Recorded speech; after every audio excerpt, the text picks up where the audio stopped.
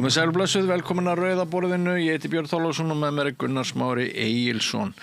Já, stór dagur í dag. Nýr meirihluti barinn saman og kynntur út í Viðey. Hvernig líst þér á það? Mér finnst bara kom allt í einu eitthvað. Tilkynning eftir, bara rétt á eftir á að vera kynning. En þetta fór svolítið leint. Já. Og ég sá að með voru að hvar er Hildur, eitthvað svona stemming eins og hún væri týnd. Já. Og sá fyrir sér að hún væri kannski að flótta einhvers staðar með gerfiskegg og blá gleru eða fara upp í flug til Indlands. en svo kom þetta bara allt í einu.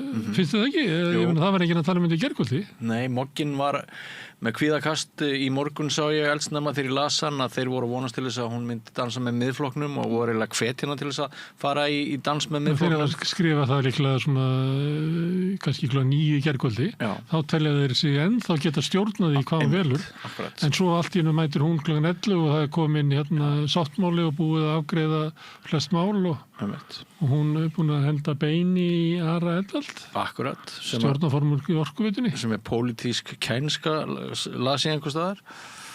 Já, það var svona góðan. Ef hann þykkur þetta þá verður hann að verður miðflokkurinn að má ekki vera óþekkur, þá er þetta bara tekið af hann aftur. Því það er þetta að skipta út hvernig sem er. En af hverju var miðflokknum ekki boðið upp í þennan dans? Er þetta klúðrið hjá Snorra að hafa talað eins og hann talar að fólk vill ekkit vinna með flokki? Ég held að þessi einhverjum í Sjálfstæðisflokknum sem meta miðflokkurinn sé bara of mikið vesen. Hann er náttúrulega svona þetta er svona sveiflóttur flokkur og svo sá maður að í kosningabaráttunni að Ari þurfti svolítið að þvo hendur sínar af Snorra og félögum. Og kannski er svona 6% stig að fylgi miðflokksins svona þetta sem að Snorri er alltaf að tala inn í og sömuleiðis Sigmundur sem er svona að helsta vandamál í Íslandi séu innflytjendur og transfólk. Ari, og svo það er náttúrulega ekki allir sem að kjósa miðflokki sem eru þarna.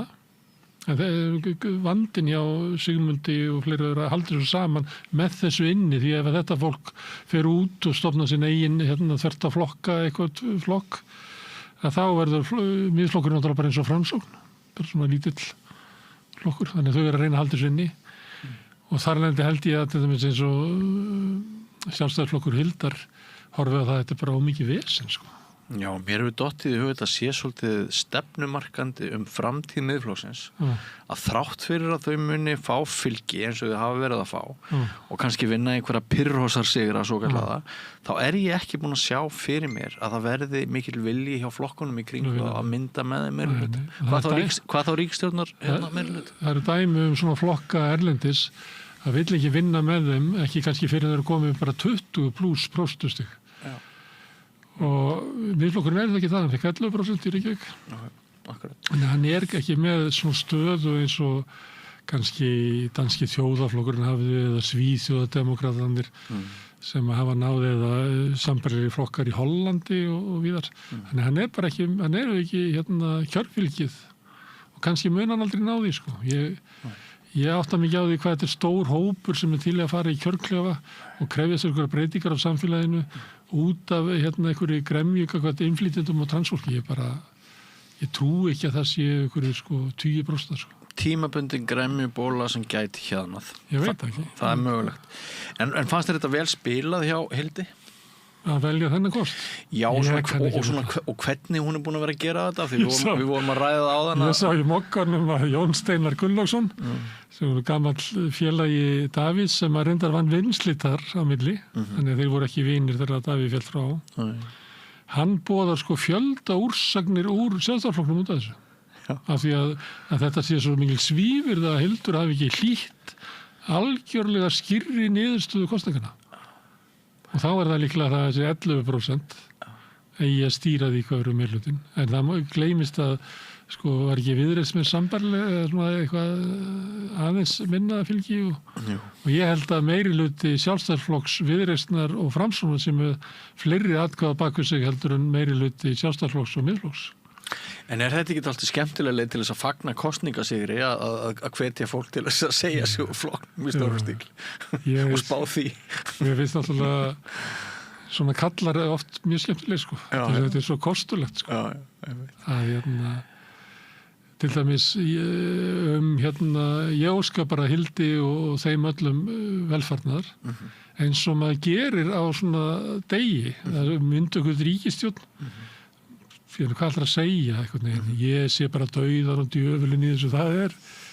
Þú ætlar ekki að vera Jón Steinar í dag? Nei, ég meina, og það er bara þannig að stundum er það þannig að fólk vex með verkum sínum og stöðu sinni. Stundum við sjaldnast gera það kannski.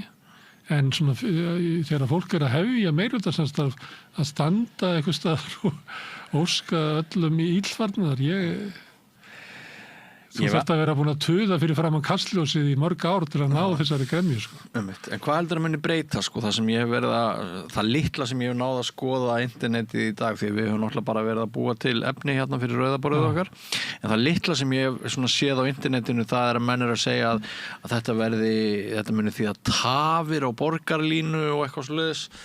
Nei, sko ef að miðflokkurinn sjálfstæðisflokkurinn hefur farið í það, þá þurfti Hildur að standa við það sem hún notaði í kosningabaráttunni, ef maður tekur svona greiningu Gísla Martins sem hann segir, hún er að tala sér þvert hug, af því að hún var búin að skoða þetta mál, hún veit alveg eins og allir sem að skoða þetta mál, segir hann, að þetta er eina lausnin til þess að leysa umferðarteppuna á höfuðborgarsvæðinu, þannig að það að ætla að slaufa borgarlínu er bara fráleitt hugmynd. Það er enginn sem hefur skoðað þetta mál nema einhverju sérfræðingar á vegum Miðflokksins komist á því, segir Gísli Martin. Og segjum að Hildur sé sirka þarna, að þá með því að fara með Miðflokknum að þá er hún að standa við línuna sem hún gaf í kosningabaráttunni. Ef hún fer með Viðreisn og Framsóknarflokknum sem bæði styðja borgarlínuna, svona, þú veist, það hægt að gera einhver og sendir einhver vill hafa öðruvísi tré á Suðurlandsbrautinu og eitthvað svona, að þá segir hún bara, ég meina þetta er bara samkomulag við flokkana sem ég er með. Já, hún er búin að skera sjálf á sig úr eigin snöru. Já, og ég held líka sko að hún sé þarna sko, af því að til dæmis hreinsunin á framboðslistanum, það sem losa sig við Kjartan og Mörtu, sem að voru svona miðflokksfólkið í þessu, finnst mér að segja að svona í skipulagsmálum, þá er hún ekki að fara að gera einhverjar stórkostlega breytingar sko. En það er búið að taka ákvarðanum að brjótna í líkt land og svona þéttingatímabil er að stórleiti liðið og ég held að það verði ekki svona sérstök átökumál í þessu. Nei. Það sem mun gerast að þau munu útvista öllum anskotunum. Þau munu bjóða út skóla, leikskóla og sorp hirðu og selja eitthvað kannski. Nei, ég trúi nú alltaf að selja orkuveituna en það hefur verið hugmyndir og það eru ýmsar leiðir sem getur gert selt orkuveituna. Þú getur svona selt hana svona innanfrá eins og var hugmyndin á bak við Rey og eitthvað fleira. Orkuveitan er að selja orku til stóriðuvera í Hvalfirði.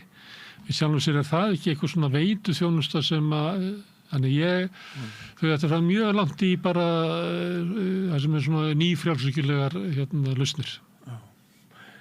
Björg, þarna nýr oddviti kemur sem aðstoðamaður Einars og svo Einar henni vil liða þetta pínu fyndið. Já, svolítið. Hún er líka með sterkari stöð en hann. Já. Samningurinn var einhvern veginn að hann yrði sko formaður borgarráðs sem að er veiga meira embætti heldur en forseti borgarstjórnar í rúmt ár, eða eiginlega bara í 1 ár. Á bakvið það er líklega hugmyndin að Björg kemur ný inn og það er bara fínt fyrir hann að lenda svolítið áður hún tekur svona veiga mikið starf. En annars er þetta bara þannig að Framsókn tekur það sem aðeim er rétt sko. Ég held að Framsókn fái bara, þetta er bara geta verið á lífi, fái að vera með.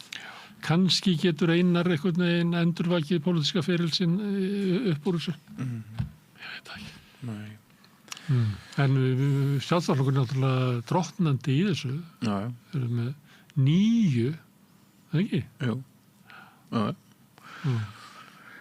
Sumpart hefði ég viljað, það er einhver hlut í mér sem hefði viljað sjá Miðflokkinn og Sjálfstæðisflokkinn saman í meirihluta. Það er betri bíómynd eða voru að fara í bíó í kvöld. Nei, aðalega til þess að geta hort svo aftur í tíman og sagt, já, þetta er það sem hefði komið út úr því. Já, hvernig að við verðum að fá á okkur svona ultrahægri stjórn til þess að við verðum að læra hvað í því felst. Já, sjá hvernig hún fungerar til þess að til að geta nota réttu orðin og réttu hugmyndirnar. Já. Þetta er svolítið svona kallt. En sjálfsagt eru einhverjir svona meirlutar, ekki, þú færð að sjá þetta í Reykjanesbæ. Já, þar eru þessi til flokkar saman. Já. Og þeir ætla ekki gera fleiri samninga með móttöku hælisleitenda. Nei. Ég held að það sé reyndar sko það sem allir hefðu gert, því að það voru bara búið að það voru of margir sko. Það bara komið öðrum sveitarfélögum að axla einhverja byrðar. Já. Þannig ég held að í sjálfum sér þetta er svo svipað með þéttingastefnuna. Ég vil ekki meiri þéttingu, en það er eiginlega búið sko, það er eiginlega ekkert eftir. Þannig að ég veit ekki. Nei. Stundum eru svona sveitarstjórnarmál í smærri byggðarlögum svolítið sérstök. Getur verið alls konar leigja baka ákvörðunum. Hvorum megin íþróttafélagsins þú ert og alls konar. Jú. En ef þú vilt fylgjast með þessu, þá er boðið upp á þetta í Keflavíkurbíói, Sjálfstæðisflokkinn og Miðflokkinn. Já. Heyrðu, ég ætla að ræða eitt við þig áður en við förum í efni þáttarins hjá okkur. Við vorum aðeins að kasta á milli okkar í kynningunni í gær nokkrum orðum mærðarþáttunum Davíð Oddsson. Það var maður sem að pústaði því sem að hefði sannað það að við varum lélugustu fjölmiðlamenn sem hefði bara starfað á Íslands miðum. Nú, já, ok. Þannig að setja hann okkur undir sama hatt. Já, þetta við bara afhjúpa það hvað við erum bara ömurlegir. Það er þá í fyrsta skipti sem að ég næ þeirri virðingu að vera líkt við þig. Þannig að ég er mjög stoltur af þessu. Ég er mjög stoltur af þessu. Ég held að þessi sé ekki ánægð með. Hann bara fannst og hann var að tala um að Davíð veri nýláttinn og eitthvað svona. Við mættum ekki gera svona upp stjórnmálaferilans. Ok, það kann að vera hans í nýláttinn, en það var maður í dag. Já. Sem heitir Hallgrímur Helgason sem bætti við það sem var haft eftir honum í þættinum og mér finnst það stórmerkilegt. Hann sem sagt skrifaði status á Facebook þar sem hann ræddi það að þegar Davíð tekur hann á teppið þá var það ekki bara að hann var að djöflast í honum, hann hafði hótað Hallgrími því að pappans vegamálastjóri að hann geti mist vinnuna ef Hallgrímur myndi ekki hegða sér eins og maður. Nema það að Hallgrímur sagði þetta í upptökunum hjá RÚV og vildi eðlilega að þetta kemi fram. Þetta var klippt burt og Hallgrímur sem sagt ég hafði samband við Hallgrím bara til þess að fá það alveg 100% svart á hvítu hvort hann hefði sagt þetta beint og þeir hefðu klippt þetta alveg og svo er. Þannig að þetta er svona framhald á þessari heitu umræðu um það hvort það var rétt að bjóða Hallgrími að minningarborði Davíðs Oddssonar eða ekki. Hann sagði þetta náttúrulega á sínum tíma. Mér minnir að Davíð hafi eitthvað tímann tjáð sig þetta. Og það var eitthvað neins svona, nei, hvað, ég bara báði að heilsa pappans eða eitthvað svona, þess að það hefði verið alls ekki að vera með þessar hótanir. Hallgrímur hefur bara parnætt og lesið þetta í það og svo stemming sem hann var með. Sko. Já. En þetta er kostulegt frásögn að þessu fundið þeirra í Hvítahúsinu. Já, algjörlega. En þetta ekki að fjara út? Er þeir ekki jafnað sig sjálfstæðismennirnir að Hallgrímur skildi hafa verið í þessu þætti? Það er ennþá helviti mikið hliti. Ég ekki ennþá kom mér í að horfa á hann. Ég veit ekki hvort ég láti vera að því. Ég mæli ekkert sérstaklega með. Nei, sumt er bara þannig. Þetta er ekki skemmtilegt. Nei, ég veit. Herðu, en við erum með þátt, ekki? Já, við erum með þátt. Ég er að hugsa að nýta... ég er að hugsa að vera með rúsínuna í pilsuendanum ég rak augun í það að hann Stefán S. Stefánsson tónlistarmaður og höfundur Smellsins Disco Frisco hann segir nú ekki að hann hafi verið brjálaður en hann var mjög ósáttur við það að hann er búin að vera með verkefni upp í Árbænum þar sem að 400 nemendur hafa fengið fría leiðsögn á hljóðfæri tengt grunnskólastarfi og nú hefur stuðningur verkefni verið blásin af, þetta eru einhverja 2-3-4 milljónir max á ári og hann segir að þetta varði rosalega stóran hóp sem að hefði annars ekkert aðgengi að tónlist og er mjög ósáttur og hann ætlar að enda þáttinn með mér með því að ræða öfug þróun í listum og menningu og hann er ekki ánægður með Reykjavíkurborg, hann er að vonast til þess að nýr meirihluti í Reykjavíkurborg muni sína tónlistinni meiri virðingu og vegsauka heldur en hefur verið Ég held að sé mætti styrkja listnám í grunnskólum stórlega.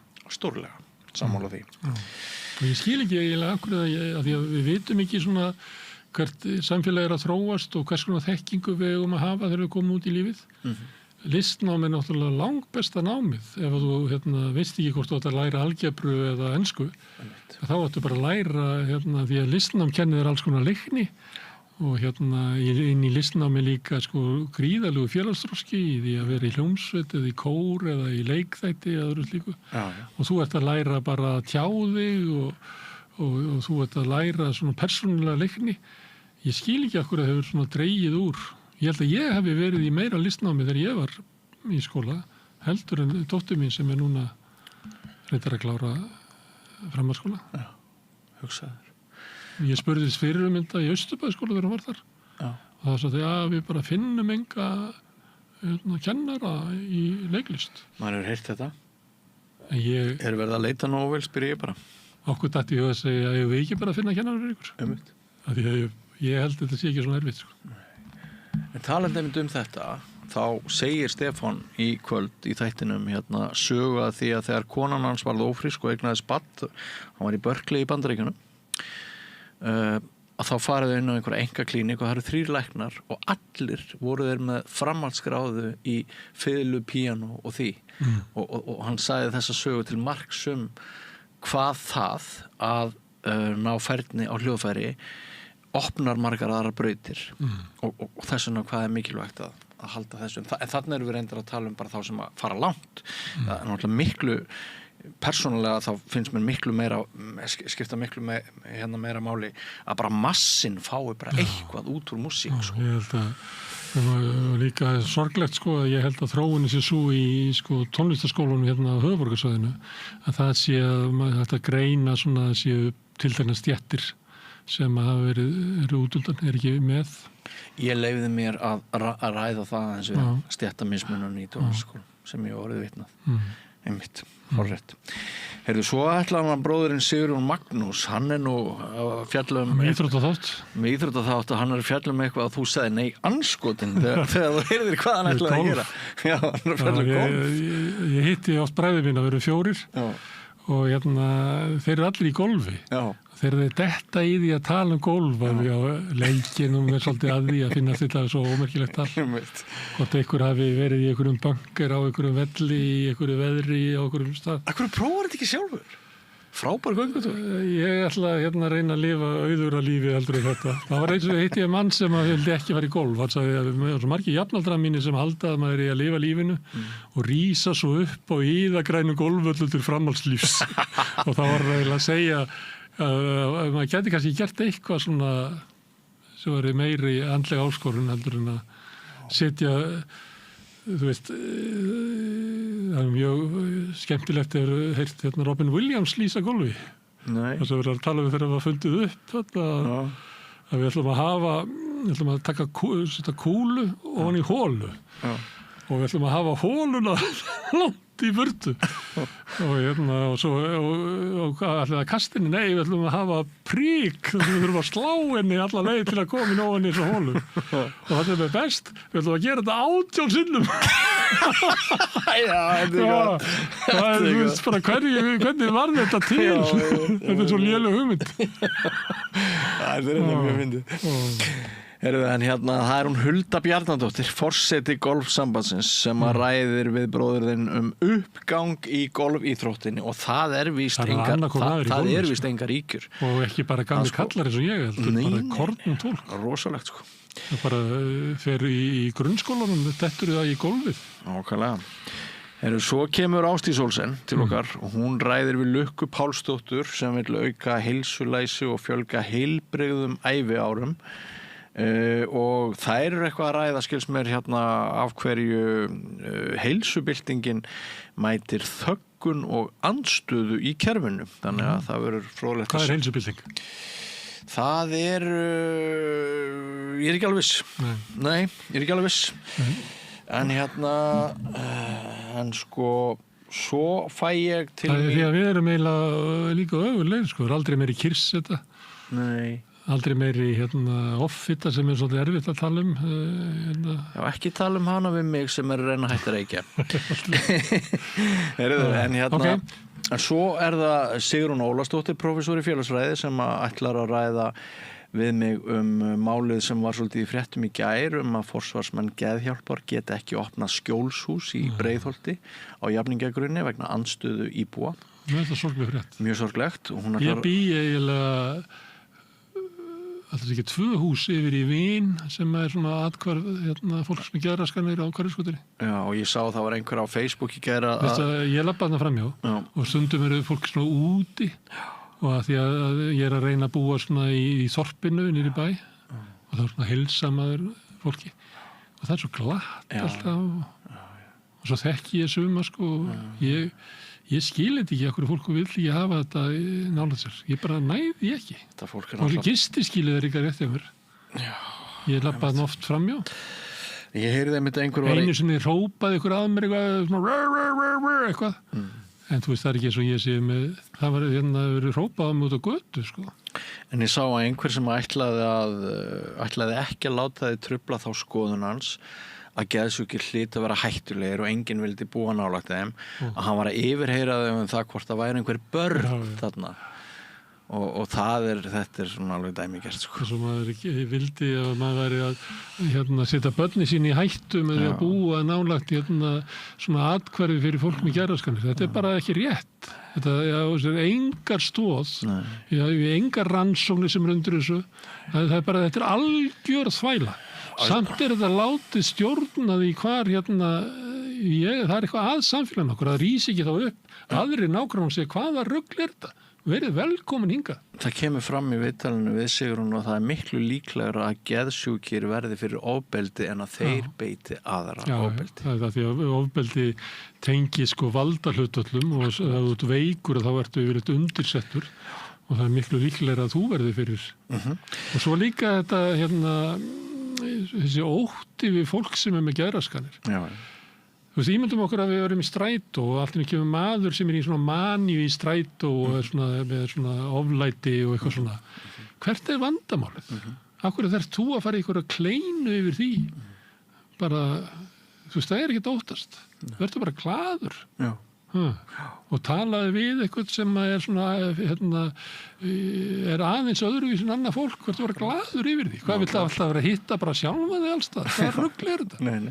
Þannig ég held að sé eitthvað svona bara skekkja í hvernig gengur þeim í samhjálp við að fá að gefa fólki að borða í og Grensásvegi. Mjög illa. Þetta er þú veist matstofunni samhjálp þetta svona fallegasta sem er í bænum.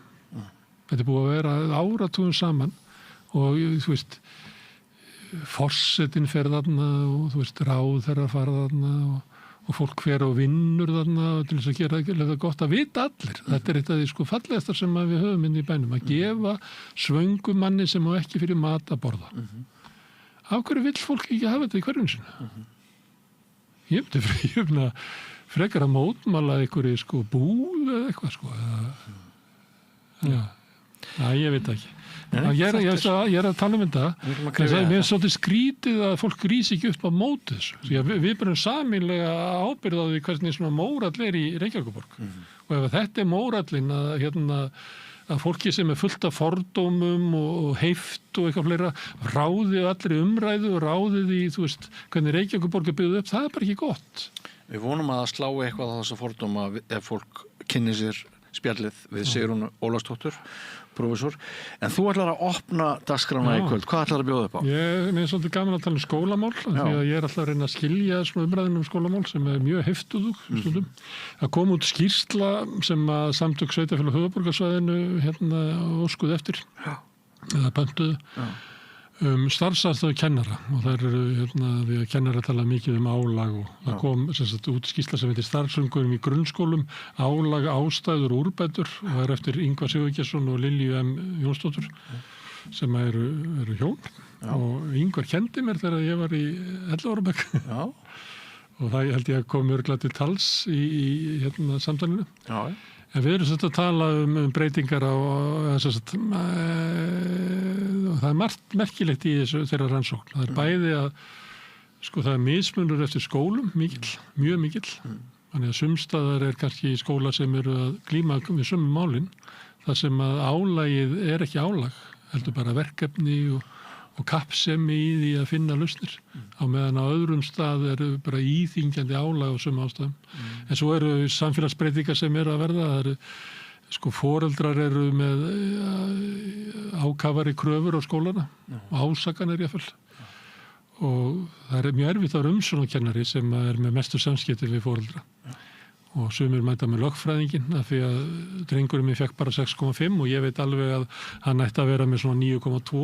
Já, þetta eru semst ekki legasögur, þetta eru staðreyndir. Þetta er raunverulegt. Þetta er svakalegt. Þetta er náttúrulega ekki það algengasta, en þetta er svona lýsandi yfir hvaða kröfur kennari þarf að hlusta á frá foreldrunum, og engin kennari held ég sé að kvarta yfir samskipti við foreldra. Allir kennarar viti það að því betri sem samskipti milli skóla og foreldrar eru, því betur verður námið og bara betra fyrir alla. Þannig þetta er ekki þannig að láta við okkur í friði, við viljum ekki heyra því neitt frá. En svo við líka náttúrulega breytingar í samfélaginu, fleiri sem að ekki með íslensku sem móðurmál og að læra í skólanum á íslensku, en það ekki töluð íslenska heima, og það eru áskoranir, og það eru áskoranir fyrir kennaran, og svo bara ýmislegt. Við finnst gaman að tala skólamál, af því að í sömuleyti þá erum við líka bara að tala samfélagsmál, og svo ég alltaf að reyna að skilja af hverju þessi heift í umræðinu skólamál. Er þetta menningarstríð eða hvað það sem að veldur því að þetta er bara stál í stál? Annarkvort gefur krökkunum einkunnir í tölustöðum, eða þú ert bara fyrir niðurbrotir samfélagsins. Þú kannast við þetta, það er svona furðuleg stemming. Já, mjög. En að vísu sko, þá líka bara, það þarf að ræða þetta út af skertum fjárframlögum, og ég las í Mogganum í morgun að til framhaldsskóla eiga núna að fara 7% minni fjárveitingar en hafa farið. Það er 8.000 kall á hvern nemenda í námsgögn í grunnskólanum á Íslandi, 32.000 í Finnlandi. Og svo er fólk að hugsa, á hverju þessi munur á nemendum í Finnlandi og Íslandi? Þetta er bara... Heyrðu, við komumst ekki lengra í bili. Það er orðið tímabært, kæru hlustendur, að starta rauðaborðinu, en áður en við gerum það, þá ætlar okkar besti maður hér að segja nokkur orð, Gunnar. Já, ég ætlaði bara að fara með skemmri skýrnin á þetta að samstöðin er tilraunaverkefni, og það er bara vonandi tekst okkur að byggja hér upp góðan umræðu vettvang, og sömuleyti hefur okkur tekist það í framtíðinni. En það er þetta er búið að vera brattabrekka endalaust, eins og sagt er, og alls ekki fyrir séð okkur takist það. Ef að þú telur að samstöðin hafi gildi í íslensku samfélagi, gildi fyrir lýðræðið, og ert kannski fyrir löngu búin að ákveða að taka þátt í því að styðja samstöðin og haldinni gangandi, þá hvet ég til að gera það bara sem allra fyrst. Þú ferð þá inn á samstöðin.is, það er hnappur sem ástendur áskrift. Það getur skráðið fyrir grunnáskriftinni sem er 2.750, sem er mér satt að sé lægilegt verð með við það efni sem við búum hérna til. Þú mátt borga meira vilt, og því sem að kjósi getur látið áskriftinni renna sér félagsgjöldin í alþýðufélagið, en það er einmitt alþýðufélagið sem á og rekur samstöðuna. Við skulum hafa hér auglýsingar, og svo skulum við ræða skólamál. Það er til skammar að segja það að helmingur 15 ára drengja kunna ekki að lesa. Þeir kunna að lesa. PISA-prófið mælir getu í því að lesa milli línanna erfiða fræðilega texta. Það er beinlínis skrumskæling þeirra mælinga að halda því fram, og með því sé hægt að segja að helmingur drengjan okkar kunni ekki að lesa. Mótum framtíðina saman. Kennarasamband Íslands. Samstaða skilar árangri. BSRB, afl í þágu almennings. Öflug verkalýðshreyfing er lykillinn að öflugu samfélagi. Alþýðusamband Íslands, samstillt barátta í þágu launafólks í meira en heila öld.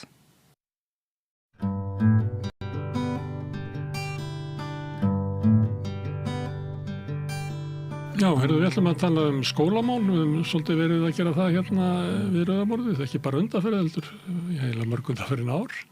Það kom út skýrsla á vegum Samtaka sveitarfélaga á höfuðborgarsvæðinu sem heitir Starfsumhverfi í grunnskólum, álag, ástæður og úrbætur og höfundar hennar eru komnir hingað, Ingvar Sigurgeirsson og Lilja M. Jónsdóttir.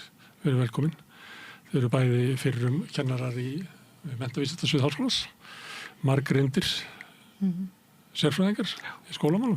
Takk fyrir að bjóða okkur. Takk fyrir að bjóða okkur. Herðu, sko, það kemur fram í þessu sem að kannski allir vissu að starfsaðstæður kennara eru svolítið erfiðar og hafa farið versnandi. Já, það má segja það. Það er að viðurkenna það.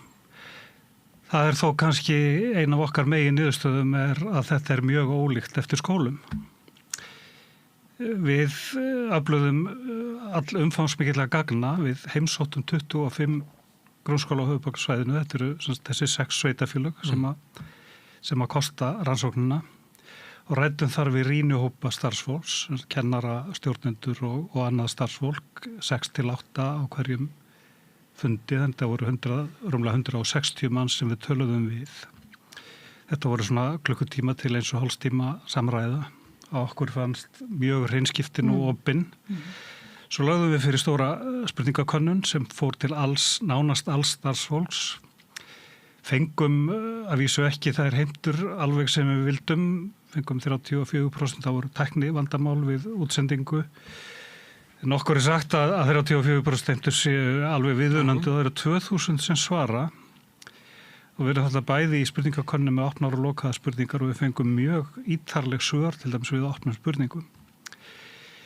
Þannig að á það sjálfur rétt sem þú segir þetta er eitthvað sem var vitað, þá höfum við þarna þessi gögn til þess að leggja fram og undirstrika að þetta er líklega raunveruleikinn. Leiðum að vera að gæta því að við erum að spyrja álag og við spyrjum aftur álag og enn aftur álag og er eitthvað fleira sem þið vilja nefna. Þannig að Kristið það út úr kennarunum að kvarta. Við verum líka að hafa það í huga að hugsanlega er einhver bjögun þarna en það er alltaf mjög mikil samkvæmni á milli samræðina sem við áttum í skólunum og spurningakönnunina og svo rýmar þetta náttúrulega bara vel við það sem að fólk er almennt að tala en það er þessi mikli munur og við hefum verið að horfa mikið á skólunum, álagin í skólunum. Og líka við erum að spyrja þetta álag og svo nefnir og að því að við viljum fá að vita hvað það er, ekki bara tala álag almennt. Það munur á milli hvers, á milli skóla í svona millistéttarhverfum og fátækrahverfum? Nei, það er það merkilega við þetta að niðurstaðan sýnir okkur að þessi miklu munur, hann hefur ekkert með skólagerð að gera eða skólahverfi. Þannig að ég ber bara kúltúr viðkomandi skóla, einhver menning innan skólans? Hugsanlega einhver leiti stjórnunarhættir, hugsanlega eitthvað viðþorfin í umhverfinu, það er eitt af því sem að sko, þó að mér segja að það komi fátt á óvart, það er margt mjög umhugsunarvert í þessum niðurstöðum og fyrir utan það, þessi mikli munur, hann kom okkur orð, þá kom okkur líka á óvart hvað kennarar taka nærri sér, sem er bara eðlilegt, við hefðum átt að veita það, hvað maður segja, öll þessi neikvæða umræða. Að sitja með hópi kennara og hlusta á ungan kennara sem að veita er góður kennari segja, þegar ég hitti núna fólk sem við ekki hitti áður, þá reyni ég að vera ekkert að koma því á framfæri ég sé kennari. Vegna þess að þá veit ég að ég fæ guðsuna. Og við erum auðvitað að vona að þessi skýrsla og umræðan hana verði svona meira á uppbyggilegum nótum en okkur hefur fundist umræðan vera. Það eru áskoranir og það eru alvarlegar áskoranir og það hafa alltaf verið áskoranir í skólum. Ég meina, ég kendi þér þegar þú varst 11 ára og 12 ára áskoran. Það voru áskoranir og skoðuðu úttekt á miðbæjarskólanum eða barnaskóla Reykjavíkur á sín tíma á öðrum áratug. Við minnir að 30% strákana hafi ekki einu sinni mætt í skólan. Sko. Það verða alltaf áskoran. Mér langar að ræða ykkur í hverju er álagið fólkið og hvað hefur tíminn breyst. En þetta með að þetta sé svona ólíkt á milli skóla kemur svolítið óvart. Hvað ræður því? Mjög líklega eru það stjórnunarhættirnir sem hafa mjög mikið að segja. Og við fundum það mjög vel sérstaklega í rýnihópaviðtölunum. Við fundum alveg hvernig andrúmslofti var í skólanum, hvernig tala var við og stjórnendur, í þeim skólum sem við heimsóttum sem gekk hvað best. Þar kom í ljós að stjórnendur voru með ráðundir yfir hverju í sambandi við það hvernig hægt var að leysa ýmiss konar mál. Og fólk hjálpaðist að við að leysa málin. Aftur á móti í skóla þar sem einum af þessum skólum sem gekk, sem voru átt í bastli, að þar sagði til dæmis einn umsjónarkennarinn, já þegar ég kem með einhvern vanda til míns stjórnanda, þá bara sagt hvert þú umsjónarkennari, þú mátt að leysa þetta. Þannig að þetta svona heimin og haf þarna á milli stjórnunarhátta. En af hverju flyst það ekki að segjum að skólakerfið okkar sé svona eins og stofnun í samfélaginu og stýrt áfram af fagmönnum? Maður myndi ætla að það myndi flytjast á milli svona það sem kallað best practices eða eitthvað, það sem vel gert. En ef þú ert með skóla það sem að nemendahópurinn svipaður, allt bara mjög svipað, nema að starfsaðstoð kennararnir eru mjög slæmar í þessum málum. Þið greinið þetta og segið að það líklega innra megin viðkomandi skóla. Akkur það ekki leiðrétt einhvern veginn? Það það sem við erum að vona, að skýrslan hafi fermið sig. Já, það má segja tventum þetta, annars vegar við vorum að skoða álagið og spurðum eftir álagið. Við spurðum líka mjög eindregið eftir því hvað hefur verið gert í viðkomandi stofnun til þess að létta á álaginu.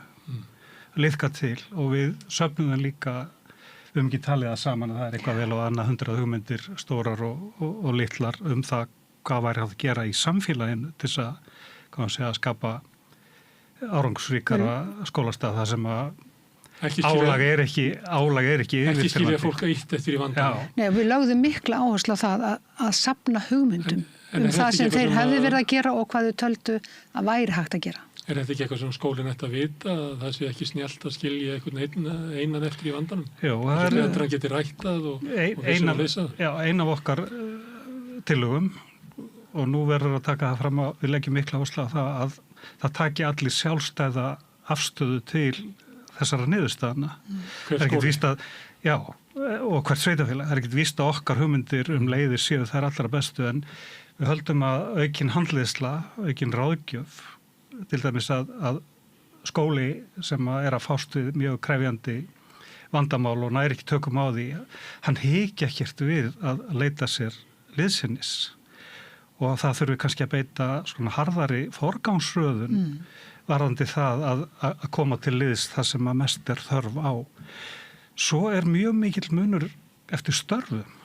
Hvað þú ert að gera í skólanum, hvað álagið virðist vera þungt og það kemur mjög sterkt fram hjá okkur að álagið er langt mest á umsjónarkennurum.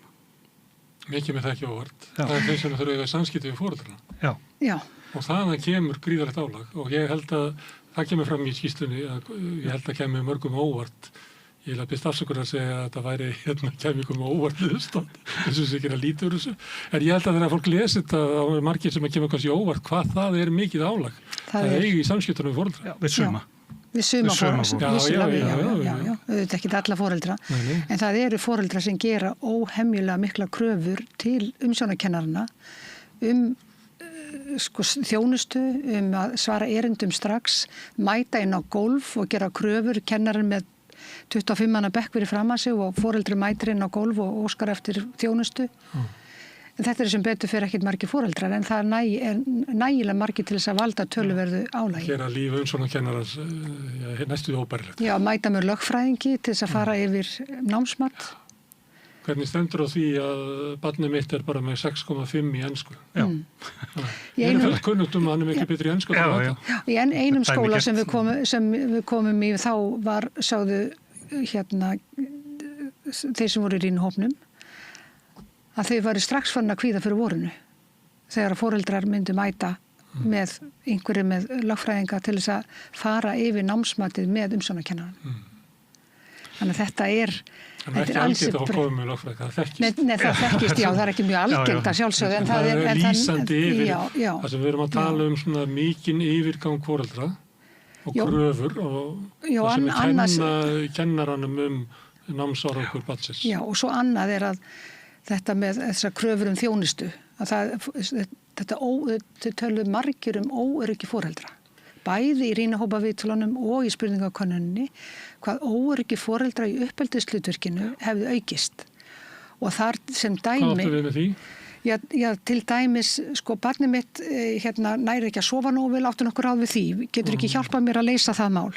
Það búið að flytja uppeldisábyrgðina yfir á kennarann. Já, og barnið mitt má ekki tala við þennan nemanda, viltu gæta þess að hann sitji aldrei nokkuð tíma við hliðan á honum eða vinni verkefni við viðkomandi nemanda. Alls konar svona atriði sem í einum skóla var það þannig að foreldri kom barnið var að byrja í 1. bekk. 3 foreldrar komu og ræddu við skólastjórann og sagðu, sko, við aðhyllumst ákveðna uppeldisfræði sem segir að það má aldrei segja nei við barnið og það má aldrei segja aldrei við barnið. Og við óskum eftir því að skólinn fari til því. Og sem betur fer var sá skólastjóri hafði nægilegt sjálfstraust og var nóg myndughheit og gat sagt nei í þessum skóla aðhyllumst við ekki þá uppeldisfræði. Þannig að það er ekki allir skólastjórar sem treysta sér til þess að fari þá umræðir við foreldra. Þetta er mynd af svona bara menningalegri breytingu sem er. Við förum í samfélagslegu breytingarna sem er og nemendahópurinn er ólík og annars konar með aðrar þarfir. En bara þetta atriði. Það er mjög mikilvægt að það komi fram að mjög margir tjáðu okkur að mestu breytingarnar hefðu átt sér stað bara núna á allra síðustu árum. Og sumir nefndu bara á síðustu 2, 3, 4 árum. Þannig að það þarf að skoða þær ábendingar mjög vel. Það geti við náttúrulega verið, ég meina, maður oft talað yfirgengilega svona einstaklingshyggju og fleira sem að einkenni okkar tíma. Ég er ekki að segja að þetta sé hluti af því. En þú nefndir áðan umræðun skólakerfið að ef að það er svona kröfur á kennaran í umhverfi þar sem að skólakerfið stendur höllu fæti, þá myndi ég reikna með að kröfunar verði kannski aukist ekki, en hvernig eru framsettar getur verið harkalega. Já, það skiptir bara óskaplega miklu máli. Ræna barnið mitt. Já, það skiptir svo miklu máli að ná þarna jafnvægi. Það eru áskoranir og það verður að skoða þær mjög vel og finna uppbyggilega leiðir. En það verður líka að horfa á það sem vel er gert. Og nú vil svo til að ég hef umsjón með íslensku menntavelunum. Og ég safna með góðum hópi fólks og með aðstoð bara almennings og kennara hugmyndum jákvætt gott uppbyggilegt skólastarf. Og ég sé hvað er dásamlega margt skemmtilegt að gerast. Þannig að það verður að verða þarna eitthvað meira jafnvægi. Það er ekki allt að fara fjandans til. Það eru áskoranir. Þær eru örugglega viðráðanlegar. Það þarf að taka á þeim með markvissum. Þú lest ekki Moggan, ef maður lesum skólamálið þar að það er alltaf farið til fjandans. Já, ég verð að segja eins og mér finnst að Moggin og raunar fleiri fjölmiðlar, við skulum ekki telja þá upp, mættu vera einari við að benda það sem vel er gert. Vegna þess að skólinn þarf stuðning og hann hefur aldrei, held ég, þurft jafn mikið stuðning og akkurat núna. Og við viljum læra því sem vel er gert. Þetta illa umtal, það veikir skólan. Þetta ójafnvægi í umræðinni. En þetta munur á, ég veit ekki, uppeldisskylda, ég veit ekki hvað það er hugtaka til, á milli heimilisins og skólana. Hefur það breyst? Sko, við vorum ekki að Víðast ekki. Nei, ég held ekki. Við vorum ekki að rannsaka þetta sérstaklega, en þetta er bara eitt sem kemur upp og verður að skoðast bara sem vísbendingar. Þannig að það er ekki eins og við sem að sjá ykkur að breytingu þar. Það væri tilgáta mín, sko. Þetta óöryggi foreldra í uppeldishlutverkinu, það kom víða fram. Bæði í, sem ég segi, í rýnihópaviðtölunum og líka í spurningakonunni. Þannig að það var svona heilt yfir kom þetta víða fram að kennararnir upplifa foreldra óörugga í uppeldishlutverkinu. Man gæti kannski sagt þess að kannski er það bara skólanum að kenna því hann er alltaf að teygja sig lengra í því að vera alveg börnin að undirbúa þessum þáttakatur í lýðræðislegu samfélagi er eiginlega fyrsta setningin. Það er nú bara í grunnskólalögunum hann getur nú ekki svikst undan því. Það er verið að leggja áherslu á svona uppeldislega þætti og ef maður skoðar kannski þessa deilu skólamálina, þá er öðrum einu kannski hópur sem að vil það.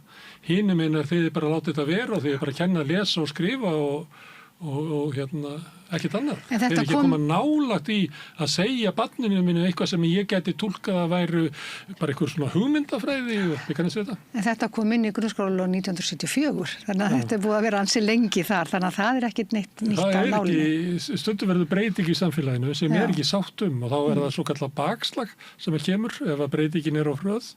Kannski var byltingi sem ég held að þið hefur tekið þátt í.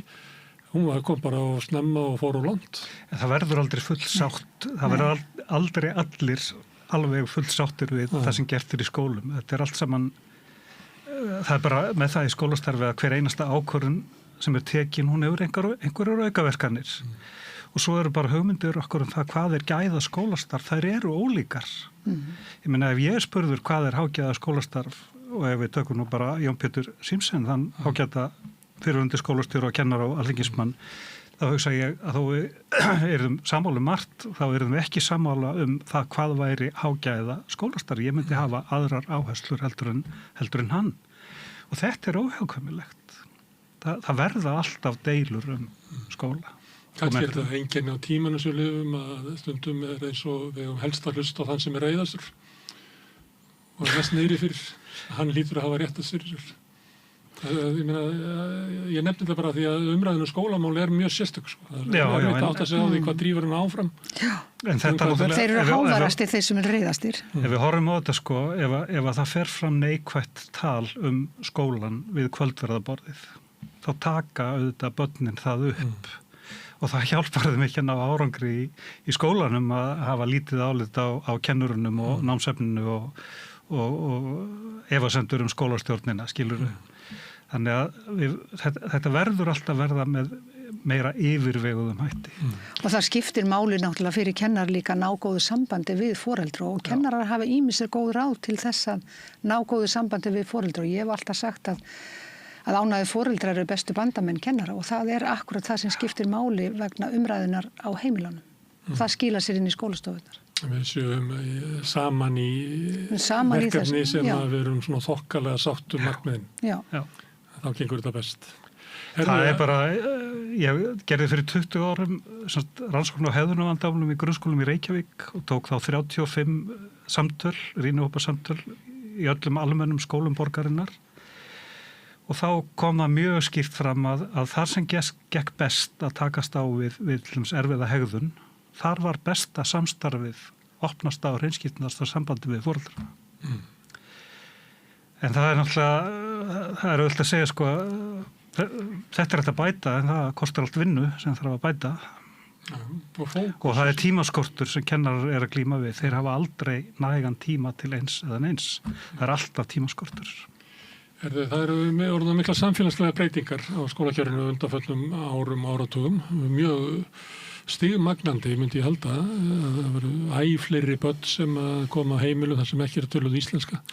Kennsla fer fram á íslensku og kannski fer hún fyrir ofangarð og neðan hjá þeim sem ekki hafa fullt tök á því og fólki sem fær ekki stuðninga heima, mæti kannski í skólan með oflítinn orðaforða og skólinn kannski næri ekki að styðja menntun þessara barna og þau eru eiginlega bara mjög kornung eiginlega að fara út af einhverju braut, þannig að þau hafa raunverulega ekki valum sem að við myndum ætla að börni hafa, það geta eiginlega bara valið hvað þau vilja verða í lífinu, að þau hafa það ekki. Kemur þetta fram í álagi kennarana? Svo sannarlega. Þetta er einn af stærstu álagsþáttunum. Að börn sem tala ekki íslensku eða hafa mjög lítinn íslenskan orðaforða, þetta náttúrulega veldur auknu álagi hjá almennum kennari, hjá öllum kennurum og ekki síst umsjónarkennurum sem þurfa að hafa samskipti við heimilinn og þurfa að fá túlka til þess að aðstoða sig við þau samskipti og bara það að barn, var ekki meiðir sig í íþróttatíma, að það getur tekið halvan daginn að leysa úr því vegna þess að það þarf að hafa upp á túlk sem þarf að mæta á staðinn, sem þarf að túlka á milli og foreldrar þarf að mæta á staðinn. Þannig að þetta flækir málin mjög mikið og fólk áttar sig kannski ekki á því að það ekkit bara það að barn skilur ekki íslenskunni inn í skólastofunni, það svo margt annað sem hangir á þeirri spýtu. Já, tekið það sem dæmi er að reyna að útskýra þetta fyrir fólki. Ég kem fyrir nokkrum árum í 6 ára bekk, dásamlegan 6 ára bekk í skóla á höfuðborgarsvæðinu. Það er reyndur kennari og einn ungur stuðningsfulltrúi, það eru 23 börn í bekknum og mér er sagt að þessu töluð 13 mál. Þetta var náttúrulega óskaplega fallegur hópur, en ég velti fyrir mér og ég hef nú heita kennslufræðingur, reynda að setja mig í spór kennarans. Hvernig ætli ég eigi nú að standa allins að því að kenna þeim öllum góða íslensku, kenna þeim að lesa, kenna þeim starffræði? Er álagi það að kennarinn er skilin eftir í aðstæðum sem mann ræður ekki við? Já. Það þarf meiri stuðning, miklu meiri stuðning. Það þarf meiri stuðning og mér finnst það sem skiptir máli í varðandi þessa skýrslu er það að nú erum við komið gögn í hendurnar sem sýna fram á þá hvað það er sem veldur álagin, ekki bara að það sé álag, heldur hvaða þættir er það sem valda mestu álaginu og líka hugmyndur það hvaða möguleika kennararnir sjálfur sjá í stöðunni að leysa máli. Þeir koma með allskins hugmyndir sem við skráðum. Það er mjög mikilvægt að hafa það allt saman hérna niður njörfað. Það er til stjórnmálaöfl sem segir að lausnin við þessu sé að loka landamærunum, þannig við fáum bara ekki innflytjendabörn í skólanum. Ég veit ekki hvort að það sé lausn. En eins og staðin er í dag, hver er lausnin í þessum bekk sem þú ætti að lýsa? Hvernig er þetta að kenna börnunum? Þetta er alltaf snúið sjáðu, vegna sem við stöndum frammi fyrir því og ég held að þessi neikvæða umræða eigi hlutamáli. Það vantar kennara. Skólastjórar eru núna að auglýsa eftir kennurum og við höfum verið að ræða við skólastjóra og þeir segja okkur það bara sækir enginn Og einn vandinn er sá að við höfum byggt upp hérna stéttfólks, stuðningsfulltrúa, þeir voru, ef ég man rétt 100 þegar að grunnskólinu fluttur yfir til sveitafélagana, þetta er 1500 manna stétt núna og margir eru að skila frábæru verki inn í skólana en það eru þau vandkvæði að mjög margir hafa ekki skuldbindingu gagnvart þessu starfi. Þetta er mjög oft ungt fólk, háskóla kannski, nemar sem er að bjarga sér, skiluru, þess að þurfi ekki að borga að námslánum. Þannig að þetta verður svona lausa fólk. Og ef þú ætlar að veita lausa fólki fræðslu, endurmenntun, kenna því að vinna með krökkum og svo er það bara farið, sjáðu. Og það er kallað eftir sérfræðingum sem kunna geta veitt ráðgjöfarandi kennslu barna sem ekki tala íslensku, ráðgjöfarandi hegðun. En við eigum bara svo fá að mennta það á þessu sviði. Það er eins og menn hafi ekki búið sig undir þessar breytingar.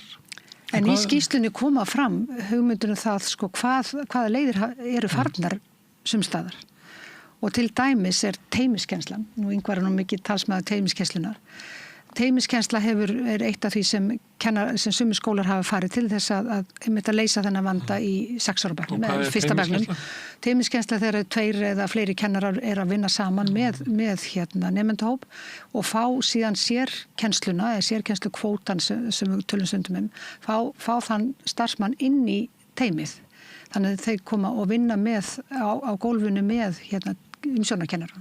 Í staðin fyrir að viðkomandi nemandi fari til stuðningsfulltrúa. Já, og fari eða til sérkennarans. Stuðningsfulltrúin er helt inn í bekknum eða námsóknum. Já, en hann er sá sem hefur minnsta menntun af því fullorðna fólki sem er í skólastofunni og eru við ráðnir til þess að hafa umsjón með þeir nemendur sem þurfa starfsmanni með mestu mentunina. Þannig að þetta er svolítið öfugsnúið. Það er að vinna í teyminu af því að það smítast niður þekking kennarana til hans. Já, það er það sem menn vonast til þess að gera. Það er aukið álag á kennarana að þurfa líka að sjá mentun stuðningsfulltrúana. Og er það þannig að það sé betra að séu 2 kennarar inn í stofu? Engin spurning. Það er hægt að sína mjög margar í þess að 1000 rannsókna, 60 ára aftur í tíman. Því miður þá hendar teymiskennsla ekki alveg öllum, en ég hef stundum sagt það svo ekki öllum kennurum? Öllum kennurum. Ég meina, sumir eiga bara mjög erfitt með samstarf. Spurning hvort að þeir ekki að finna sér eitthvað annað að gera en kennslu. En sem sagt, það eru svona 80-90% líkur á því að ef þú efnir til teymiskennslu og það er velskipað í hópana, velskipað í teymin og það er vakað yfir þeim, þá skilur þetta meiri velíðan, meiri árangri. Það er einfaldlega bara meira gaman í vinnunni þú ert ekki einn með vandamál, þú hefur alltaf sérfræðing við hliðina á þér sem að getur rættum hann Gunnar Smára, hvernig koma betur til móts við hann var erfiður í síðustu viku og naut sín ekki hvað getum við gert. Við náum miklu meiri árangri, finnum fleiri lausnir í samtal. Sko. Þú þarft ekki að byrja því að kynna vandan fyrir öðrum fullorðinu manneski vegna þess að viðkomandi með þér í starfinu dagstaglega. Ef þetta utanaðkomandi sérfræðingur. Sko. Ég eins og gamansögu þetta sem ég veit ekki hvað það sé. Til þess að fara með hérna, þetta hafi byrjað í skóla í Bandaríkjunum sem var í húsnæðis erfiðleikum og það bara þurfti að bæta í við 9 bekk eitt haustið og það var eiginlega ekkert pláss nema gamla íþróttahúsið og það var sagt að þetta er eiginlega ekki boðleg aðstaða. Er einhver ykkar sem treystir sér til að kenna í gamla íþróttahúsinu og Pít rétt upp hendina og fór og kendi þar. Árið eftir er sama vandamála, bara það eru annan bekk til viðbótar. Og eina lausnir sem við höfum er eiginlega að við bara fjölgum hérna í bekknum sem er í gamla íþróttahúsinu og einhver ykkar til í að vinna með honum Pít í því og skott rétt upp hendina og fór að vinna þar og glæsur árangur miklu betri en allstar. En Pít og Skott voru alltaf bestu kennararnir. Þannig var mér sagði þessi saga. Já. Ég hef rannsakað teymiskennslu og gæti komið í mörgu viðtölum það hvernig er best að standa að liðingu hennar og skipan í hópa. Þetta er ekki bara það að bestu kennararnir eru til í þetta. Nei, þessi sem að þú segir að séu svona eintrjáningur og viljið ekki, það eru bara lakari kennarar. Ef við erum 3 saman í teymi og eigum að kenna, við skulum segja 50 krökkum, þá getum við gert út á ólíka styrkleika okkar. Eitt okkar er trúlega leiknast í því að ná til, við skulum segja, strákana sem að gera kröfu til okkar, eru svona eirðalausir og þurfa einhver önnur verkefni. Einhver er meiri náttúrufræðingur, einhver er meiri betur að sér í íslensku. Þannig að teymið býr yfir miklu fleiri styrkleikum heldur en einstaklingar. Flestir hlustur okkar skilji þetta. Sko. Já, en samt. Ég held að flestir hlustur okkar finnist það að vera ókveikjandi að standa einn á móti úlíkabekk. Það getur verið alveg dásamlegt, sko. Það er nú bara skemmtilegt. Ég hef kent unglingum í mörg ár, þannig að það er nú bara skemmtilegt. Það er eitt af því sem við breyst, við erum búin að vera lengi í þessum bransa, hvað allir séu mörg ár síðan ég kendi þér, ekki 50 eitthvað ár? 50 ár. Unglingar í dag finnst mér og ég hef fylgst með kennslu, ég hef heimsótt skóla alla mína starfsemi, það hefur bara aðtekast þannig að ég hef verið í þennan verkefnum, ég hef verið að heimsækja skóla. Unglingar hegða sér, það heila tekið miklu betur í dag en þeir gerðu þegar ég var að byrja að kenna. Það er bara mjög mikill munur. Já, það er reynsla margra sem er í samskipti við ungu kynslóðina. Þetta er efnilegt og gott fólk með við okkur svona begluðu kynslóðina. Ég þekki það sko, því að síðustu bekkinni sem ég kendi í grunnskóla voru unglingabekki þannig að það... En segir mér eitt, af hverju er þetta svona flókja? Því þú ert að vitna í Vogaskóla fyrir 50 árum. Ég man að þar voru 2 tannlæknar í skólanum. Það var hjúkrunarfræðingur. Þannig að þá fyrir 50 árum átti skólinn í engum vandræðum ástæða fyrir að kenna þennan tannlæknarnir eru þarna. Að ég átti að með þessu þegar ég var aðeins í Afríku að það er bara þannig að tannskemmdir barna koma í við ákveðna breyting verður á fæðunni. Þegar svona hefðbundni maturinn fyrir þann tíma þá er eiginlega einu tannviðgerðir er að draga tennur úr eldra fólki út af rótarbólgu eða ekki tennunum sjálfum. Síðan kemur verri matur og allt í einu gjósa upp tannskemmdir. Og þær eru náttúrulega bara félagslegt vandamál, þetta er ekki bara vandamál viðkomandi einstaklinga. Þetta fer fyrst yfir allt samfélagi, situr svo eftir í kannski tekjulægri hópum og það sem hefur kannski minni svona foreldragetu af einhverjum ástæðum. Á þessum tíma þá var ákveðið að setja tannlækna inn í skólanum. Og ef við erum núna með svona mikið af krökkur sem er á heimilu sem að tala ekki íslensku, okkur er ekki bara svona, tannlæknar og hjúkrunarfræðingar. Ég treysti mér ekki til að ræða tannlæknarna en ég veit með hjúkrunarfræðingana að þeir eru bara ekki á lausu. Það er líka skortur á hjúkrunarfræðingum eins og er á kennurum. En mér langar að nefna annað. Það er ýmislegt sem kom lítið við sögu í viðræðum okkar við starfsfólksskólana sem við höfum mikið áhuga á. Og tengist þessu, það er til dæmis bara mötuneytin. Má ég áður við komum á mötuneytunum, má ég nefna að þið voru að tala um sérfræðingana. Að þá var eitt af því sem var nefnt líka og gafst mjög vel í þeim skólum sem er sérfræðing og það eru skólafélagsráðgjafar. Í dag væri skólafélagsráðgjafar akkurat svona sambærileg stétt og tannlæknir eða hjúkrunarfræðingur hérna áður fyrr. Það er mikil þörf á skólafélagsráðgjöfum í grunnskólum í dag. Það vita allir. Og það vita allir kannski að 7% nemendunum þurfa mjög mikið á því. Já, og félagsráðgjafar hafa menntun til þess að vinna bæði með börnunum og heimilunum. Sem námsráðgjafarnir þó að þeir séu frábærir og vinna gott starf í skólanum, að þá hafa þeir ekki slíka menntun yfirleitt. En ef ég mann rétt þá... En varandi mötuneytin fyrir ekki. Nei, ef ég mann rétt þá er ekki nema 30 menntaðir skólafélagsráðgjafar í landinu sjálf, þannig að það þarf að mennta miklu fleiri. En varandi mötuneytin, á ferðalögum mínum í skóla þá hef ég séð hvað gott mötuneyti, þá er þá oftast mötuneyti þar sem að eldað er á staðnum og það er einhver í eldhúsinu sem hefur raunverulegan áhuga á að gera vel við starfsfólk og nemendur og fólk sem býr bara við ákveðna framkomu, hefur ákveðna framkomu. Ég hef oft sagt frá því að ég fyrir nokkrum árum heimsótti 3 skóla á Akureyri á sama deginum. Ég veit ekki hvort það er enn þannig á Akureyri en þá var samræmdur matseðill, þannig að það var slátur í boði í þessum 3 skólum. Ég var að fylgjast með kennarnimum og ráðgjafi við eitt verkefni og ég er náttúrulega sem áhugamaður þetta spyr krakkana hvernig blómur og lýrapilsa hafi smakkast. Það er bara litrófið. Einum skólanum var þetta gjörsamlega ömurlegur matur, allt í lagi öðrum en frábær veisla í þeim 3. Svo ég fór að liggja yfir því hver var raunverulegur munur á þessu. Það var þessi rækt sem að starfsfólkið í skólanum þar sem að börnunum líkaði vel við sláturinn lagði við að bera þetta borð. Það gerði það með bros og vör, það gerði það fallega, það var flatbrauð og smjör með, þannig að það var allt annar bragur. Og maður finnur bara krakkar hafa sagt um mig, ég tekið mörg rýnihópa samtal við krakka, sko, það er ekki þetta að læra til hádegi eins og við getum ekki borðað matinn. Við erum bara svöng, það er ekki góður matur hérna. Augljóst sóknarfæri en þetta kostar. En þannig að tala bara menningu. Já. Og byggja upp stofnanir eins og skólakerfi, það er að vera að byggja upp menningu. Já. En það bara er engin stemming fyrir að ræða það eða hvernig við höfum að byggja upp það. Við höfum bara að mæla hluti, við höfum að mæla árangur, við höfum að taka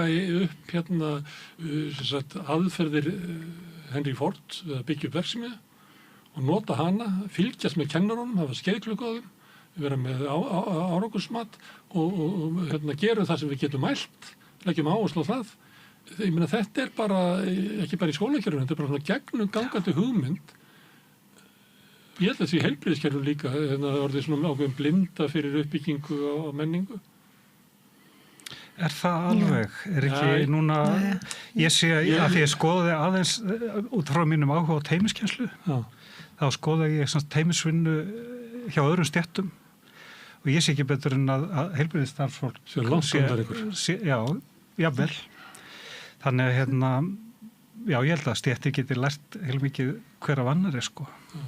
En því ég nefndi að ég er nýkomin af spítala, þá var ég á hjartadeild sem var alveg frábær og ég maður vera með smá stund að skynja maður hvað er sterk menningarna, hvernig er talað til sjúklingarna og maður fullur aðdánar. Svo var ég að nefna þetta við ykkur og þá sagði ykkur mig að þetta er eiginlega sérstök deild sko, þetta er bara langbesta deildin að þessu leyti. Þannig þess vegna leyfði ég mér að segja að auðvitað er ykkur staðar þetta er kannski ekki alveg þannig. Þetta er líka í skólanum, þetta er nefnilega líka, það er mismunandi menning í skólanum og það í ákveðnum, í sumum skólum hefur bara skapast einhvern veginn svo menninga að það er einmitt ekki talað sérstaklega fallega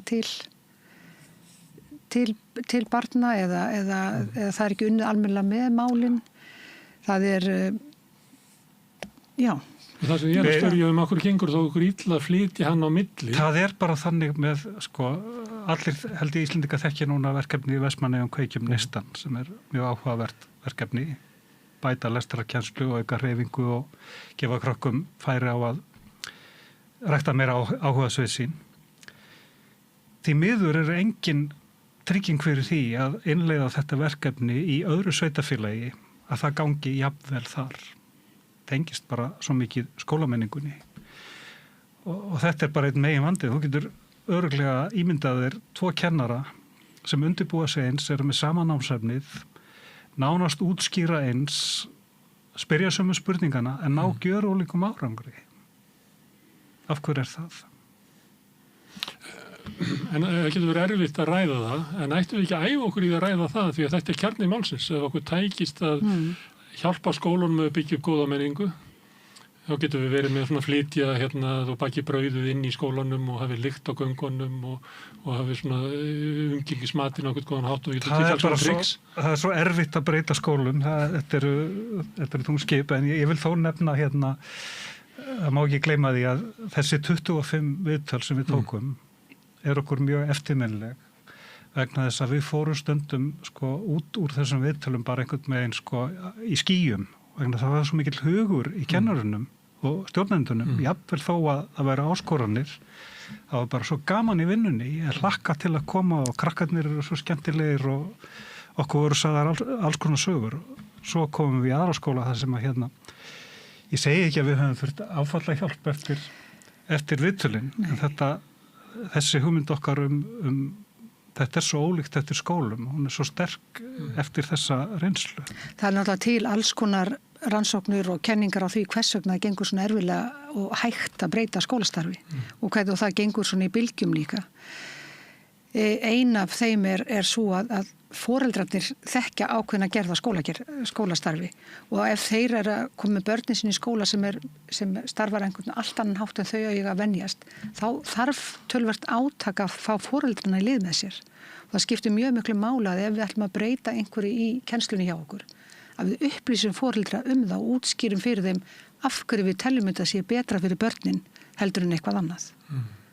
Við þurfum að fá foreldrana á okkar band og mér finnst að það er eitt af mikilvægasta sem við gerum sem kennarar er að fá foreldrana á okkar band í samvættu það sem við teljum að sé best fyrir börnin þeirra. Góður í því í gamla daga. Það var alltaf leiksýningar og alls svona sýningar það var alltaf að draga kennarana inn. Nei, foreldrana segja.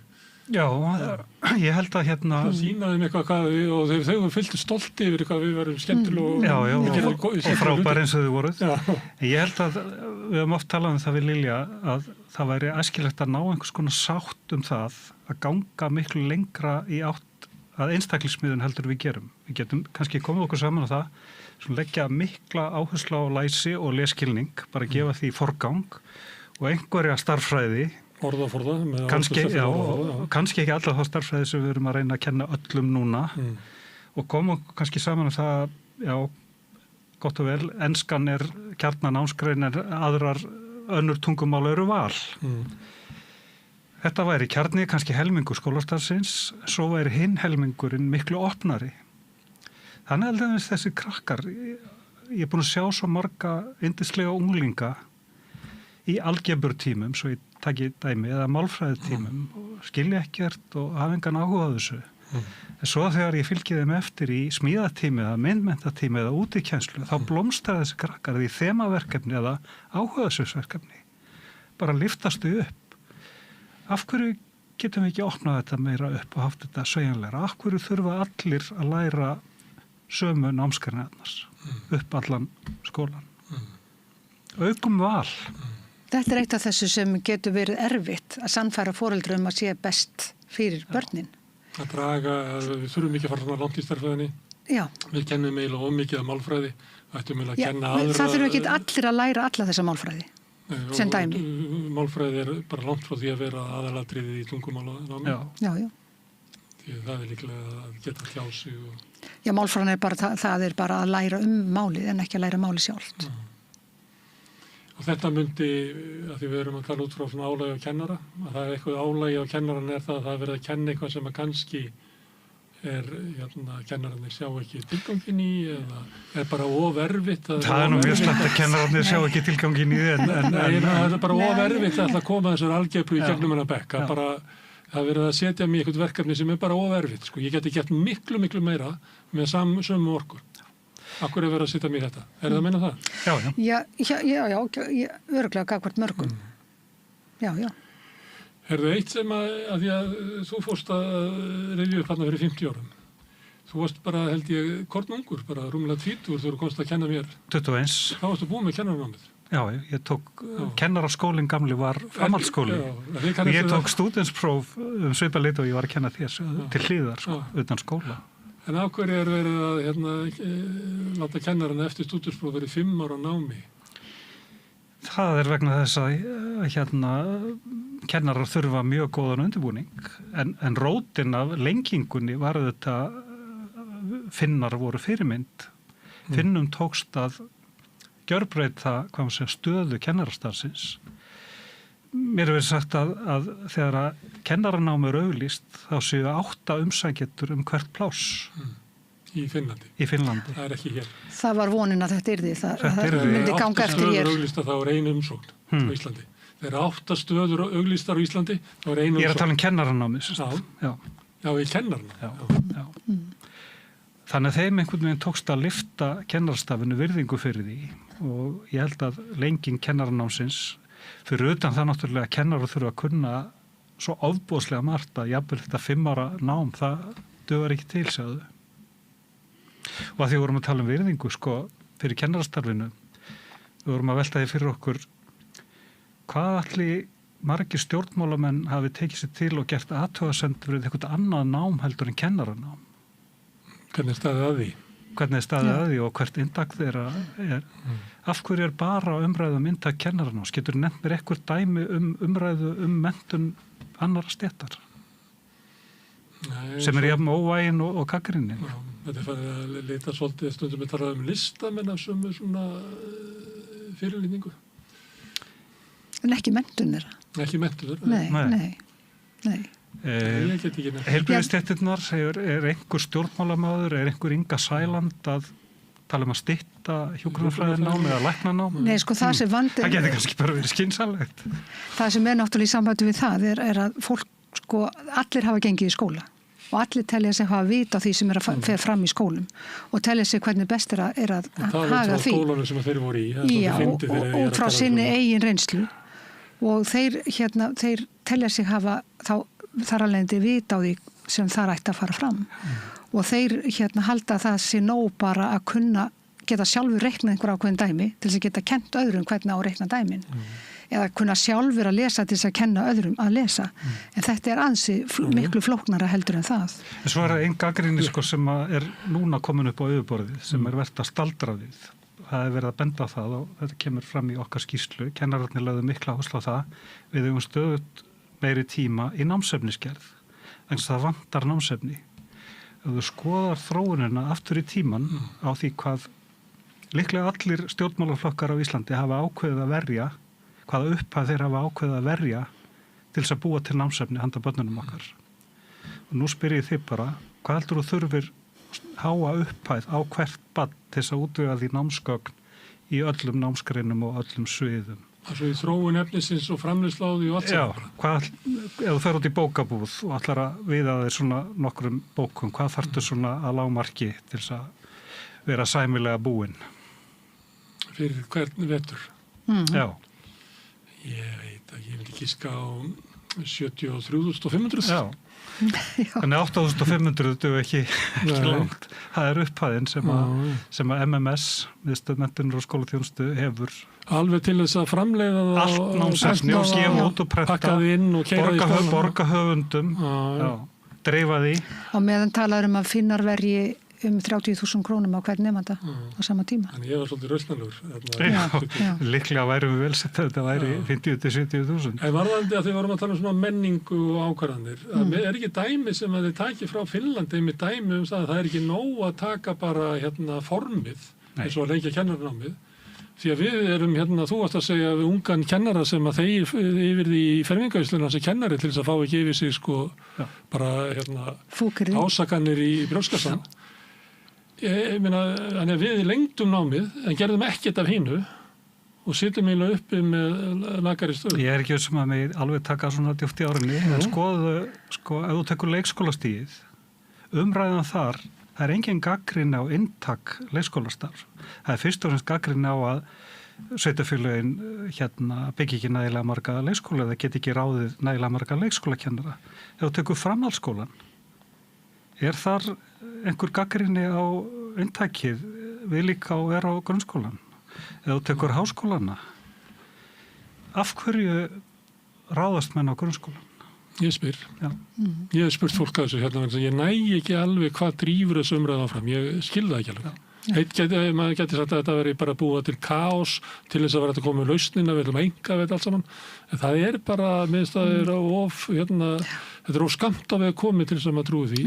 Það er einhver menningar stríð þarna að þið viljið kenna börnunum sko ekki bara Íslandssögun eins og ég lærði hana og þeir eru með alls konar svona hugmyndir og tróða inn í börnun okkur eitthvað svona hugmyndir á meðan ég vil bara læri það sem að þið kannast við þetta. Já.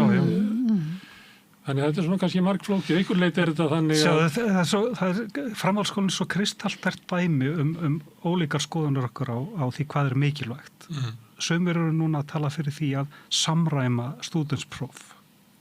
Það séu allt og margir áfangar kendir í mér, það er mörg hundruð ekki, mörg þúsund áfangar og aumingi háskólarnir, þeir eru svo erfið vegna þeir geta ekki metið nemendur frá ólíkum framhaldsskólum. Ég hef heimsótt flesta þessara framhaldsskóla, ekki alla, og ég bara dáist af því sem við verið að gera í mörgum þeirra. Hvílík fjölbreytni og bara áhugavert starf. Já, maður heyrir að ég á barna á þessum árum. Hvað eru ólíki skólarnir og hvað vinkonurnar eru í ólíku námi. Sko. Já, mér finnst þetta að vera ákveðin verðmæti að eiga fjölbreytta ólíka skóla og ég geti líka séð hér á höfuðborgarsvæðinu. Af hverju er ekki skóli sem að leggur sér sérstaklega eftir því að koma til mótsvið íþróttarkrakka?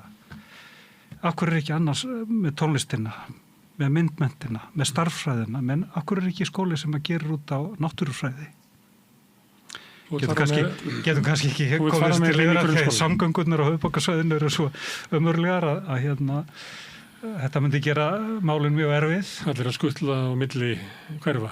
En mér finnst þessi fjölbreytni eftirsóknarverð. Annað sem mér er dottið í hug er að svona óþol gagnvart svona kerfi eins og skólakerfið og það sama á við heilbrigðiskerfið. Við getum, ef við látum fagstéttunum eftir uppbyggingu kerfisins, þá búa þetta í kerfi sem bara þjóna þeim sjálfum. Þannig við verðum að setja eitthvað svona MBA kall yfir þetta sem að stjórnar þessum með peningum til þess að kennarnir kenni það sem að skiptir máli, þess að þeir geta ekki tekið ákvörðun það sjálfur. Mér þetta líka svona þráður í umræðinni. Jú, það er alveg rétt. Við verðum að ná stjórn á skólakerfinu af kennarunum. Já, og sumir að tala það skiptir máli og allir sé að læra það sama á sama aldri. Að allir þurfa að þetta er svona samræmt göngulafond. Þannig svo margir vilji taka upp eitthvað slíkt. Þannig að krakka getur flust á milli skóla á þess að það valdi þeim nokkrum vanda vegna þess að það er verið að læra nákvæmlega sama á sama tíma í ólíkum skólum. Maður getur ekki alveg séð hvernig fólk sér þetta fyrir sér í framkvæmd. Þetta er svo sérkennileg hugmynd. Það var alltaf sögð skemmtileg saga af frönskum menntamálaráðherra. Það gerðist aldrei, þetta var tekið sinn dæmi að þegar að fólk kæmi í heimsókn til hans og spurði hvað er að gerast í skólamálum í Frakklandi.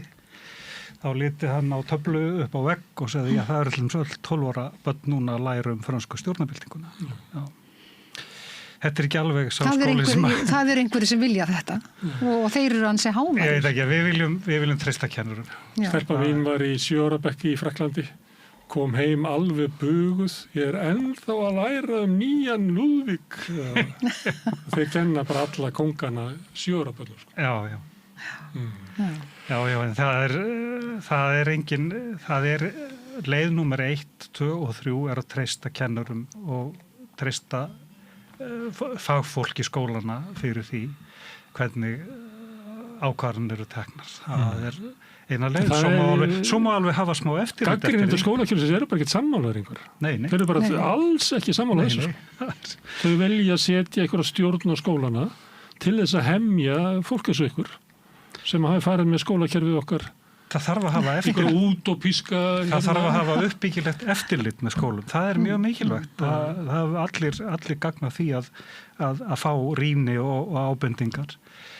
En ef ég væri einvaldur, þá myndi ég gefa kennurum miklu meira frelsi til þess að taka ákvarðanir. Við þurfum ekki að mínum dómi þessa ítarlegu námskrá. Galdurinn verður á gólfinu þessum kennarar. Já, það er eins og til dæmis í þeim skóla sem við vorum alveg uppnumin yfir og þegar við komum í þann skóla, að þar var mjög mikið lýðræðislegt starf í skólanum meðal starfsfólksins. þar var haldni fundur það hvernig ætlum við að leysa ákveðið mál. Það var þau settist í hópa til þess að ræða ákveðið mál sem hefur komið upp og komist að samkomulagi það hvernig þau ætla að leysa málin. Þetta alveg hægt og þarna stjórnandi sem treystir sig til þess að stýra svona vinnu og það bara afskaplega mikilvægt. Svo þetta frábært eða þetta gera þetta í góðri sátt við foreldra. Það bara alveg rosalega dýrmætt. Þið skoðuðu 25 skóla, hvað var besti skólinn? Megum ekki segja það. Já, nú skaltu fara á skólaþróun.is og skoða íslensku menntaverðlaunin 5 ár aftur í tíman. Þetta ekki allra bestu skólarnir alltaf, það ekki hægt að benda nákvæmlega á besta skólan en þeir skólar sem þarna komum við sögu eru skólar þar sem að starfsfólk hefur sameinast að reyna að koma betur til móts við þarfir barnanna og lagt mikla alúð í. Og það eitt af því sem við tókum eftir þessi að hérna því að kennararnir það kom mjög skýrt fram að kennararnir hafði áhyggjur af börnum sem víkja verulega frá í hegðun og með allskyns vanda og þeir hafðu verulegar áhyggjur af þessu og þeir virkilega veltu fyrir sér hvað getum við gert til þess að koma til móts við þessi börn. Og þannig að kennararnir eru uppfullir af vilja og löngun og þrá að fá að koma til móts og vinna betur með börnunum. Þið segir stundum yfirmenn, það þannig að það sem að tekst að byggja upp svona kultúr í skólum, að hann lifi af kannski breytingar á yfirmönnum, að við þekkjum það til dæmis það sem svona eitthvað mein í einhverjum hópi, það getur haldið áfram þóttu skiptir í öllu fólkinu út, sko. Því miður þá myndi ég líti til minna reynslu að skólamenning, hún stendur mikið og fellur með stjórnendateiminu og oft aðalstjórnendunum. Það stundum sterkir kennarahópar sem að viðhalda en allt og oft hef ég séð bara það að leikir fólk hver annað þá þetta hlutinir í sama gamla færið en það kviknar kannski neistar annar staðar. Þetta er vel þekkt ekki bara hér á Íslandi heldur, bara víða lönd. Svo það líka einhvern í okkar kultúr það líka þannig að ef ég kem sem nýr skólastjóri þá ég setja mark mitt á námið þannig að oft raskar fólk of miklu þegar það kemur inn. Gæti verið. Gæti verið. Herðu, gaman að fá okkur að ræða skólamál. Ingvar og Lilja. Kærleikir. Takk fyrir kærlega. En við ætlum að halda áfram við rauðaborðið að reyna að skilja samfélagið sem við lifum í og heiminn og kannski okkur sjálf í leiðinni. Næsti kafli eftir augnablik. Öflug verkalýðshreyfing lykillinn að öflugu samfélagi. Alþýðusamband Íslands, samstillt barátta í þágu launafólks í meira en heila öld.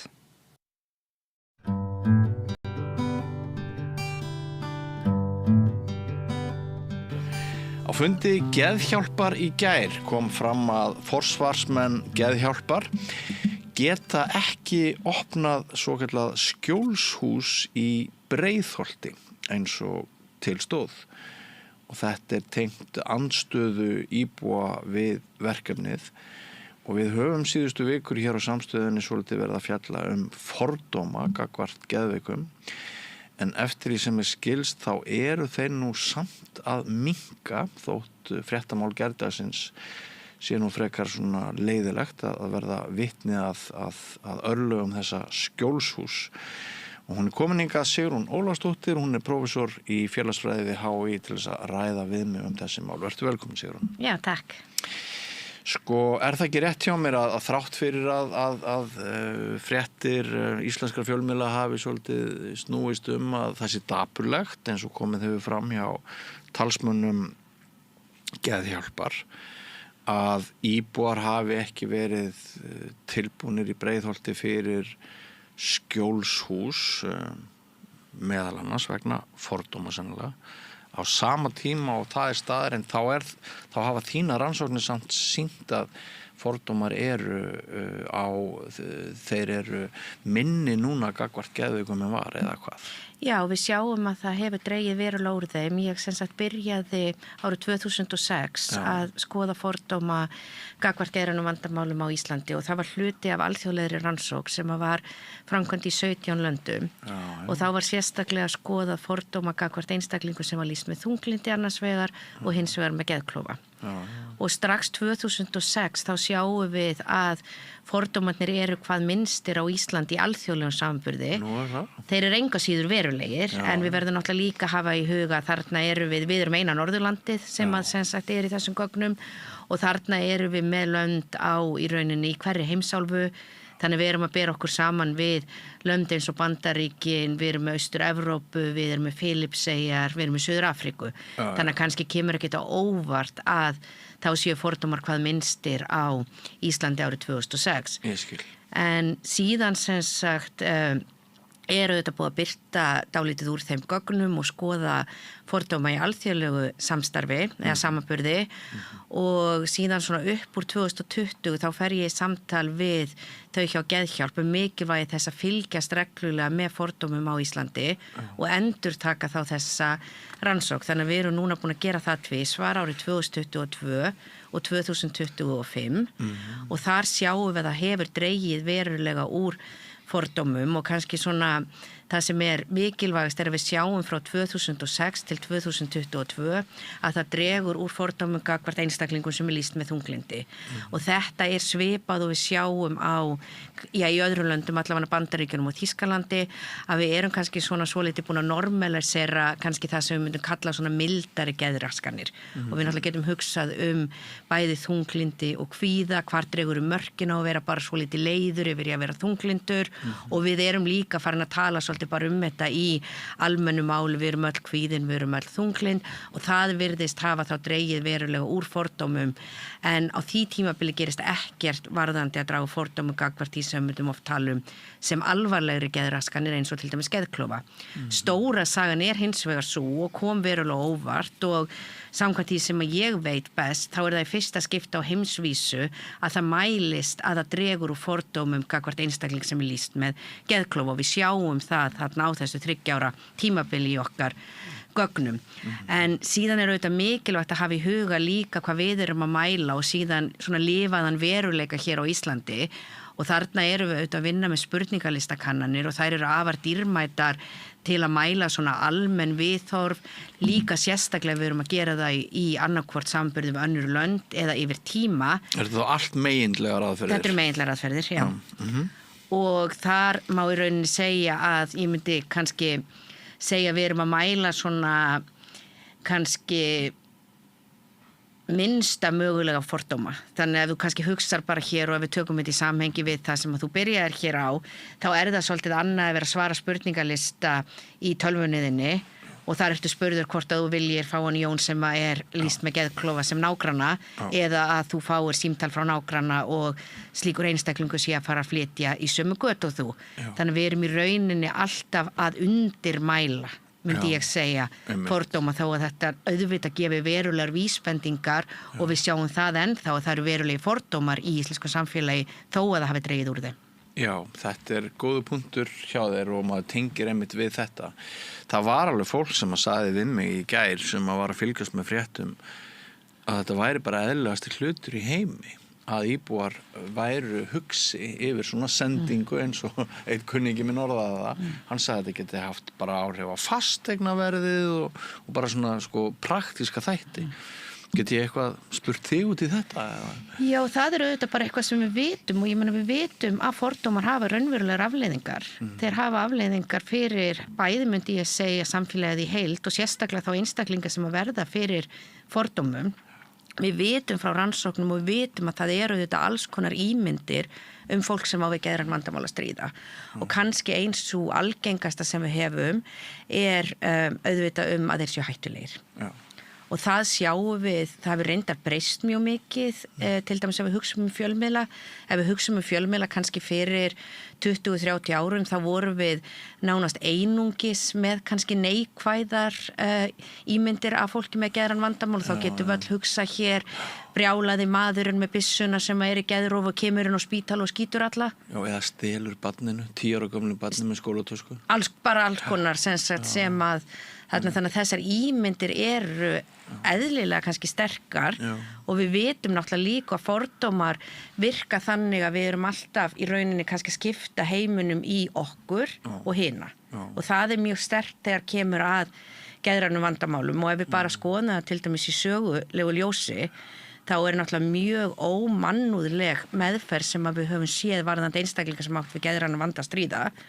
Þannig og auðvitað ennþá þannig í sumum löndum en ég meina við vitum það alveg að þessir einstaklingar oft var kannski litið á það sem að þeir væru jafnvel líkari dýrum heldur en mönnum, þeir voru einangraðir, þeir voru bundnir við staura, þannig við getum náttúrulega sjáum í gegnum söguna, við vitum auðvitað líka í helförinni þó að eðlilega sé mest talað gagnvart gyðingum, þá vitum við auðvitað líka fólk með geðræn vandamál var tekið og sett í semst útrýmingabúðirnar. Þannig að þetta náttúrulega auðvitað mjög ljót saga og við höfum sem betur fer orðið samfélög sem að eru mun umferðarlindari en í grunninn þá erum við á einhvern hátt að draga línur á milli okkar sem eru þá venjuleg og einhverja aðnara sem oft eru þá öðruvís en við og sem að þá í þessu tilfelli stafar einhver möguleg og við sjáum sem hættulega. Það sem auðvitað síðan mikilvægast og við kannski vitum ekki af eða kannski almenningur veit ekki alveg af til dæmis eins og rannsóknir sem sýna að einstaklingum með geðræn vandamálur til dæmis mun líklegri til að verða fyrir ofbeldi heldur en að beita ofbeldi sjálfur. Og við vitum það auðvitað líka og kannski það sem mikilvægt við fordómar að við erum að nota eitthvað eitt til að dæma í rauninni einstaklingin í heild. Að því ef við bara hugsum þetta bara við höfum öll möguleika á að vera hættuleg. Við höfum öll möguleika á því að vera að nota fíkniefni sem var annað til dæmis sem kom þarna upp í gær með að hverfi myndi bara fyllast af nálum og það var allir í neyslu. Það var líka að tala að þetta veru barnanýðingar. En við vitum auðvitað mjög stór hluti af fólki sem gerir alls konar hluti á ekki við nein geðræn vandamál að stríða. En þetta verður stimpill sem að við síðan tengjum við alls konar neikvæða hluti og ákveðum í framhaldinu að svona fólk viljum engin samskipti eiga við. Grímur Atlason hjá Geðhjálp, hann satt hér í síðustu viku og ræddi við mig líkurnar eða möguleikana á því að alltaf lögreglan á Suðurnesjum sem beitti rafbyssu á einstakling sem var sett í gríðarlegri krísu að þar hefðu mögulega einhverju fordómar gagnvart bara geðsjúkum heilt yfir ráðið för, ég veit að ég get ekki rukka þig það hér og nú, hvort þú takir undir það en þetta er eitt af þessum umhugsunarefnum. Já, það er auðvitað og við vitum það að það líka hugsa svolítið held í þessar aðstæður, oft eru við náttúrulega bregðast rosalega fljótt við og jafnvel þessir fordómar þannig að fólk gerir sér ekki grein fyrir þeim. Þeir bara einhvern veginn verða, þú sérð einstakling, þú hugsar hann geðveikur, hann með alls konar þú slut og ég þarf að bregðast við og lögreglan þarf náttúrulega mjög ofta að bregðast mjög hratt við og þar til dæmis svona þó að sé ekki beint tengt geðrænum vandamálum þá vinur minn bandarískur félagsfræðingur Reisian Rey sem hefur til dæmis mikið skoðað þetta varðandi lögreglun í Bandaríkjunum og svarta sem hefur auðvitað mikið verið í umfjöllinu og hann hefur þróað og unnið með lögreglun sérstaklega til að draga úr fordómum því að þar var hreinlega til dæmis bara sýnt það að í huga margra lögreglumanna að þeir sáu svartan mann þá sáu þeir bara ógn. Og til dæmis sem dæmi þá bara var það kerfisbundi að þeir mátan miklu stærri en hann í raun og veru var. Miklu meiri ógnheldur en hann í raun og veru var og við verðum svolítið að hugsa því að hluti með fordóma auðvitað bara hvernig við notum upplýsingar og hvað mikið af áreiti í heilanum okkar bara í rauninni í hverju sekúndu. Þetta gífurlegt magn og við erum alltaf að flokka, við erum alltaf að nota fyrri reynslu, hugmyndir sem við höfum til að bregðast við þeim aðstæðum sem við lendum í og eðlilega kannski þegar við lendum í aðstæðum sem þarf að taka snöggar ákvarðanir þá án þess að þú sért eitthvað að velta fyrir hvort þú sért með fordóma eða sért að gera eitthvað sem ekki við hæfi þá bara í rauninu bregstu við aðstæðunum en undirliggjandi kannski fordómar gagnvart einstakling hvort sem það er í geðrofi eða á einhvern hátt sem hún tengir við alvarlegan geðrænan vanda lætur okkur kannski bregðast öðruvísi við heldur en ef það væri einstaklingur þar sem við myndum ekki hafa grun slíkan vanda. Já. Er það ekki yfirleitt til neyingin að við erum ekki hrædd við það sem við þekkjum og það sem við höfum reynslu af að við þurfum ekki að vera hrædd við en það sem við þekkjum ekki þar förum við á svona viðvörunastig. Jú, ég held að sé tvennt. Við erum náttúrulega annars vegar og þá kemur þetta aftur í þessa hugmyndum okkur og hina. Við erum ekki hrædd við okkur. Við erum ekki hrædd við fólk eins og okkur. Við erum hrædd við þessa hina sem eru óskilgreindir. Þannig að það er hlut af því. En síðan er auðvitað líka þannig að sumt fólk er kannski ekki eins og ég en ég hef kannski engar neikvæðar staðalmyndir svona fólk. Ég hef enga kannski svona sérstaklega ógn af því ég get til dæmis bara hugsað fólk sem ofurríkt. Ég þekki kannski ekki rosalega mikið af fólki sem ofurríkt. Ég kannski með alls konar hugmyndir það, en mér kannski óleiklegt að það myndi beita með ofbeldi. Þannig að það sem kannski fer saman hér að þekkja ekki þennan heim, en líka að það alls konar neikvæðar staðal ímyndir sem við fáum úr fjölmiðlum og annar staðar sem við tengjum við þennan hóp. Það sem að tengist síðan þessu kannski mikilvægast að rannsóknir, bæði hérlendis og sérstaklega erlendis, bara áratuga rannsóknir í raun og fordómum, sína í rauninni að besta leiðin til að draga úr fordómum eða það sem mikilvægast að þekkja einhvern sem hefur átt við geðrannan vanda að stríða. Þannig að það auðvitað líka í rauninni segir okkur meira kannski þessa sögu eins og ég sagði áðan með að meðaltali þá fólk með geðrænt vandamál ekki líklegra að vera hættulegra heldur en aðrir. Auðvitað kannski geta verið ákveðnar undantekningar til dæmis sem einstaklingar eru í mjög miklu geðrofi eða slíkt, en svona meðaltali þá það ekki, við höfum öll möguleika að vera hættuleg undir ákveðnum kringustæðum, en auðvitað sýnir það líka þetta að þessi sterka í rauninni niðurstöða sem við sjáum mikilvægi þessa þekkingu auðvitað líka bara mjög ofta sína fólki, þetta bara fólk eins og við. Það engin ástæða til að vera hrædd, það engin ástæða til að vera með fordóma. Nei, það var einmitt ungmenni sem að benti mér á það núna fyrir nokkrum vikum að hjá krökkum undir 20 í hennar kreðsu þá væri svona mjög það var ekkert neikvætt viðhorf gagnvart kvíða.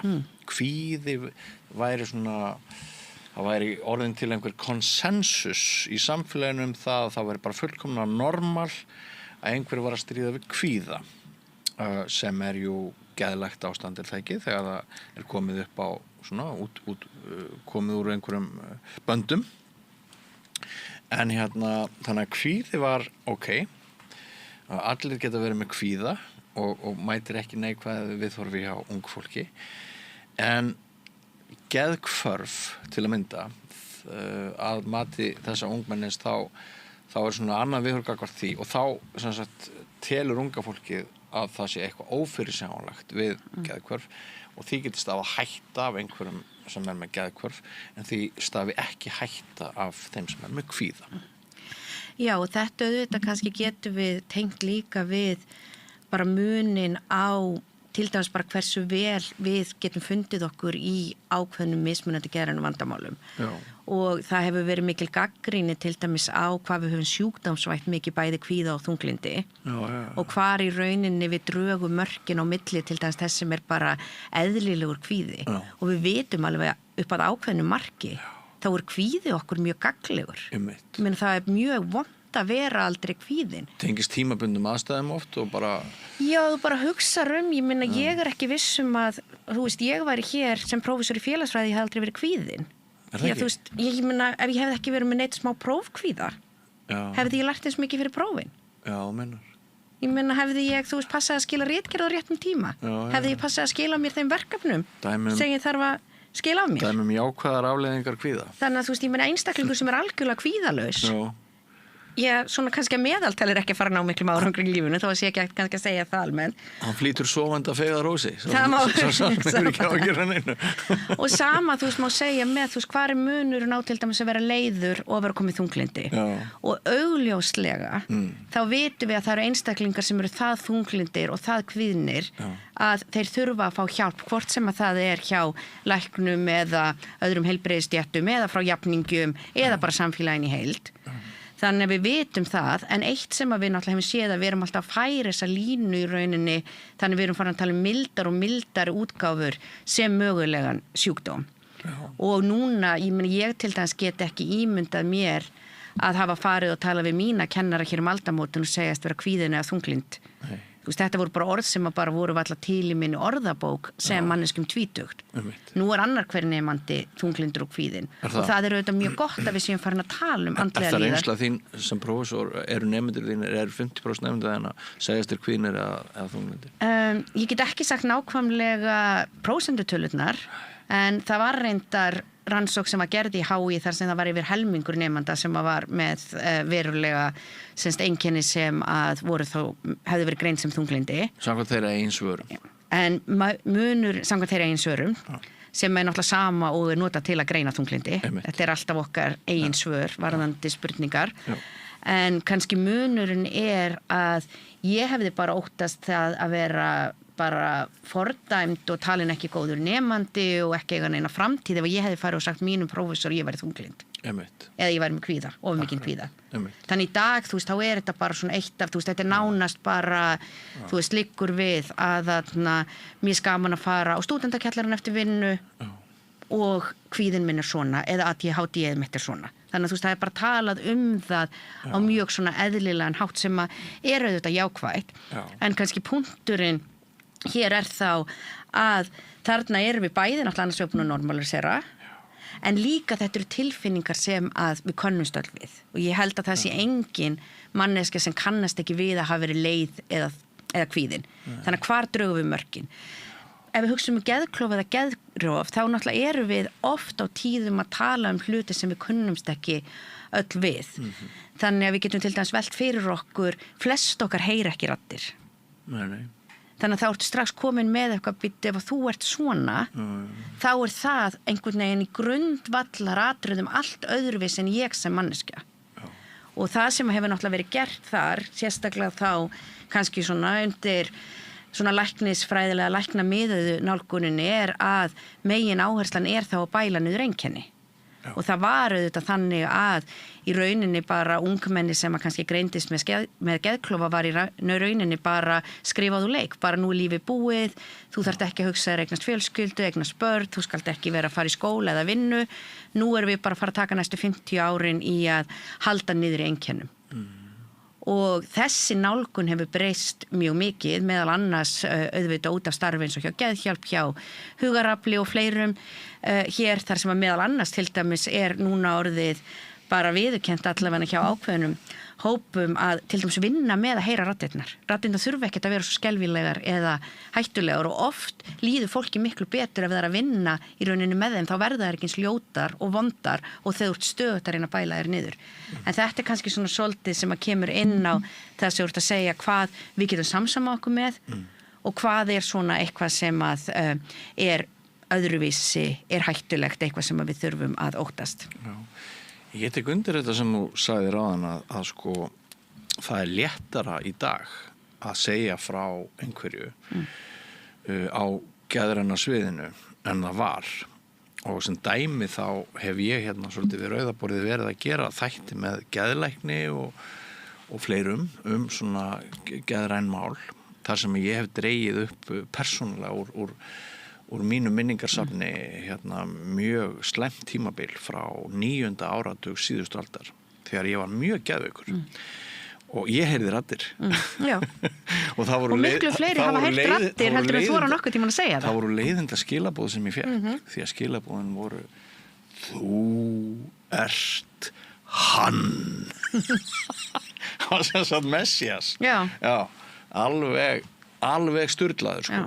Og hérna og ég veigraði mér alltaf við þetta var sko mitt mesta leyndarmál í lífinu, það var þessi kafli og þótt ég hafi ekki fundið fyrir einkennum sko í marga áratugi þá veigraði ég mér alltaf við því að segja frá þessu vegna þess að mér fannst eins og að bara ferli mínu væri bara lokið, starfsferli og öllu því það myndi enginn vilja hafa mig í vinnu og enginn myndi þora að tala við mig og svona.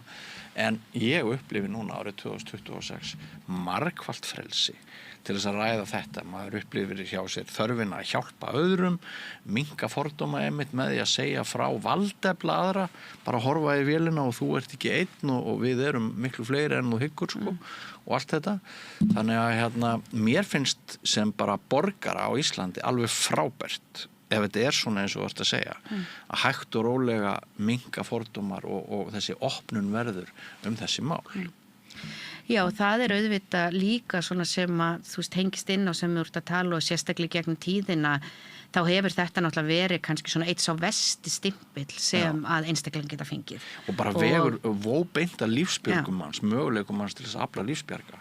Já, nákvæmlega þetta því að bara eins og hefur oft verið talað ef við berum til dæmis saman líkamlega sjúkdóma og andlega erfiðleika eða geðræna sjúkdóma hvað svo sem að við sem köllum það að þá vitum við það alveg að það er allt öðruvís ef ég er með 2 ára kannski svona hlé í ferilskráni minni Já. að það hefði allavega sögulega séð verið miklu auðveldar að segja ég var í krabbameinsmeðferð heldur en ég var inn á geðsjúkrahúsi og fólk náttúrulega óttast þennan stimpil mjög lengi og það líka sem að skiptir svo rosalega miklu máli í þessum rannsóknum á fordómum því að eitt af því sem við vitum að það eru beinifordómar. Það eitthvað sem gerist og það getum við til dæmis talað að ég myndi til dæmis segja það svo atburðarás sem gerist með Skjólshúsi, þar erum við að sjá eitthvað sem við getum tengt við beinafordóma. En það sem að gerist og skiptir ekki síður máli hvernig einstaklingar þegar þeir greina með geðsjúkdóm eru með fordóma fyrir sjálfum sér og því sem þau eru að gangi gegnum.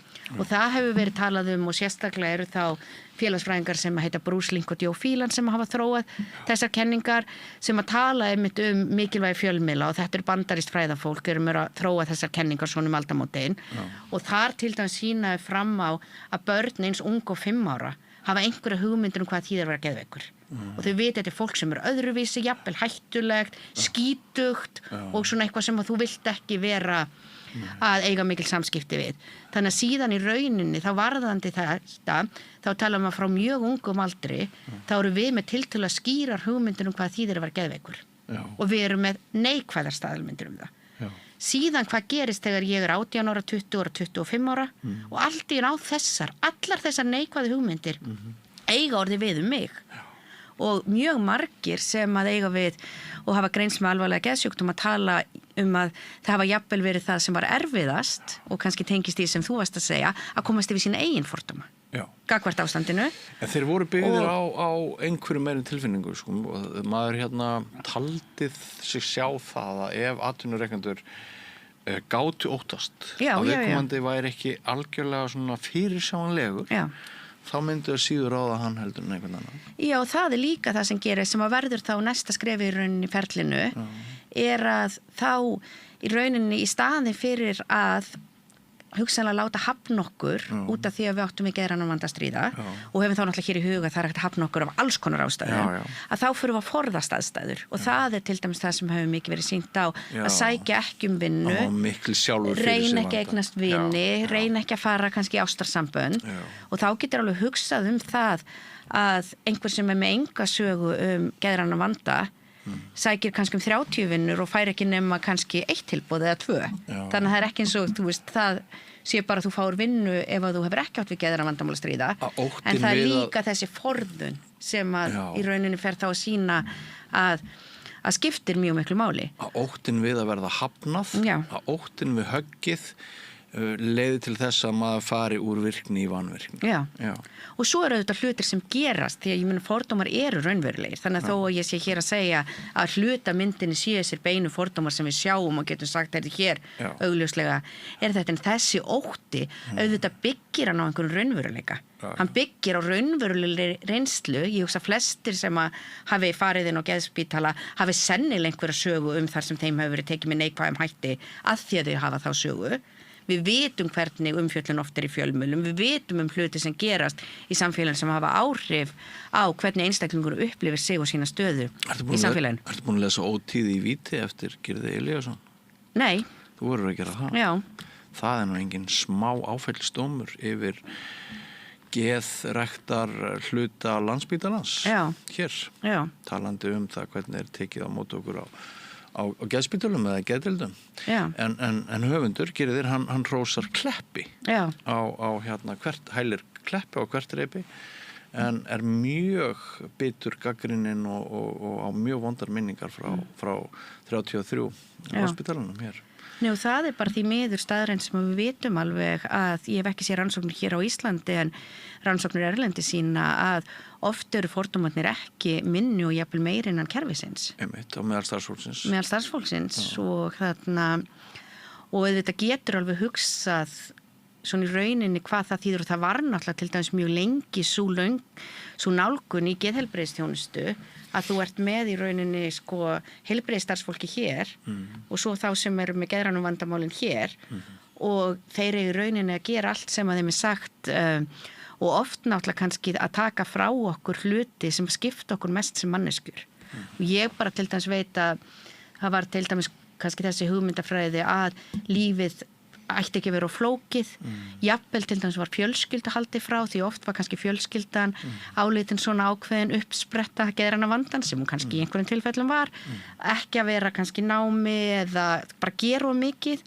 Ég ekkit vissum bara eins og þú segir með þína reynslu, ég held náttúrulega öll okkar göngum í gegnum tímabil þar sem að geðheilsu okkar betri eða verri. Og ég held náttúrulega þessi svona hugmynd einhvern veginn andlega heilsu og bara andlegar áskoranir og erfiðleika, við erum öll með geðheilsu. Við erum öll með andlega heilsu og hún betri eða verri á mismunandi tímabilum, en svo hugsum við líka bara hvað þurfum við sem manneskjur, hvað þurfum við til bara að vera til og til að blómstra. Ég veit alveg að ef að þú tækir af mér í dag fjölskyldunum mín og vini og geta talað hvernig mér líður og verið starfi sem skiptir mér máli, ég ekkit vissum að það því rosalega langur tími þangað til ég veit ekki, farin að heyra raddir eða slíkt, því að við þurfum bara til það svefnin. Ég veit alveg hvernig ég verð ef ég búin að sofa illa í ákveði langan tíma. Oft það náttúrulega til dæmis þegar fólk kannski í mjög alvarlegum geðhvörfum, það ekki búið að sofa. Þannig að það alls konar svona hlutir og það sem betur fyrir nálgunin sem við erum náttúrulega að sjá meira núna og hefur verið lögð áhersla á, til dæmis og ég man þegar ég var að byrja að skoða þessi málefni, ég skrifaði doktorsritgerð sjúkdómsvæðingu geðrænna vandamál og tók meðal annars viðtöl hér upp úr aldamótum 2005 og þá var til dæmis tiltölulega róttæk hugmynd að það ætti að fara að koma starfsmaður sem væri jafningi inn á geðdeild. Að sko einhver sem væri ekki með menntun en hefði bara upplifað alvarlegan geðræna vanda, hefði nú kannski eitthvað fram að færa.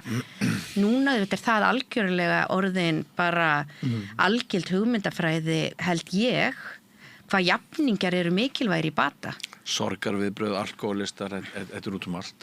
Ég meina þetta bara, þú veist, spurning og það náttúrulega hefur líka sýnt sig í rannsóknum til dæmis að svona erfiðasta tímabilið í líf okkar í rauninni frá því að verða kannski ungmenn yfir í fullorðin eða barn yfir í fullorðin. Og ef þú bara hugsar ef ég hugsa tilbaka núna sum þessi ár, að ég meina þetta eru klárlega erfiðustu árin sem þú veist, ég upplifði. En samt var allt tiltölulega mikið í lagi, mikið ágætli í skóla, ég spilaði á píanu, ég átti vini, ég átti góða fjölskyldu, en það bara drullu erfitt að verða fullorðin og finna út úr því hvað þú ætlar að gera í lífinu.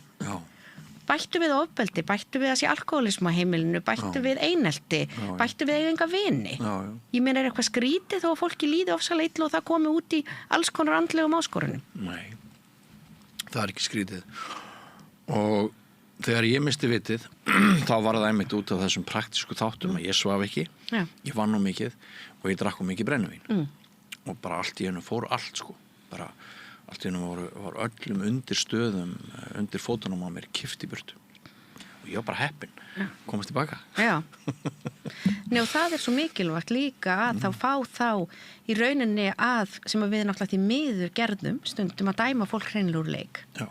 Og þá getum við náttúrulega líka bara hugsað, sko ekki hversu mikið einstaklingurinn að missa, því auðvitað einstaklingurinn að missa mjög mikið kannski vera dæmdur úr leik 20 ára og ná aldrei að nýta sína hæfileika eða gefa til samfélagsins, en líka við hugsum bara hvað samfélagið að missa mikið.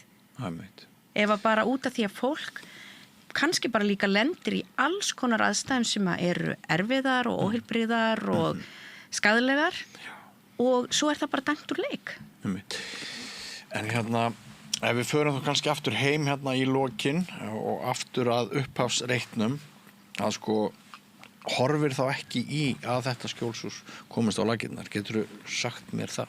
Ég samkvæmt því sem ég held að horfið að komist á laggirnar, það bara spurning hvar. Já, spurning tíma og staðsetningu. Já, það allavega kom fram á þessum fundi í gær að planið væri að vera ekki þarna. Ég veit ekki hvað verður ákveðið, en ég held að það sé náttúrulega bara mjög mikilvægt einhvern veginn að hugsa hvernig hægt að gera þessa hluti vel og ég held að þessi hugmyndafræði sé mjög mikilvæg.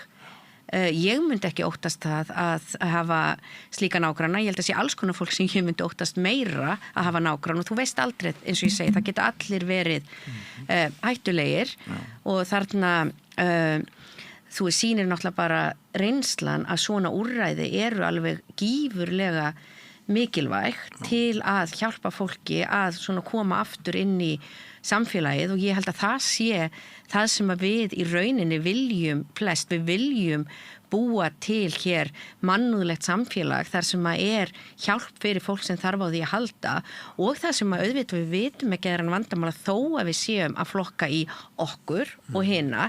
Ég veit ekkert hver geti greinst með geðklofa á morgun. Það geti verið besti vinur minn eða frænka mín eða ég sjálf. Þannig að þú veist, það ekkert eins og þetta sé eitthvað að sumir bara sem eru algjörlega hinir og allt öðruvís en við greinast með geðran vandamál og við venjulega fólkið eigum bara ekkert slíkt á hættu. Og sagður á hann að líklegar að geðveikur verði beittur ofbeldi en að hann beiti aðra ofbeldi. Já. Þetta mjög mikilvægt fyrir fólk að hafa í huga sem hrætt við dæmið á hann, 10 ára gamalt barn, kemur heim úr skólanum, það einhverju hverfi og foreldrarnir þeir segja ég vil ekkert fá einhverja geðveika hérna í eitthvað hús á móti, maður veit aldrei hvað þeir gera og kannski bara taka stelpun okkar og fara bara með hann inn í húsið og eitthvað svona. Að það bara mjög mikilvægt að við höfum þetta í huga sem út að segja. Nei og vandamálið náttúrulega líka kemur og við vitum aldrei hvað einhver gerir. Það getur alveg verið einhver fínn fjölskyldufaðir sem býr á móti þér, sem að tekur barnið og gerir hræðilega hluti. Það bara hluti af, bara það allt fólk sem að getur gert slíka hluti.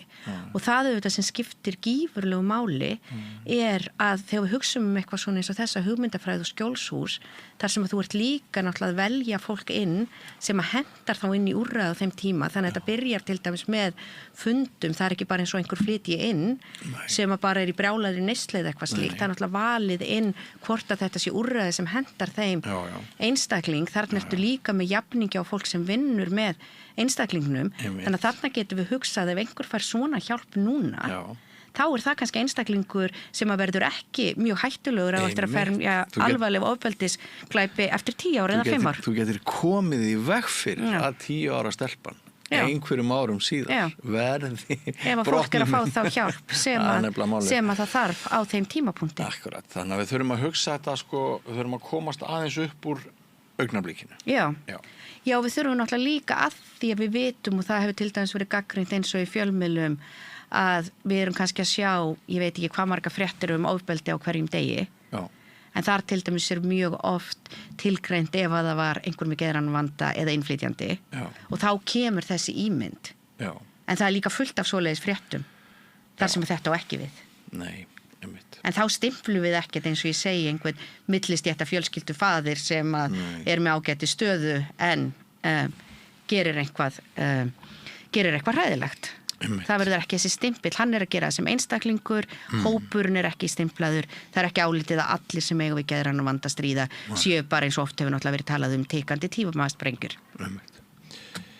Já, ég hef sjálfur góða reynslu af jafningja grunni sem alkoholisti og ég gerði bókun Dauðan og þar fjallaði ég mikið fólk sem hefur mist nánustu aðstandendur, eigin börn og svona og hvað jafningjagrunnurinn í sorgarstarfi hefur reynst þeim í rauninni miklu mikilvægari oft heldur en að leita til fagfólks þótt prestar og sálfræðingar og allir þessir hópar séu góðir þá í mörgum tilvikum fólki ekkert mikilvægara sem á bátt eða einhverju krísu en að vera í jafningja umhverfi og ekki rétt skilið hjá mér að svona skjólshús það yrði án, hvað maður segja, yfirmanns það bara, þetta ekki bara í höndum jafningarna svolítið? Svo nú veit ég ekki alveg nákvæmlega skipulagið en það allavega mjög sterk áhersla á jafningja og ég held að það sé afskaplega mikilvæg og bara þessi nálgun eins og ég sagði hér áðan með að við erum öll með andlega heilsu, við göngum öll í gegnum betri og verri tímabil og bara til dæmis þessi munur og við erum náttúrulega rosalega greiningaglöð og greiningar hafa ákveðið hlutverk, þær segja þá áttu rétt á þessu og þessu og þessu en bara til dæmis þessi munur eins og kemur í gegnum hugmyndafræði valdeflingar, jafningja að í staðin fyrir að spurja til dæmis hvaða greiningu þú ert með, að hreinlega spurja hvað kom fyrir þig, hver þín saga, hverju hefur þú lent í að skilja manneskjuna í sínu stærra félagslegu samhengi. En nú ég bara að hugsa á staðnum, var ekki Reykjavíkurborg með eitthvað úrræði, var það á Hverfisgötunni eða Lindagötunni, einhvers staðar þar sem þau voru svolítið sjálf sjálfur vistmennir? Sko almenna stefnumótunin hefur auðvitað verið svo að fara meira í svona úrræði og það hafa meðal annars verið skoðuð eitthvað slík úrræði og þetta orðin svona ráðandi hugmyndafræði að sem, og við getum líka séð þetta til dæmis eins og varðandi fíkn að vera, þú veist, með til dæmis frekar heimilisúrræði heldur en stofnanir, að þetta sé heimili fólks jafnvel aðstoða meðan það til dæmis í virkri neyslu sem auðvitað var ekki á einhverjum tímapunkti, þannig að svona meira einhvern veginn að styðja einstaklingana við hvar þeir eru núna.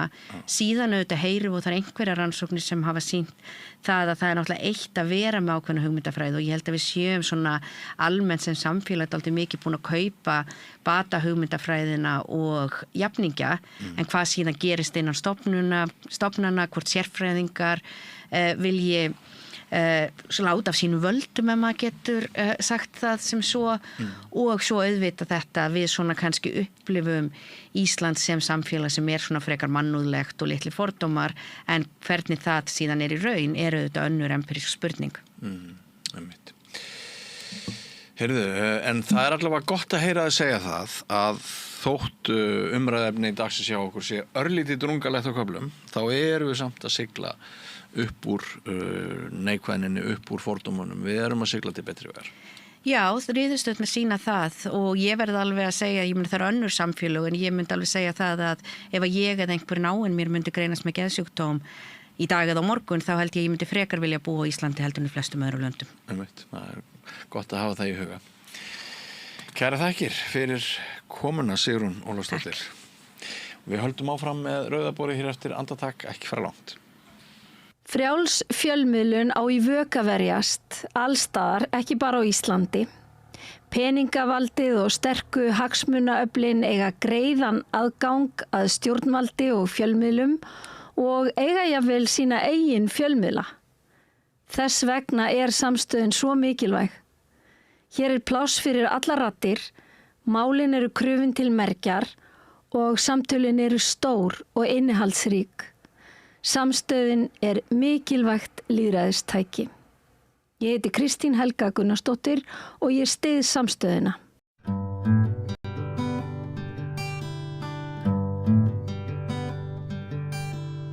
Heilsuvísindi og hvernig við getum elst með reisn umræðefni dagsins og við ætlum líka að forvitnast hvernig heilbrigðiskerfið eiginlega vinnur gegn því að við tökum ábyrgð á eigin heilsu. Hún Lukka Pálsdóttir hefur rutt brautina fyrir nýjar leiðir í heilsueflingu og við ætlum að ræða þessi mál hérna í þessum hluta þáttarins í dag og við ætlum að, ég ætla allavega að fá öll góð ráð til þess að eldast með reisn. Lukka, ef að byrja þar. Já, bara frábær hugmynd. Já, getur þú gefið mig góð ráð? Núna til dæmis ég alltaf að fara seint að sofa og ég dríf mig ekki í ræktina. Já, og langar því að breyta þessu? Alveg ótrúlega mikið. Það er kannski fyrsta spurning. Já, ég að valda sjálfum mér svo miklum vonbrigðum. Á hverjum einasta mótni ég einhvern veginn, hvernig stendur á þessu? Og þetta líka bara ekki í taktu mig. Það eins og, eins og ég sé ekki að hugsa vel mig, ég sé ekki að sinna þörfum mínum. Það er tókstræti. Já, ég í einhverju tókstræti. Og byrju kannski aðeins þá áður en að þú svarar. Og þegar þú ert sjúkraþjálfari, þú ert heilsumarkþjálfi, jógakennari og frumkvöðl og ert búin að vera að ryðja brautina fyrir svona heilsuvísindi sem að ganga eiginlega út á að kenna okkur að taka ábyrgð á heilsu okkar og hamingju. Ég veit ekki hvort ég get staðið undir þessu öllu. Ég vissulega hef menntun sem sjúkraþjálfari en ég starf ekki við það og ég hef menntun sem jógakennari en ég starf ekki við það. Þannig að þetta eru svona kaplar í mínu lífi. Ég ekki heilsumarkþjálfi en þú veist, ég gengst við þessu að mestuleyti en maður vill líka alltaf tala varlega og ekki þykjast vera eitthvað sem ég er ekki og þó maður hafi fengið menntun á okkur sviði þá náttúrulega reynsla mínum alveg jafn mikils virði eins og eitthvað sem maður lærði milli 20 og 30 þegar maður komin þetta land til lífinu. Þannig að þetta svona, mér finnst við stundum festast of mikið í því að skilgreina okkur út frá einhverju sem við lærðum á bilinu 20-25 ára. Já, nákvæmlega. Ok, hvernig myndir þú skilgreina þig í dag? Nei, þetta allt hárétt hjá þér, skilur. En ef ég myndi spyrja þig, þú fengir sjálf að segja, hvað stendur fyrir, hvað ástríðan þín, hvað það sem þú myndir lesa ef þú værir svona einhvern veginn að hefur auðan tíma, hvað myndir þú sæki í? Sko, mér finnst líkamann okkar og auðvitað andlega hliðin og sálin bara alveg ofboðslega spennandi og ég eyði mestum mínum frítíma í að stúdera allt frá sko frumulíffræði yfir í andleg málefni og ég held að við séum ein heild, ég held að við getum ekki aðskilið sem sagt sálina frá líkamanum eða andlega heilsu frá líkamlega heilsu, ég held að þetta sé allt keðiverkandi og tengist allt í einni fallegri heild. Þannig hef alveg brjálega mikið áhuga á öllu þessu sem þú ert að tala um. En hérna, já, mér finnst það bara einhvern veginn, ég á erfitt með að skilgreina mig sjálf sem eitthvað. Ég ekki þetta eða hitt, þetta bara svona, mér finnst gaman að hjálpa fólki. Og það kannski það sem svona einhver eldur sem brennur inn í mér og stundum verður of mikið bál og ég reyna að hjálpa einhverjum sem vill bara alls ekki neina hjálp, skilur. En það er svona mitt passion ef ég með að sletta eða mín ástríða. Að það er bara að finna það að það sem ég gerir skiptir máli fyrir þá mannesku. En mér finnst þetta áhugavert. Það er ekki endilega hvað við lærðum því að í rauninni þegar við erum að læra þá erum við eiginlega bara að læra og svo bara tekur lífið við og þá en það er vissulega hluti af því sem og það er grunnur. En svo erum við þetta að elta ástríðun okkar og áhugan og sérstaklega eins og fyrir konur svo þig sem svona mikill frumkvöðl og ert með svona brennandi, hvað ég segja, eldmóð. Ef við erum heppin, þá erum við alltaf ástríðun okkar. Ef við fáum að gera það eða ef við gefum okkur leyfi til að gera það, það er ofsalega gaman. En þá er það líka það sem að við erum alltaf að lesa okkur til og lærum og spyrjum og setja okkur inn í. Þannig að það verður sérgreinin okkar á endanum, það sem við höfum ástríðu fyrir. Ég er mjög fróðlegsfús, þannig að mér finnst mjög gaman að leita svara við spurningum. Hvað sem að maður kallar það nám eða lærdóm eða hvað það er. Að bara vera í svona sífelldri þekkingarleit og alltaf að spyrja sig hvernig get ég vita aðeins meira, hvernig get ég skilja þetta betur. Mér finnst það alveg rosalega gaman. Ok, áður en að ég fæ ráð fyrir mig þá langar maður að forréttnast þig í sambandi við þetta því að manstu hvaða var sem þú var svona síðast að grufla í varðandi heilsu? Síðast, ég bara get svaraði að því að vinur minn sendi bara á mig bara síðast í gæri að fyrradag þá sendi eitt góður læknir í landinu sem er með mjög opin augu fyrir nýjungum og svona góðum leiðum og leiðum sem skaði ekki að það var ég síðast að skoða hvernig saffrónkryddið hefur álíka áhrif eins og Ritalin fyrir ADHD. Hvað segir? Já. Þannig að þetta var mjög spennandi. Já. Og það er margt spennandi í þessu fyrir mig sem þú veist að segja. Það er sem sagt einhver læknir sem þú ert þá í svona samstarfi við hópa fólki sem er á sömu bylgjulengd og þú. Já, það auðvitað hefur myndast bara í gegnum árin eða áratugina vil ég segja að þá auðvitað þeir sem að hugsa eitthvað líkt, þeir tengjast og við sendum oft svona áhugaverðar rannsóknir eða uppgötanir eða eitthvað slíkt á hvert annað. Já. En það er líka eitt sem að ég velt fyrir mér út af því ég verið að taka viðtölu lækna og það er eins og það sé stór hópur af læknum sem að er farin að velta fyrir sér svona lífstílslæknisfræði. Stækkandi hópur. Já, stækkandi hópur. Já, sem betur hefur. Og kannski þá svona kannski fara að setja spurningamerki við svona hefðbundnar aðferðir að gefa lyfið einkennum og laga með aðgerðum sem að vilja beina athygli okkar að því hvernig við getum einmitt með mataræði og hreyfingu og lífstíl breytt líf okkar. Mér finnst eins og þessi hópu þurfa að vera svona neðanjarðar, inn í skáp með sínar sína afstöðu? Ég held að það sé rétt hjá þér. Nú ég búin að vera svona eins og ég segi, áratugi að velta þessum málum fyrir mér og skoða áhrif næringar á heilsu og fyrirbyggjandi hluti og bara lífstíl, hreyfingu, svefn og annað slíkt. Og ég þótti alveg rosalega skrítin hérna fyrir 20 árum þegar ég var ekki átt fyrstu bækuna mínar og fyrir 10 árum þegar við heldum ráðstefnur þessi mál, hérna alþjóðlega ráðstefnur á Íslandi og þá var ég nú að vinna með nokkrum læknum í því og við gáum út eina bók sem heitir Máttur matarins sem kom út fyrir kannski 10 árum, ég og Þórunn Steinsdóttir og hérna í hana skrifuðu 4 læknar og þessi læknar þurfti að sýna ákveðið hugrekki. Það voru kannski á þessum tíma fyrir þetta 10-20 árum, þá voru ákveðnir fordómar og þetta voru álitnar kannski, ég veit ekki hvort ég á nota orðið skottulækningar eða þetta var svona ekki eins mikil virðing borin fyrir þessu, en núna finnst mér þetta að vera að breytast því þeim að fjölga læknarnir sem hugsa þennan hátt og átta sig kannski á að ef við kallum hefðbundna lækningar lyf og skurðaðgerðir, þær eiga vissulega rétt á sér og eru nauðsynlegar og það er gott að geta gripið í það þegar á þarf að halda en það þarf ekki að vera eina færa leiðin og stundum getum við vanda vali gríðarlega vel þegar kemur að kemiskum lyfjum eða einhverju sem við þurfum að svona inngrip í líkamlega ferla líkamanns og við getum kannski notað bæði mataræfi, hreyfingu, streitustjórnun, svefn og hérna, jafnvel jurtir og íslensku jurtir til dæmis eins og hefur verið gert hérna í langan tíma þetta. Áður en við grípum í lyfin. Já.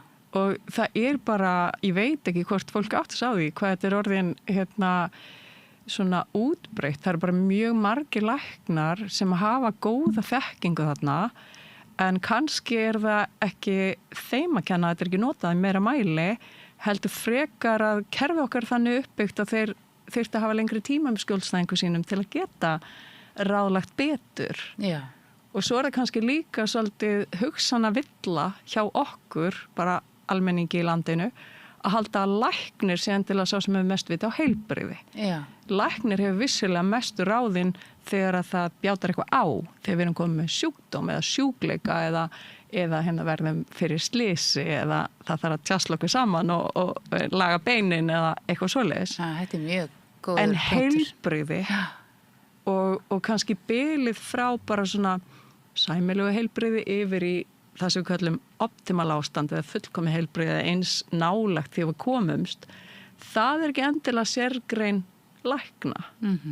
Læknar eiga lækna. Já. Og hvað í því orði? Það felst í því að það eitthvað að sem þarf að lækna. En ef það ekkert að mér, en mér langar kannski bara aðeins meiri orku eða betri lífsgæði eða að eldast betur eins og þú komst inn á hérna í innganginum, ef að mig langar til að taka ábyrgð minni heilsu og kannski hlúa henni þannig að síðasti æviþriðungun verði sem bestur, að þá eru tækja tól til þess og lífsvenjur og annað. En akkur það einhvern veginn, leggst þetta, nú veit ég að þú búin að standa í ára langri baráttu við kerfið, við landlækni. Akkur hann að skipta sér þá af því sem snýrað, svona þessum fyrirbyggjandi lífstílsaðgerðum? Ég veit það ekki, að ég get ekki svara fyrir aðra mannesku eða eitthvað embætti. Ekki fyrir kerfið sjálf. En ég hef velt þessu fyrir mér og ég hef verið svo hissa. Af því að fyrir mér þetta svo augljóst og við einhvern veginn, við sem stofnum Greenfit, hópurum sem koma að því að okkar metnaður, hann liggur í því að hjálpa og kannski gefa upplýsingar þannig að fólk getur betur hjálpa sér sjálft. Og við lítum á Greenfit og það sem við verðum að gera mælingarna þar, sem ég veit ekki hvort fólk veit eða hvort þið vilti útskýri. Jú, já, ég held að allir viti hvað Greenfit er. Og ég segja rétt, eða kannski að því þú varst að segja það, ég fór einhvern tíðan í mælingu hjá því þar sem að, viltu segja okkur aðeins frá því? Þú mátt gjarnan segja, af því þá fæ ég að heyra hvernig upplifir þú. Ég fannst það mjög áhugavert, því að ég fór í alls konar svona þrekpróf og Já, blóðprufu. Þetta nokkur ár síðan, ekki? Jú, það nokkur ár síðan. Og þá verðum við enn að vinna með íslenskri blóðrannsóknarstofu sem heitir Sameind og gerðum sem sagt blóðmælingar á vítamínum og steinefnum og blóðsykri og blóðfitum í gegnum þá, Sameind. Já. Okay. En núna höfum við ekki lengur tök á að gera það. Já, og það er það sem við ætlum aðeins að tala um. Því að það er búið að vera að bregða fyrir við fæti aftur og aftur. Já. Og en ég man eftir því að svo fekk ég voða fína skýrslu með upplýsingum hvar ég gæti bætt mig og hvað í rauninni, sem ég fannst náttúrulega voða gaman þá allavega að það kemur heilsualdur eða hvað er það kallað? Sem sagt einhver tala sem er til marsum hvernig þetta er kallað fitnessaldur eða úthaldsaldur. Já, úthaldsaldur, já. Og og hvað væri í rauninni margt í lagi. Fyrstu hrós þar. Já. Ég man mér að segja út þegar ég tók viðtal við þig í kjölfara ásu og þú sagði, þú verður ekki byrði á heilbrigðiskerfinu á næsta árum. Akkurat, en það er, við í Greenfit, við gerum sem sagt blóðmælingu, við gerum mælingu á blóðþrýstingi og efnaskiptum í hvíld og efnaskiptum undir álagi, úthaldsaldri og þá erum við bara að reikna út hvar er þitt úthald með meðaltal fyrir hvern áratug. Þannig að við getum sagt þú ert kannski með meðal úthald á við fertuga konu þó þú sérst ekki fertug eða það getur verið í báðar áttir auðvitað. Og við skoðum fleiri hluti eins og vöðvamassa, fituhlutfall, vöðvadreifingu, hvort það er eitthvað tækifæri frekar í styrktarþjálfun fyrir fótleggi, handleggi, ból, brjóst, bakvið, hvar tækifærin liggja.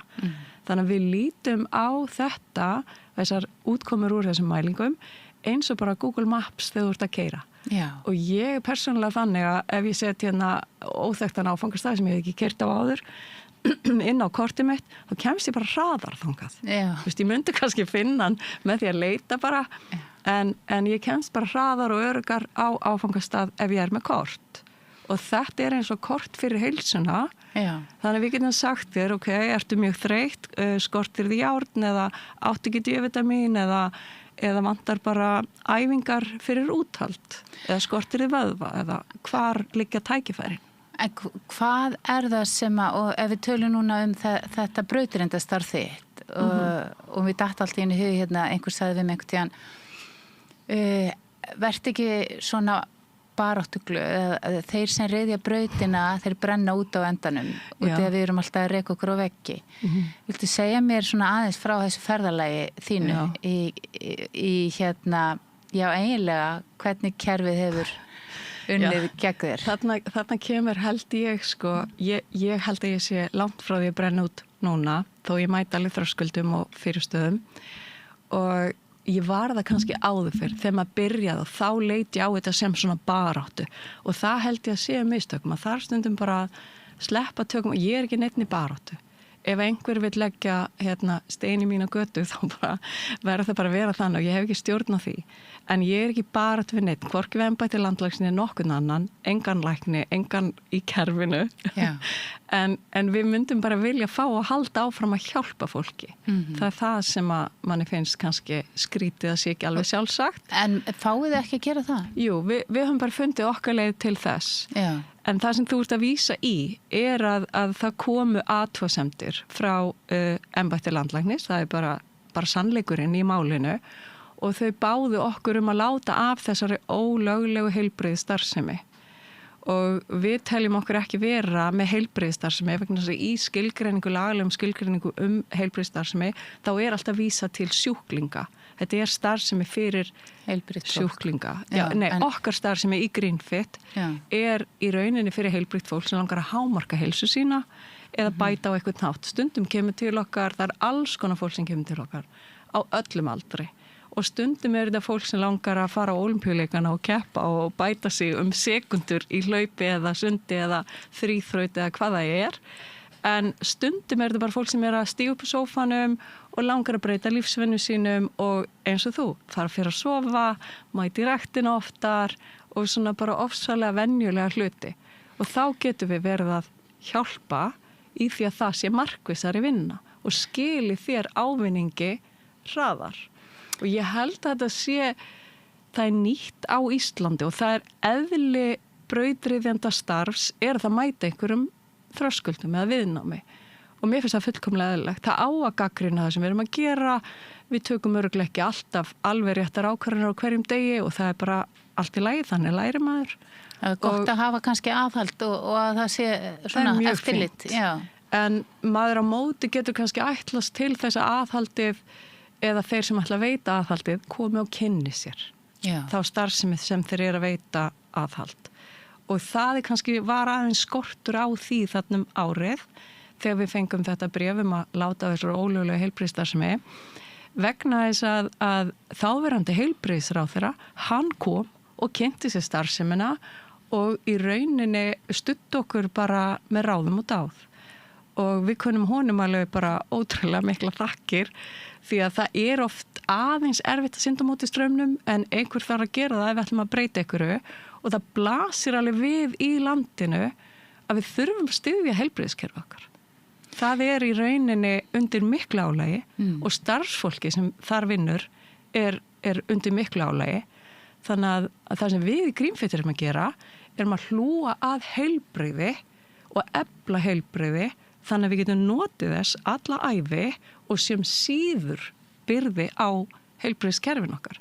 Af því það jú þannig að 80-90% af vandamálum sem heilbrigðiskerfi okkar þarf að hjálpa okkur með eitthvað sem við höfum áhrif á sjálf með þeim ákvörðunum sem við tökum á hverjum degi sem heitir lífstíl sem við veljum okkur. Já, við langum svo að fá þig til þess að upplýsa okkur meira en það hérna eftir en það sem dettur í hug út af því að ég veit að þetta var alveg svona stórt fjölmiðlamál og alls konar athugasemdir frá læknafélögum og alls það úr öllum áttum og kannski bara svona fyrir forvitnissækir, hvernig hefur þetta, ég veit að þú orðin einhvern veginn svona yfirveguð og sátt við þetta í dag sem fallegt og áhugavert en þú hefur lært af þessari leið, lært af þessari reynslu. Já, og ef maður reynir að setja sig í spor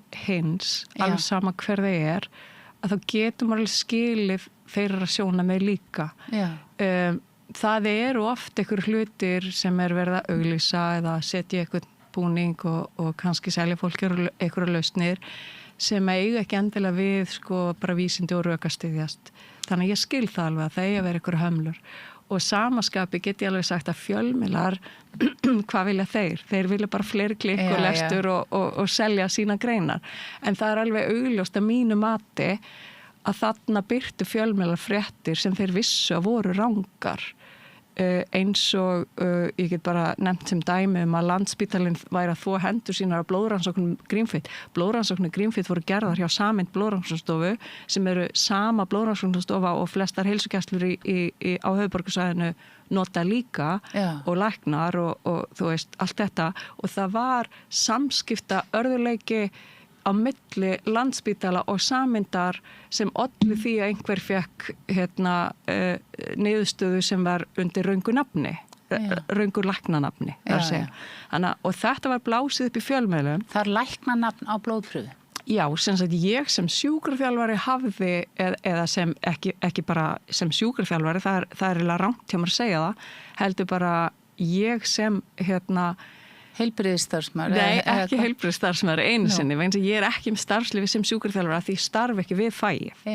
Og ég hef valið mér að standa svona aðeins utan þess kerfis vegna þess að það setur á mig, ef ég að vera bara alveg hreinskilin, það setur raun á mig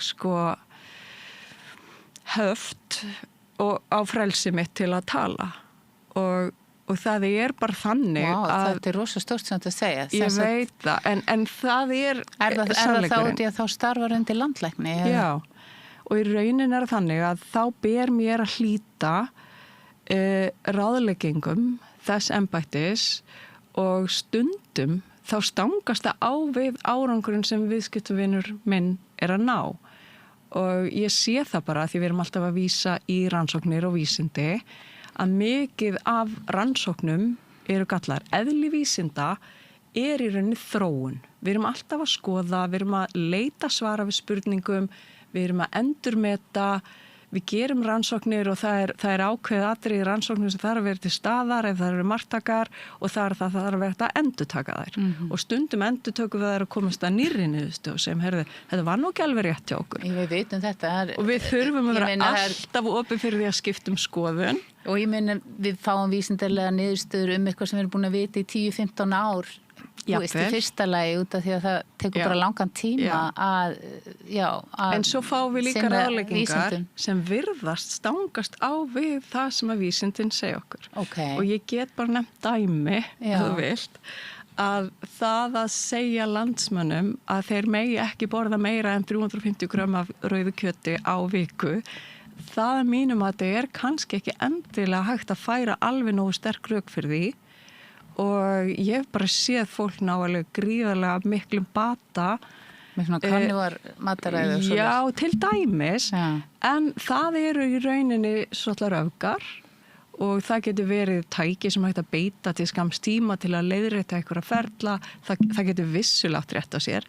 En ég er ekki heldur að segja að fólk eigi bara að borða rautt kjöt og ekkert annað.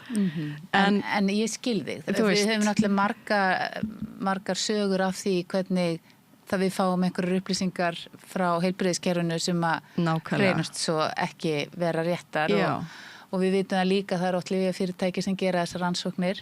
Þú átt að segja þetta Luka en ekki. Ekki bara lyfjafyrirtæki, það eru líka matvælafyrirtæki og það eru sælgætisframleiðendur og það eru ýmsir hagsmuna aðilar. Rauðvínsframleiðendur. Nákvæmlega, þú getur nefnt hvað sem er. Hvaða geiri sem er. En allir fólk átti sig á þessu. Hvað eru mikla skekkjur í vísindunum? Ég er ekki viss það, sko. Bara hverjir fjármagnaðir, hverjir gera þær, þú veist.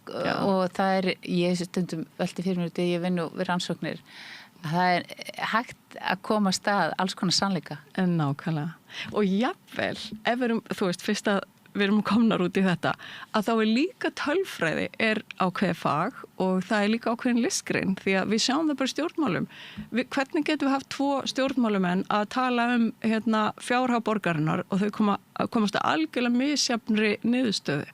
Þó þau sé að horfa á sömu tölur á blaði. Það vegna þess að við getum, og þetta getum gert í rannsóknu líka, við getum rannsakað eitthvað í mataræði eða virkni einhvers efnis í líkamannum og 2 aðilar geta að skoða sömu rannsókn og komast að mismunandi ályktun. Þannig að þetta er bara frumskógur. Þess vegna er mikilvægt að við séum með fólk sem að hugsa hvað ég segja sjálfstætt. Ég held það. Sem sagt búið að opna fyrir þá hugmynd að það séu skekkjur hérna víða í kerfinu og í þessum upplýsingum sem að ákveður beint. Það er heilmikið af skekkjum og það er heilmikið af hagsmuna aðilum að bakvið hvað er ráðlagt. Og við tökum oft svolítið ráðlegginga frá öðrum þjóðum og þar getum við til dæmis bara nefnt, þú veist, það eru náttúrulega, við getum bara vísið einhvern annan geira en matvælageiran, til dæmis sígarettuiðnaðinn. Við vitum alveg núna þegar við horfum tilbaka einhverja áratugi að þar komið fram vísbendingar í rannsóknum sem var kannski stungið ofan í skúfu og túlkaðar á annan hátt og svo framvegis. Þannig að þú veist, iðnaður þar sem eru margir peningar á bakvið, iðnaðinn að hann hefur í tök og hagsmuna að gæta og það er bara eðlilegt. Þannig að sko við erum að tala mjög áhugavert og þetta er líka svo stórt og við erum að í rauninni kannski út af því ég velti fyrir mér foreldrum mínum sem að litu þannig á að læknirinn væri með eiginlega sannleikan fyrir sig. Og þeim hefði aldrei dottið í hug að efast það að það væri gott að taka þessa pillur. Og ég meina kynslóð móðu minnar þú veist, það er verið að kynna alls konar svona góð lyf, Mother's Little Helper sem var bara, þú veist, eitthvað svona spýtt sem að húsmæður tóku á árum áður. Ég meina, þetta er orðið að búið að skrifa þetta margar bækur í Bandaríkjunum og að það var verið að kynna nýjar góðar leiðir til þess að hjálpa konum að taka til, hann eru duglegri heima og eru sáttari, þú veist, með stöðu sína og svo þurftu að róandi til þess að, þú veist, og þetta er alveg, kannski, ég að nefna þetta í því samhengi að við erum að taka þátt í þróun og núna erum við komin á hans stað að fólk hreinlega farið að segja hérna, ég ætla að vita eitthvað líkamann minn, ég þarf að vita eitthvað næringu. En kannski ertu þarna að hitta naglan á höfuðið með svona það viðnám sem við höfum mætt í kerfinu vegna þess að við eigum alveg frábært samstarf við fjölmarga lækna og það einmitt svo fallegt og gott og þeir læknar eiga það sameiginlegt að vilja eiga samtal við sjúklingin sinn eða skjólstæðing sinn og kannski fá hann til að leggja eitthvað til málana. Þannig næst bara miklu betri árangur. Ef að sjúklingurinn fær að taka þátt í ákvörðunni, fær að vera upplýstur, skilja af hverju hann eigi að taka viðkomandi lyf eða fara í viðkomandi aðgerð eða breyta lífstílnum á ákveðin hátt. Og þessi svona samvinna, skjólstæðings og læknis eða hvort sem það læknir eða þetta eiginlega bara svona samnefni fyrir þá sem eru í þessu kerfi. Getur hjúkrunarfræðingur, sjúkraþjálfari, tannlæknir, þú veist, hvað sem sálfræðingur, þetta svo margar stéttir sem koma því að efla heilbrigði fólks. Og mér finnst það fallegt. Mér finnst þetta vera að gerast miklu meira. Ég heyrði bara, ég nýbúin hlusta á viðtalvan Ragnar Frey hjá þér og hann talar þetta fallega samstarf við hans skjólstæðinga þar sem þeir í rauninni fá upplýsingar hjá honum og hjálpa við að taka ákvarðanir. Vegna þess að við tökum líka ákvarðanir út frá svo mörgum ólíkum sjónarhornum. Ég voru með að ræða það yfirleitt veit fólk hvað að sér og hvað veldur því. Ef það fær kannski aðeins að hlusta og akkurat. Og ef það heyrir svo fagmanninn hlusta líka að þá auðvitað treystir það frekar innsæðinu sínu og kannski fær að taka þátt í samtalinu. Akkurat. Mér finnst þetta ótrúlega jákvæð þróun. Mjög jákvæð þróun. En það sem ég held að við gerst að viðnámi kom kannski frá fagmönnum, hvort sem eru læknar eitthvað önnur menntun sem eru kannski pínu hrættir við breytingar, hrættir við að við séum að rugga einhverjum bát sem að þeir eru bara vanir að hafa fulla stjórn á. En ég vil líta þannig á það að þetta er þitt líf og þetta er þín heilsa og þú átt að hafa sjálfs ákvörðuna rétt yfir hvað þú vilt skoða, rétt eins og ég ræð hvort ég keyri eftir korti sem ég þá stundum að gera því ég er ekki mjög ratvís og átta mig illa á áttum og svona, menn að maðurinn minn sem bara með áttunar alltaf á hreinu og alveg saman hvernig hann snýr, hann gæti alveg verið án kort og við eigum bara að fá að velja þetta sjálf. Akkurat. Mér finnst þægilegt að taka ábyrgð minni heilsu þegar ég veit hvort að orkuleysi mitt stafar af járnskorti eða hreyfingarleysi eða lélegri virkni hvatbera eða hvar það liggur. Þú ert að tala það ákveðin svona forræðishyggja þarna í kerfin okkar. Það það. Í ákveðnum hluta kerfisins. En má ég spyrja þig, hvað hefur svona verið erfiðast eða særti mest af þeim mótbárum sem þú hefur fengið? Já, það auðvelt að svara því og það þegar það ekki sagður sannleikurinn. Ég á mjög auðvelt með að taka málefnilegri gagnrýni. Ég veit að ég tek örugglega mjög oft rangar ákvarðanir eða réttar á þeim tíma sem ég tek þær en síðan svona í aftursýnis speglinum sé ég, ok, ég hefði getað gert betur. Getur þú nefnt með dæmi ósannsögli, það sem að það hefur bara virkilega, það sem þú hefur bara setið með tárun í augunum yfir einhverju sem ósangjarnt. Það kemur dæmi strax upp í hugan og það var þegar að viðskiptavinur okkar kvartað undan að hafa ekki fengið að tala við lækni og hafa fengið greiningu sem var röng en bæði var ósatt. Því greiningin var rétt og hún var að tala við lækni. Þannig að það eru svona hlutir. Hvað snýrist þetta það? Ég vil ekki endilega fara eitthvað nánar í það en það bara tökum samtalið vegna þess að það sem við hjá Greenfit erum að gera, ég veit að það er gott. Ég er rosalega stolt af Greenfit og það ekki bara mitt hugvit eða brautryðjendastarf. Það líka allir þeir sem koma að Greenfit með mér. Við erum teymi af fólki sem að hugsa líkt og ég vil meina það að við búum yfir hugrekki vegna þess að við erum ekki hrætt við að stugga eins við bátnum, því við vitum hversu mikið gagn við erum að gera, því við sjáum það. Við sjáum viðskipt okkar koma aftur eftir ár með miklu betri tölur, miklu betri líðan, betri lífsgæði, betra hjónaband, betri, þú veist, allt. Hvað það róttækasta sem að þið eruð að gera þú veist, hvar það þar sem þú segir, hérna, ég mæli með þessu en ekki segja neinum. Ekki segja neinum. Ég hugsa að það róttækasta sem ég hafi mælt með sé kjötætu mataræði. Já. Og þar hef ég aftur þurft að kannski éta minn hatt og taka bara algjöra stefnubreitingu, skiptum skoðun. Þú sjálfur í grænmetisæta og hráfæðis. Algjörlega. Og svona mjög... Ég rak veitingastað í 12 ár sem að lagði áherslu á að kjöt væri alltaf bara minimalist á disknum og allt hitt ætti að vera grænmeti. Þannig að þarna þurfti ég aðeins að kúvenda mínum þangagangi og bara vera viljug til að skipta skoðun. Ertu ekki alltaf að því? Þarftu ekki ofta að fara og hérna, opna fyrir nýjar hugmyndir? Jú. Og ég held að það sé engin rétt ríkisleið bara sem allir þurfa að fara. Ég ekki sama manneskja núna 55 ára eins og ég var þegar ég var 25 ára eða 35 ára eða eitthvað öðru aldurskeiði. Þannig að kannski það bara hluti af þroskaferlinu að vera að læra á sjálfan sig upp á nýtt. Kona á breytingaskeiði, bara ekki sama kona eins og kona í barnegnum eða, við erum náttúrulega ennþá flóknari verur heldur en strákarnir. Já. Hvað hefur erfiðast fyrir þig, svona, svo ég gerir þetta aðeins persónulegt, í þinni heilsu og hamingjuvinnu? Hvað hefur svona ögraði mest? Ég held að ég sé reglulega áminnt í lífinu á auðmýkt. Ég hef þurft að kannski þroska það aldrei með mér og festast ekki í því sjálf að þurfa að hafa rétt fyrir mér eða get ekki sleppt tökum á einhverju skoðun sem ég hafði, vera tilbúin að sýna því auðmýkt að ég raunverulega bara veit ofsalega lítið. Já. Það nú oft tímar sem maður veitir rosalega mikið þegar maður farin að átta sig á hvað maður veit lítið. Já. En þá á sama tíma að því þú spurði hvað var erfitt, þá er þetta opaslega frelsandi.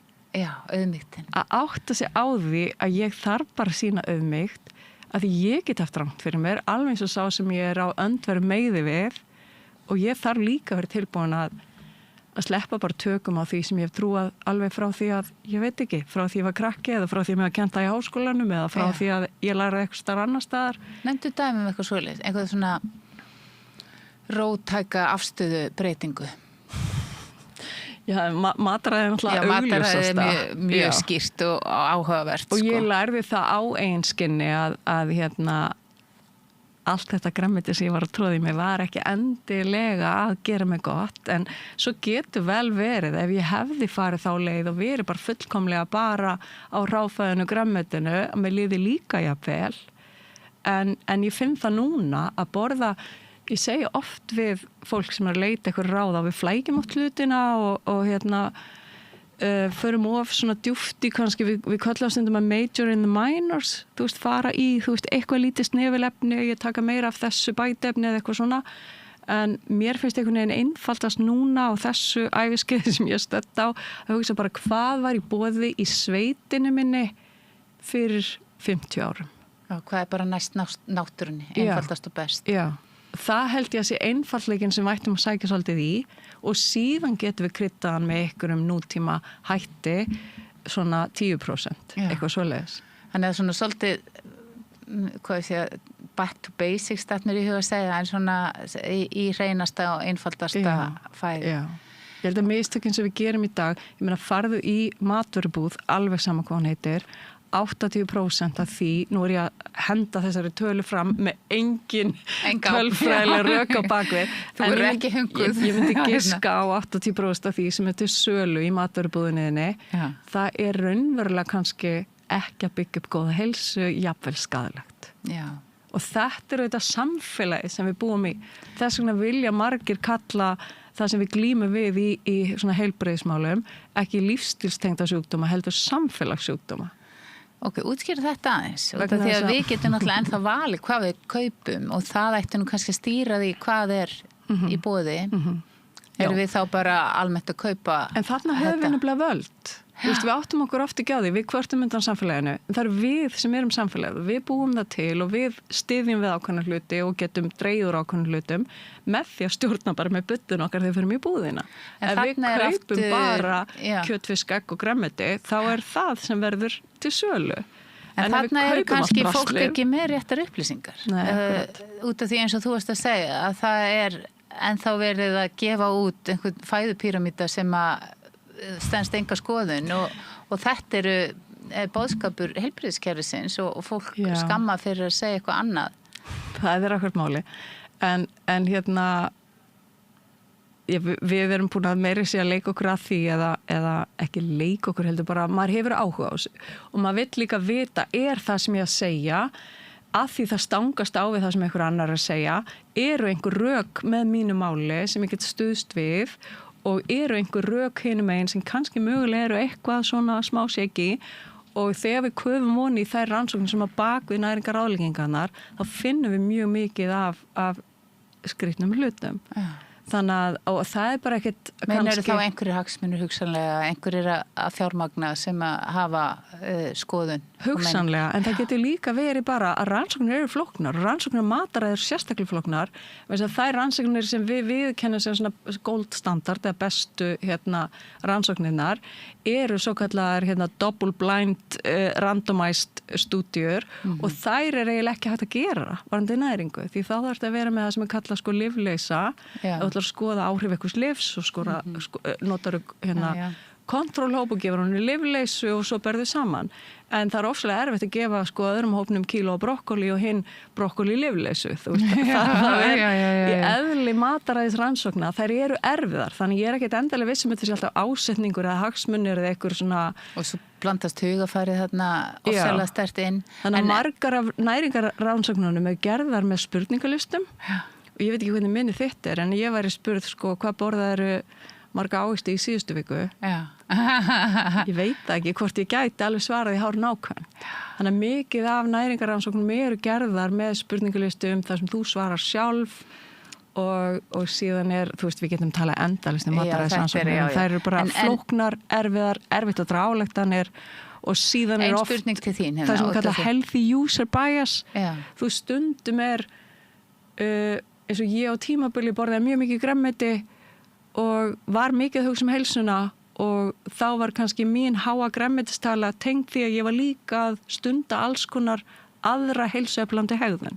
Fór mikið í ræktina, fór mikið í sund út í náttúruna, skilur þau.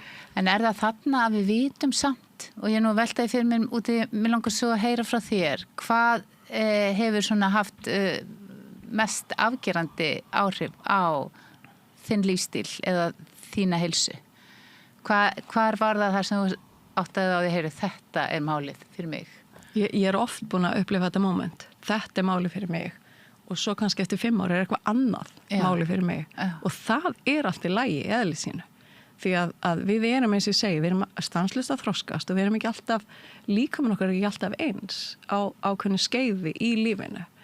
En mér finnst sterkast í rauninni að finna bara svar líkamanns.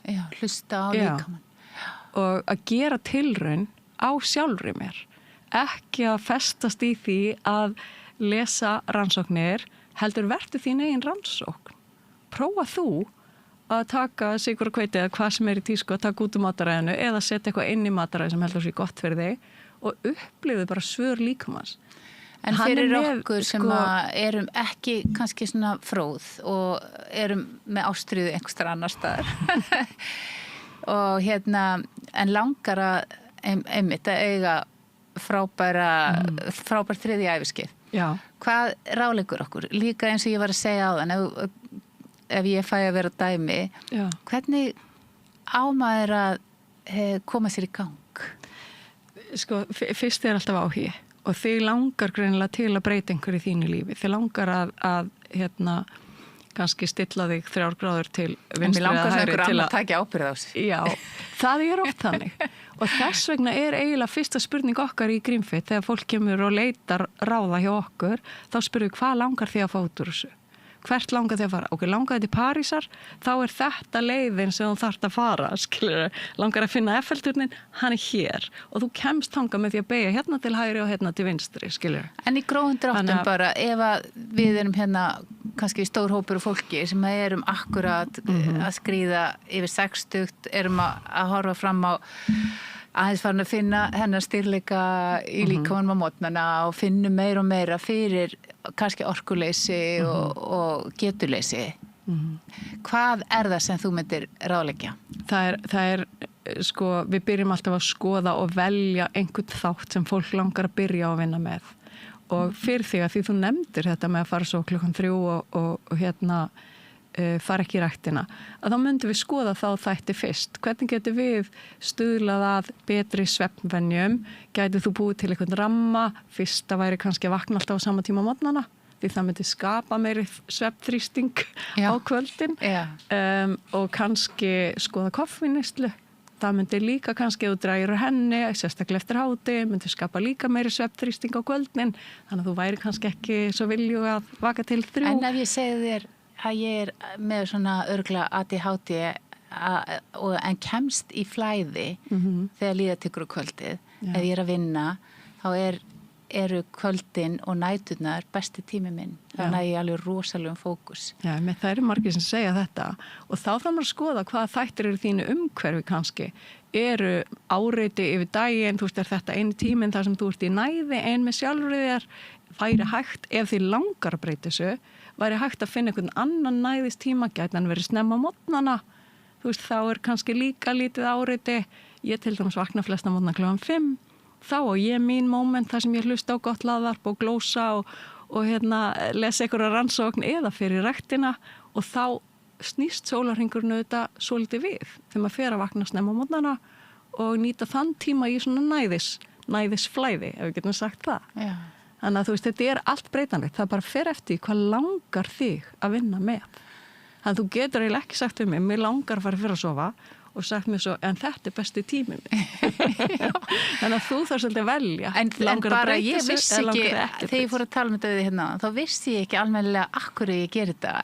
En svo fyrir við að tala um þetta og þá átti ég má því, það er útskýring á því fyrir mig, þá er þetta bara svona oft einhver neyðarúrræði, ég á eftir að klára fyrir morgundaginn. Já, þannig að þú ert með deadline og þetta er þá, þú er kannski hérna að nota tíman til að vinna eitthvað sem þarft að vera búin að ljúka fyrir næsta dag. Já. Þannig að hérna, þetta er stórt verkefni og fólk eru örugglega með mismunandi, þú veist, svona viðfangsefni þegar kemur að heilsu og hérna, og ég er að hugsa mér eitthvað svona sérstakt sem þú myndi vilja segja, bara við hlustendur sem hérna bestur ráð sem þú hefur eða getur hugsað þér til okkar. Ég held bara í rauninni snúist þetta allt þinn vilja. Veist, hvað langar þig að rækta með sjálfri þér og mig langar dálítið til að ég vinn mikið með fólki sem er kannski búið að velja að vera ekki fórnarlamb og ákveða bara, það ég sem hefur stjórn í þessu lífi, ég skapa minn eigin raunveruleika og ég ætla bara að taka ábyrgð því og fyrir mig sjálfa þá snýst það eitthvað svona jafnvægislist á milli siglu og aga og síðan svona frelsis og hugrekkis til að leika mér líka og vera ekki endalaust hörði sjálfa mig, veita mér ákveðna mildi en samt aga, þú veist, þetta er svona jafnvægislist. En líka leita sér aðstóðar. Ég held að það sé kannski það sem þið eru að gera og ég, þú veist, mér finnst einhvern veginn eins og fyrir mig núna, það verður eðislega gott að fara og segja að eru þið til að hjálpa mér að koma þessi lag. Nákvæmlega og það er í boði. Aðstóð er alltaf í boði. Ok, eitt í viðbót hérna, alveg í lokinu til við erum að brenna inn á tíma, hérna, hvað myndið þú vilja gera í heilbrigðiskerfinu til þess að auka bara heilbrigði Íslendinga? Bara í rauninni eitt orð, samvinna. Að við virðum það að það hafa margir eitthvað til málun að leggja og við eigum að styðja og rétt út hjálparhendur, styðja hvert annað, vera í samvinnu, ekki halda að það þurfa að berja annan niður til að rísa betur upp sjálfur, heldur hlúa hvert öðru, menn þetta er sameiginlegt verkefni okkar allra.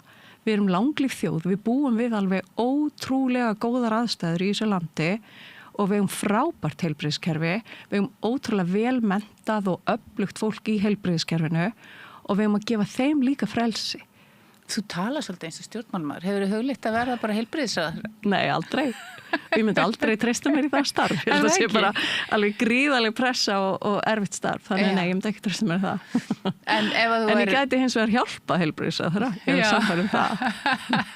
Býðið fram sem aðstofmaður heilbrigðisráðherra. Já, kannski ekki í það starf, en ég veit að við í Grímsveit höfum rétt heilbrigðiskerfinu hjálparhönd, okkur langar til að gera það áfram og þannig létta á álaginu. Þess að álagið er fyrst og fremst út frá lífstílstengdum sjúkdómum og þar getum við bara verið í forvörnum og unni gríðarlega vel.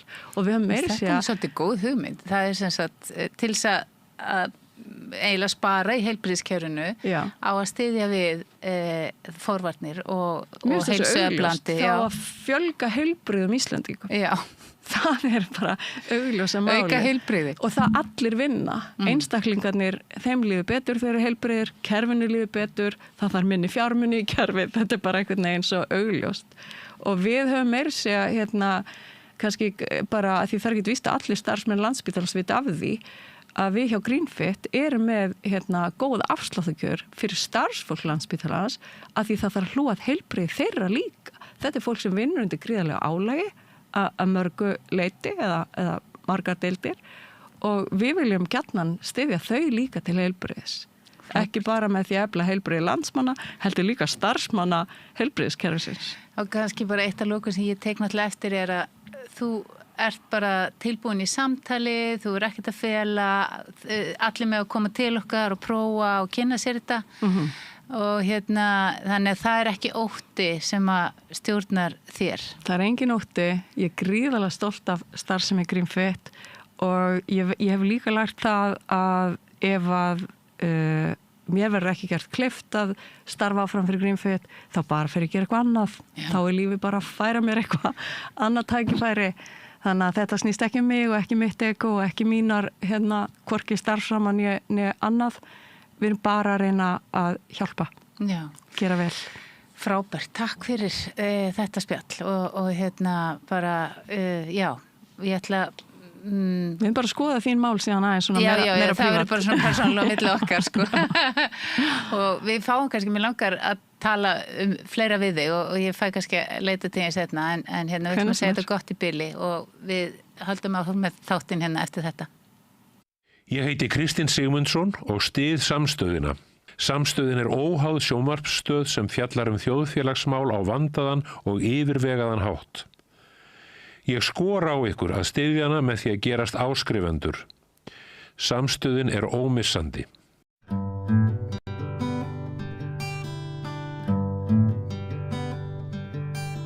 Já, komið sæl, það er íþróttaþátturinn Bekkurinn og gestur minn núna er Hulda Bjarnadóttir, forseti Golfsambands Íslands. Vertu velkomin. Takk fyrir hérlega. Golfvertíðin er bara öll að fara stað, alls þar. Já. Það er búið að opna flesta velli. Ef ekki allir bara. Já, ef ekki allir. Búin að opna núna á þessum tímapunkti. Já. Og svolítið gaman hvernig svona iðkunin að breytast og sumir eru löngu byrjaðar finnst manni sko því að þeir eru farnir að fatta að það er opið út á Reykjanesskaganum og fyrir Stanfjall mögulega og fyrir vestan og svona. Já, á Suðurlandi, þetta er svona svolítið skemmtilegt hvað þróunin hefur boðið upp á bara fjölbreyttari leiðir fyrir iðkendur að nýta sér og byrja fyrir og svo framvegis. Sko, ég kynntist þýskum manni í golfi hérna hjá GKG og hann spilaði með okkur eitt ring. Hann býr í Flensborg og rétt hjá Kíl og þekkir handboltamennin okkar alla með nafni og betur en ég, sko, hann er bara mikið áamaður þetta.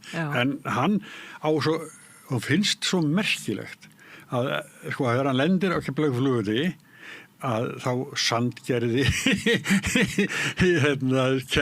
Keflavíkurvöllurinn sko, golfvöllurinn og svo bara kollakolli. Já, svo tökum við Grindavík og Voga og Keilir og svo allir þessi vellir hérna í höfuborginni. Og svo í borgin alveg fjöldi sko, hérna í þéttbílinu og hún finnst þetta alveg merkilegt hvað við erum með marga velli að því að við erum nú fá, en þetta er bara ekki nóg. Sko þetta ekki nóg þegar þú tekur og skiptir aðeins niður iðkendum, því að 60% tæplega eru í höfuborginni. Og þar hefur orðið svo mikil sprengja og við höfum verið að gera það fyrir 2-4% vexti en vittu til, þú veist þetta hefur verið sko 8-11% vöxtur og það hefur verið staðreind bara eftir COVID-árin. Þannig að við hugsaðum með okkur við verðum nú skiljaðans þróunina, heldur þetta svona áfram eða hvað, þannig að þetta höfum við verið að gera líka ítalegri bara spár þetta því að maður vil skilja, ég meina í útlöndum eru vellir stundum bara fullir, þeir eru bara vinsælir og fullir og get ekki tekið við fleirum og eðlilegt að sé biðlista kannski, en núna eru biðlistarnir bara orðnir gríðalangir og mörg þúsund mann sem að vilja fá að leika golf í höfuborginni og það eru þetta svona með lýðheilsulegu tilliti frábært ef að hægt að bjóða upp á það og við með hækkandi aldri geta farið á golfvelli í nærumhverfi og ef að sveitafélaginu eru til í að vera saman okkur með það að þá auðvitað bara vanta fleiri velli og það virðist bara vera, það tók vel við sig núna í kosningabaráttinu fannst manni að stjórnmálamenn þó þeir þekktu ekkert til golfhreyfingarinnar á Íslandi sem að telur 30.000 iðkendur og svo þetta miklu fleiri sem að leika sér til gamans að það sem vera skráðir í félag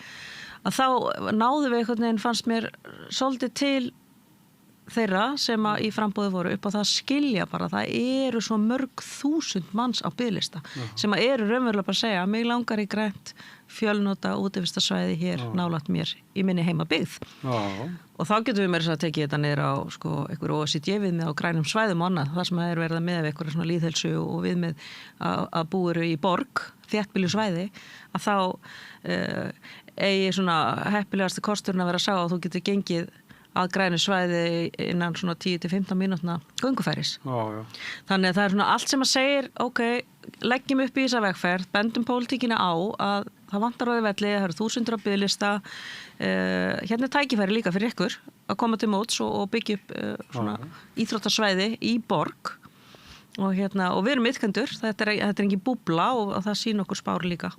Já. En hvað það með, svona, það lítur yfir þetta sæði, þá sér maður hverki pláss fyrir golf. Jú, það er alveg fullt af rými og það er svolítið gaman, trúðu mér, og það er líka búið svolítið gaman. Já, það er sjómskálagarðin og klambratún og eitthvað svoleiðis. Nei, ég meina, þú veist, sko, ruslahaugarnir upp í Gufunes, kirkjugarði, ég meina, ég sagði fyrir mér, geggjað hugmynd þar að fara í svona sjálfbæra uppbyggingu frá byrjun og nýta hann að svæði sem annars ekki verið byggt á og svo framvegis. Ég meina, það er nægt landrými og ferði þannig upp við Hafravatn og þar í kring og svo inn á Mosfellsdalnum og hér í borginni og upp í Heiðmörk þá er alveg með svæði sem er hægt að nýta og þarf í raun og veru kannski að hugsa svolítið svona sem hvort þið er einhvers konar útivistarsvæði fyrir íbúana þegar verður að byggja svona mikið og svo er að rísa núna við Hvaleiravatnið og hérna út í Krýsuvík, þar er næsti golfvöllur í höfuborginni að rísa. Já, Hafnarfjarðarbær Krýsuvík? Já, nær Hvaleiravatni svona cirka, en þar mun rísa stór golfvöllur sem Hafnarfjarðarbær hefur hérna ákveðið að mynda svona framkvæmdarhóp í kringum og það er komið af stað þannig að þetta mun gerast á næstu árum og þar saminast að því að Setbergsvöllurinn færist yfir og svo kemur þá Keili líka að uppbyggingunni þarna þannig að og Oddurinn er að stækka, þeir eru að bæta við sér 9 hólum í viðbót. Hvað er það margar fyrir utan Ljúflingin? Það eru núna, þetta er 18 hólu völlur og svo bætast við 9 og svo er Ljúflingurinn líka með sína 9 og Oddfellurhreyfingin á Íslandi er þarna styrkur stuðningsaðili og fjárfestir og þannig að það má segja þú veist, það er uppbygging í gangi en það mun ekki nægja miða við þessar spár sem við höfum frá KPMG það er varfærinsspá og háflegsspá og allt það og það sýnir okkur að við erum bara að horfa fram á áframhaldandi fjölgun upp á 8-13%. En þetta sem þú, sko staðsetningar svo þetta nefna þær eru svolítið svona langt sumar flesta, langt yfir sjáamáli, það er svona sem verða kannski seinna tilbúin á vorin og Já, og þá hefur við líka verið, við undirbyggum svona gögn með verkfræðistofu til að sýna fram á að það golfvöllur þarf ekki endilega að vera 18 hólu völlur það má líka fara í minni útfærslur og mér fannst svolítið gaman og hef haldið því svolítið til haga að til dæmis í Frakklandi þegar Ólympíuleikarnir og rætirinn var framundan hjá þeim þá fóru þeir í svona átak að teikna upp þú veist, svona 3 eða svona eins og ljúflingskonsept, svona minni par 3 velli og þeir teiknu bara og þetta var sett upp víða Frakkland og þetta eru svona minni vellir sem eru samt bara fínir fyrir fólk sem að til dæmis hefur bara áhuga að fara út í 2 tíma leik þá hendar þetta bara mjög vel og þetta eru svona svæði sem að kannski eru tekjumyndandi og jafnvel með svona æfingasvæðum og svona minni útverslum sem að fólk hefur gaman að koma og unga fólki sækir í kannski að búa til sína samverustundur og svona þannig að við erum líka bend á þetta þetta þarf ekki alltaf að vera þessi stóri völlur en hins vegar þá erum við líka við erum að skipta umræðinu upp í það líka við erum íþróttasamband og til að svona auka gæðin í keppnis hluta golfsins og afrikinu að þá þarf auðvitað að huga líka til að horfa til framtíðar og hugsa hvernig ætlum við svo að gera með okkar eigi fólk upp á það að geta keppt í heima og haft aðganga að topp keppnisvöllum og líka þá kannski ferða að saminast einhverjar mótaræðir sem að svona eru keyrðar innan Skandinavíu og annað, þú veist, það þarf að búa kannski til tækifæri líka. Ég spilaði á Spáni og stóluðu með nafnið, sko, alveg glæslen 3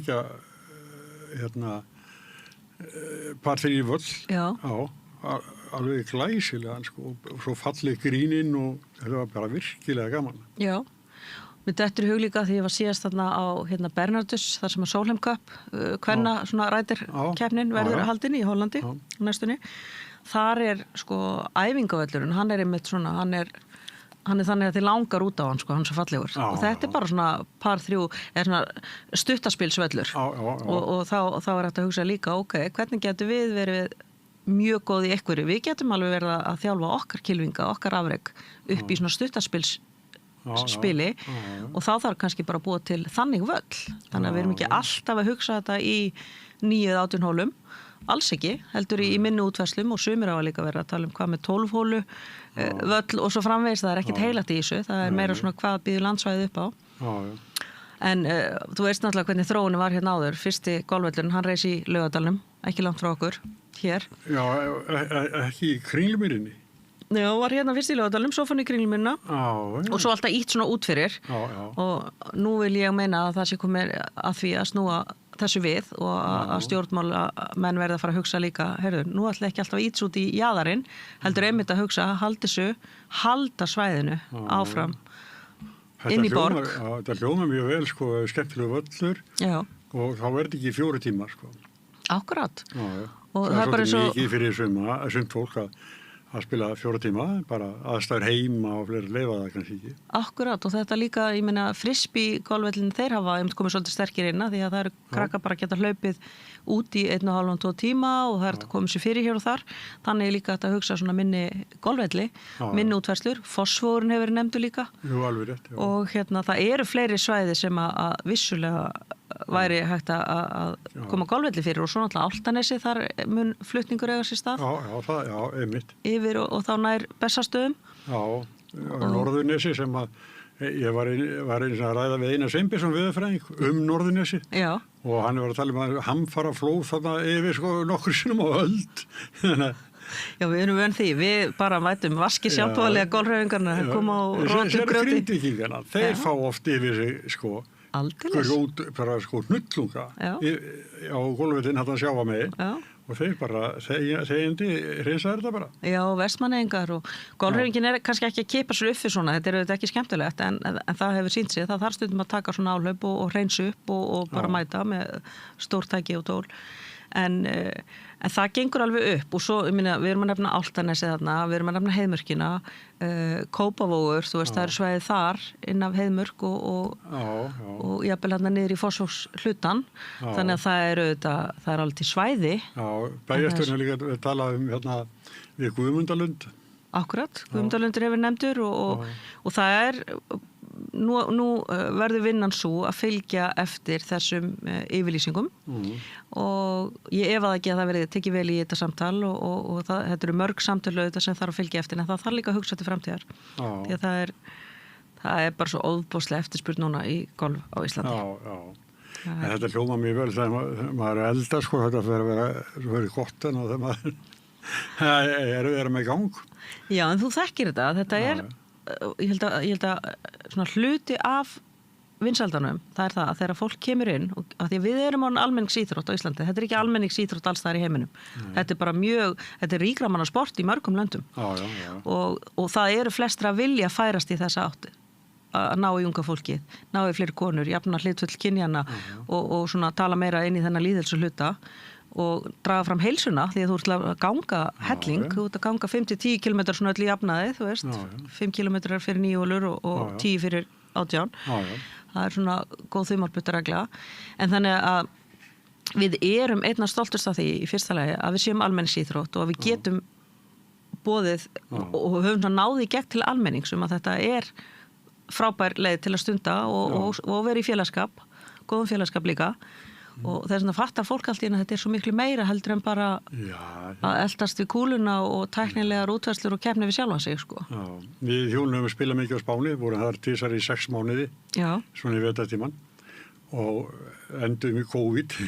Nei, en það var, sko, þá vorum við spila við fólk allstar úr Evrópu.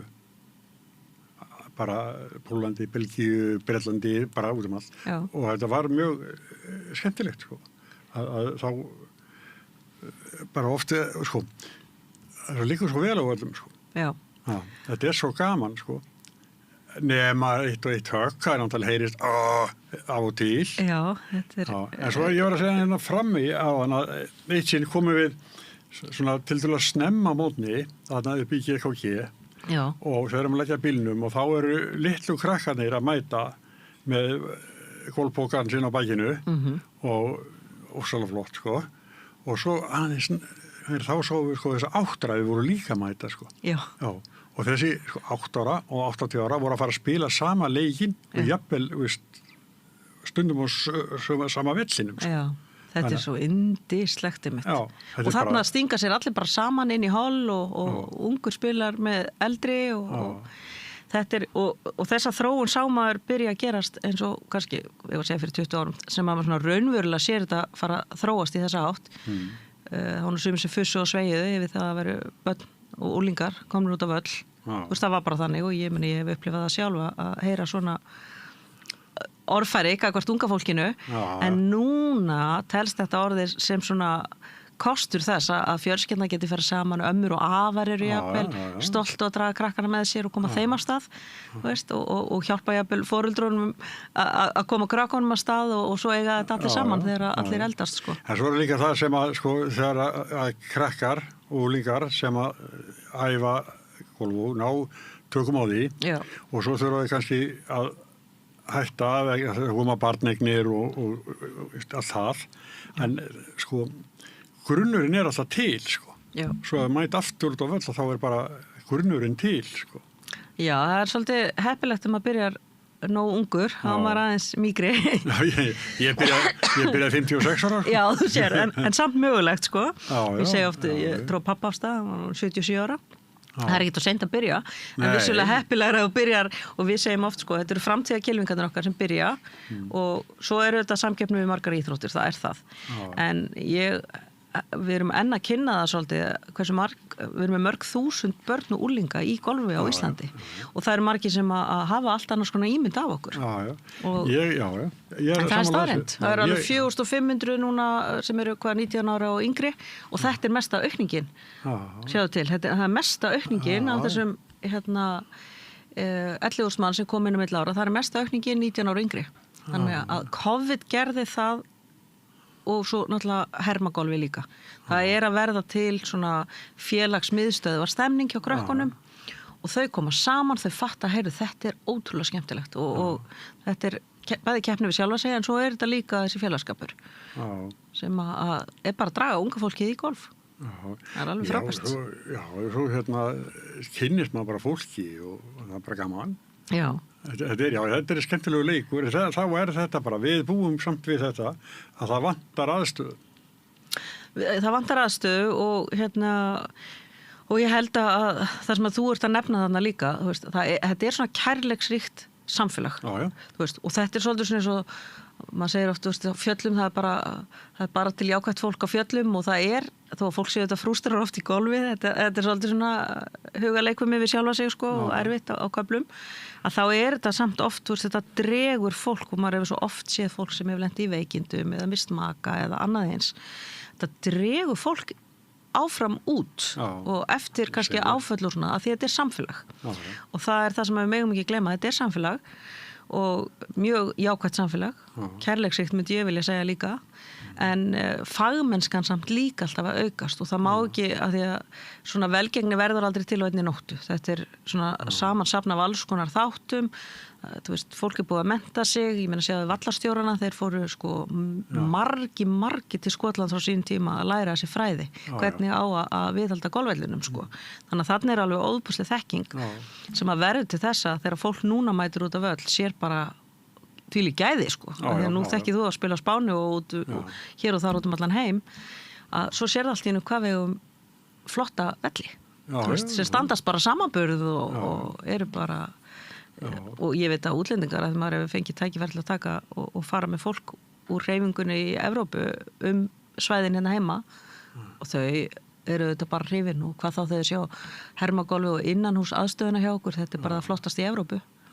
Þetta eru svo stórar og flottar aðstæður sko. Svo líka þegar vorum að spila við fólk annars staðar úr Evrópu, maður sérstaklega til Belgu sem voru að spila með okkur, að það muna ekki svo miklu hvað vellinir hjá þeim voru opnir og hjá okkur.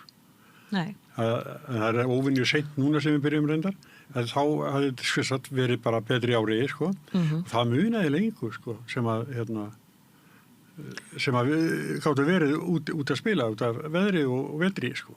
Já, sko, þetta er einmitt eitt af því sem hefur komið með færninni, þú veist, að halda völlunum góðum, að þessi vallastjórar eiga bara mikið hróskilið og þeir hafa líka verið að huga mjög mikið að, þú veist, sjálfbærninni og hafa verið langt á undan oft finnst mér, þú veist, hreyfingunni sjálfri þeir hafa leitt ákveðna svona þróun og þú sér það áður þá kannski var fólk með að drífa sérstað miðja maí, þú veist, svona allavega júní og svo fram yfir verslu allavega, ég meina þetta er bara búið að lengja tímabilið í dag, fólk er bara orðið óþreyjufullt í apríl, sko. Við erum stundum spilað í 6 mánuðir, sko.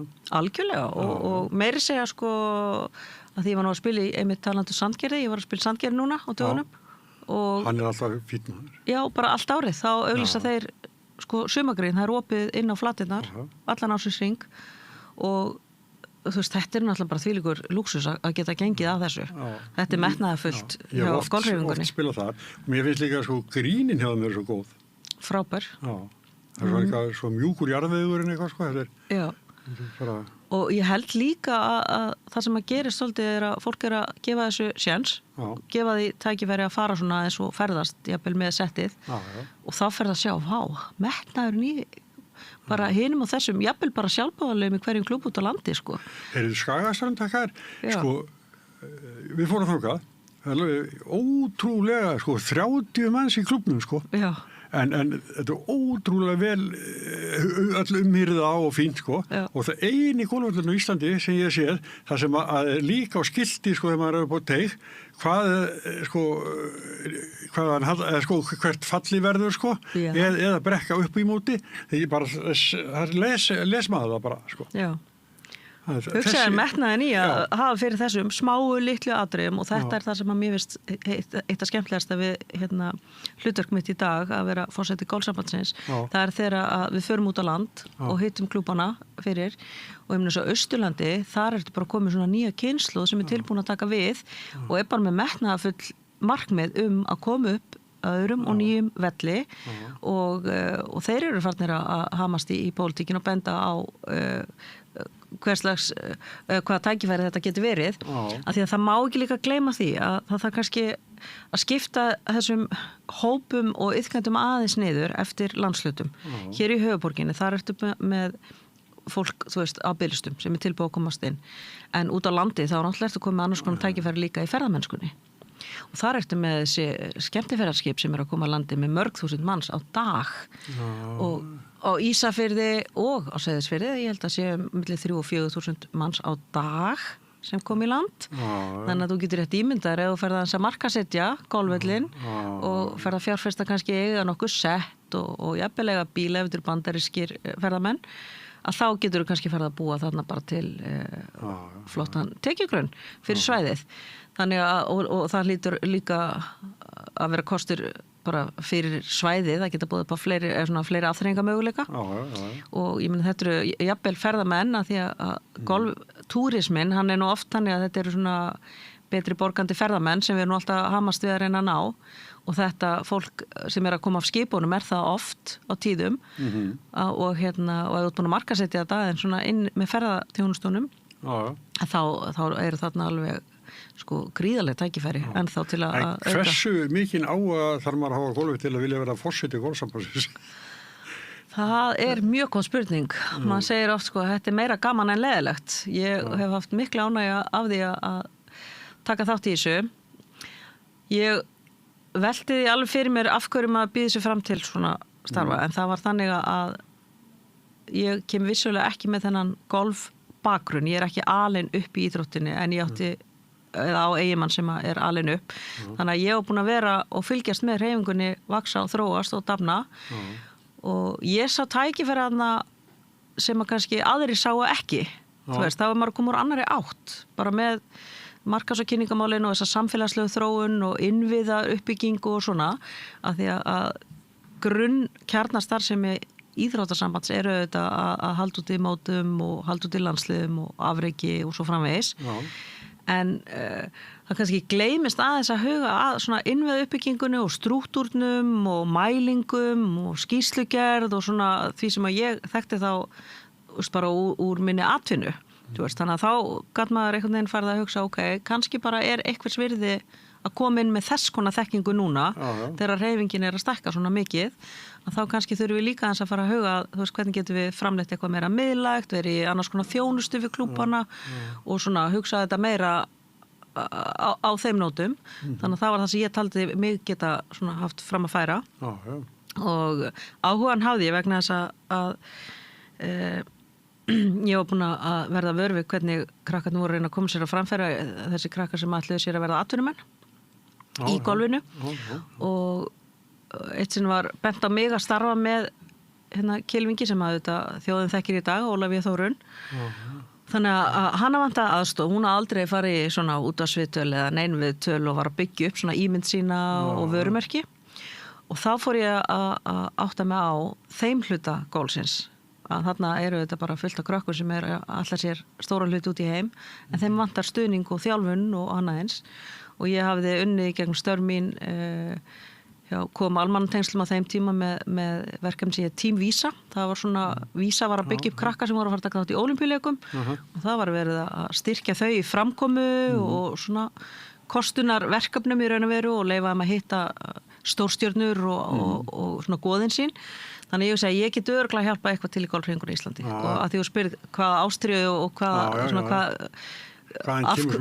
kemur þessi áhugi þannig að þarna fann ég að mér langaði að aðstofa, ég byrjaði að hugsa stelpunum vantar aðstoð það þarf að auka þáttöku kvenna í golfi á Íslandi og þetta geti orðið ein leið til þess að styrkja þann part og þar með fór ég af stað og hugsaði með mér hvernig styrkjum við þetta enn frekar og þá getum við kannski flutt inn Anniku Sörenstam því ég vissi af tengingum þar og þannig hófst í raun og veru svona mín beinu afskipti af því að starfa í kringum golfið.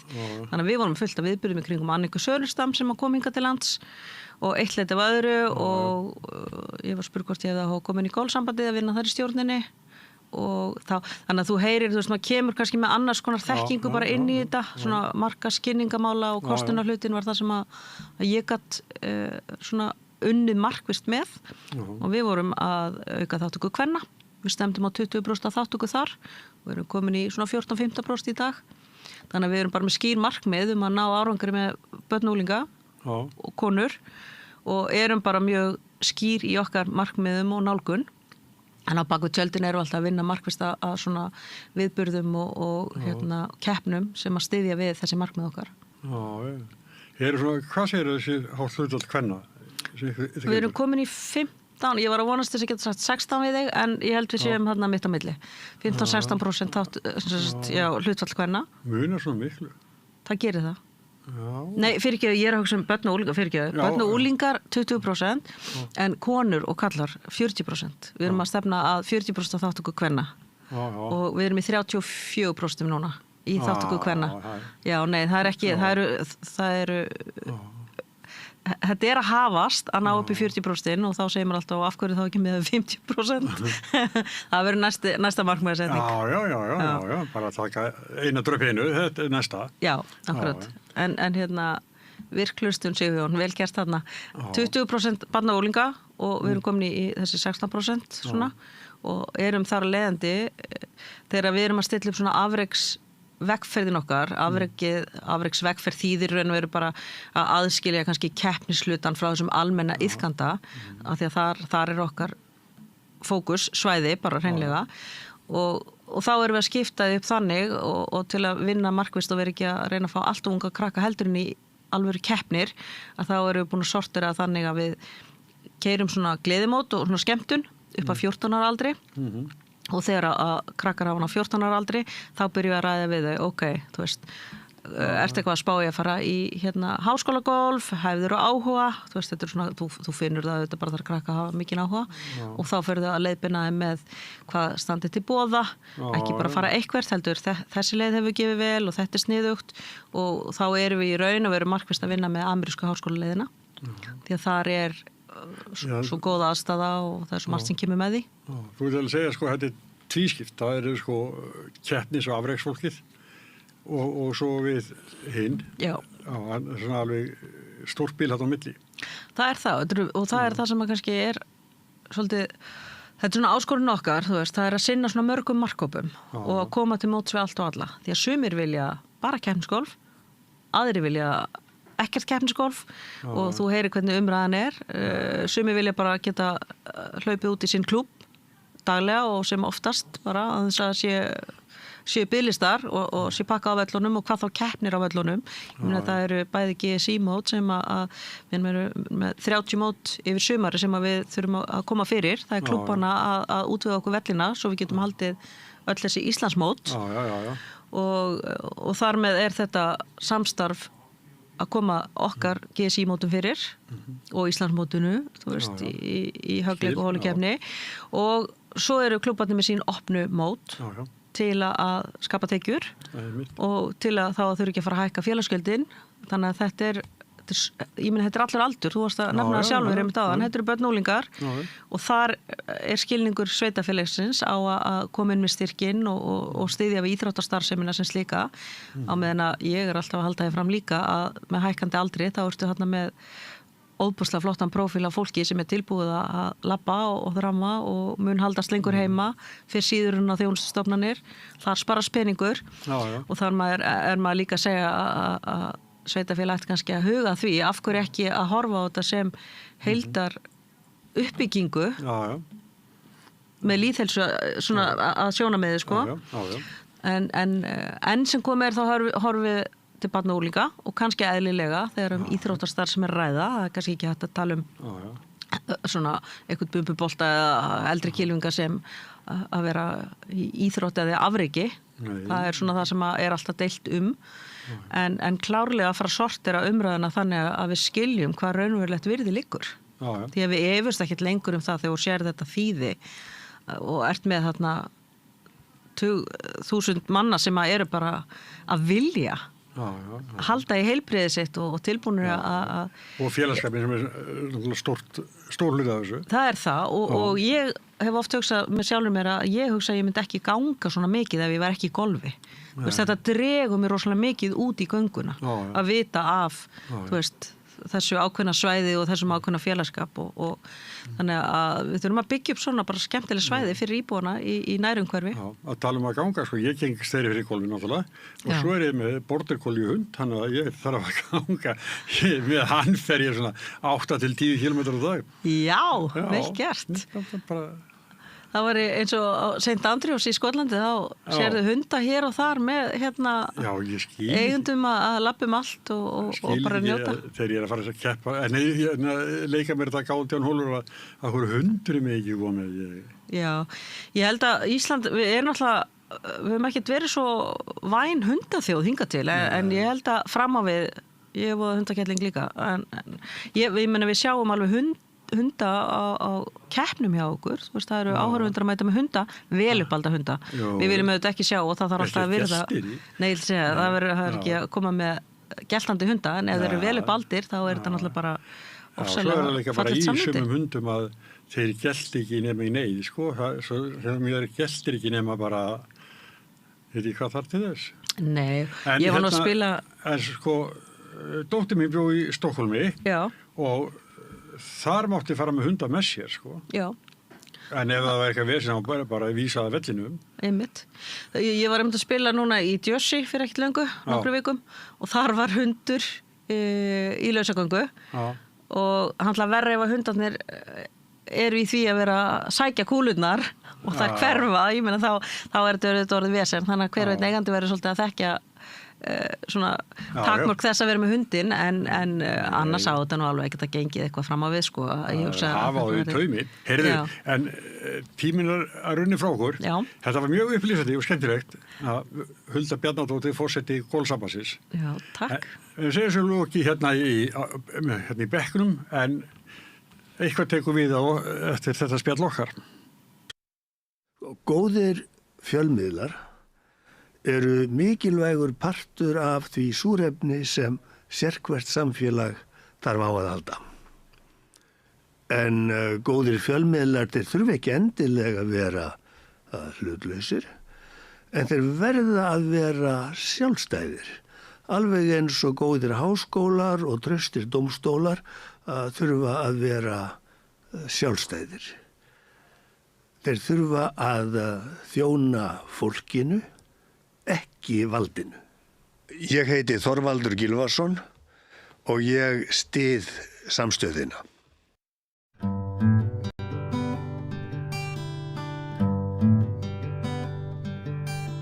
Við höfum alloft hér við rauðaborðið fjallaðum niðurskurð í menningu.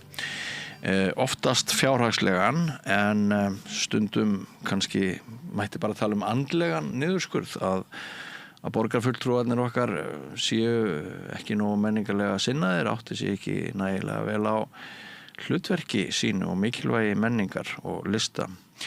Og það hafa sem dæmi mjög oft orðið breytingar til þess að vera á störfum tónlistarskóla í Reykjavík síðustu áratugi.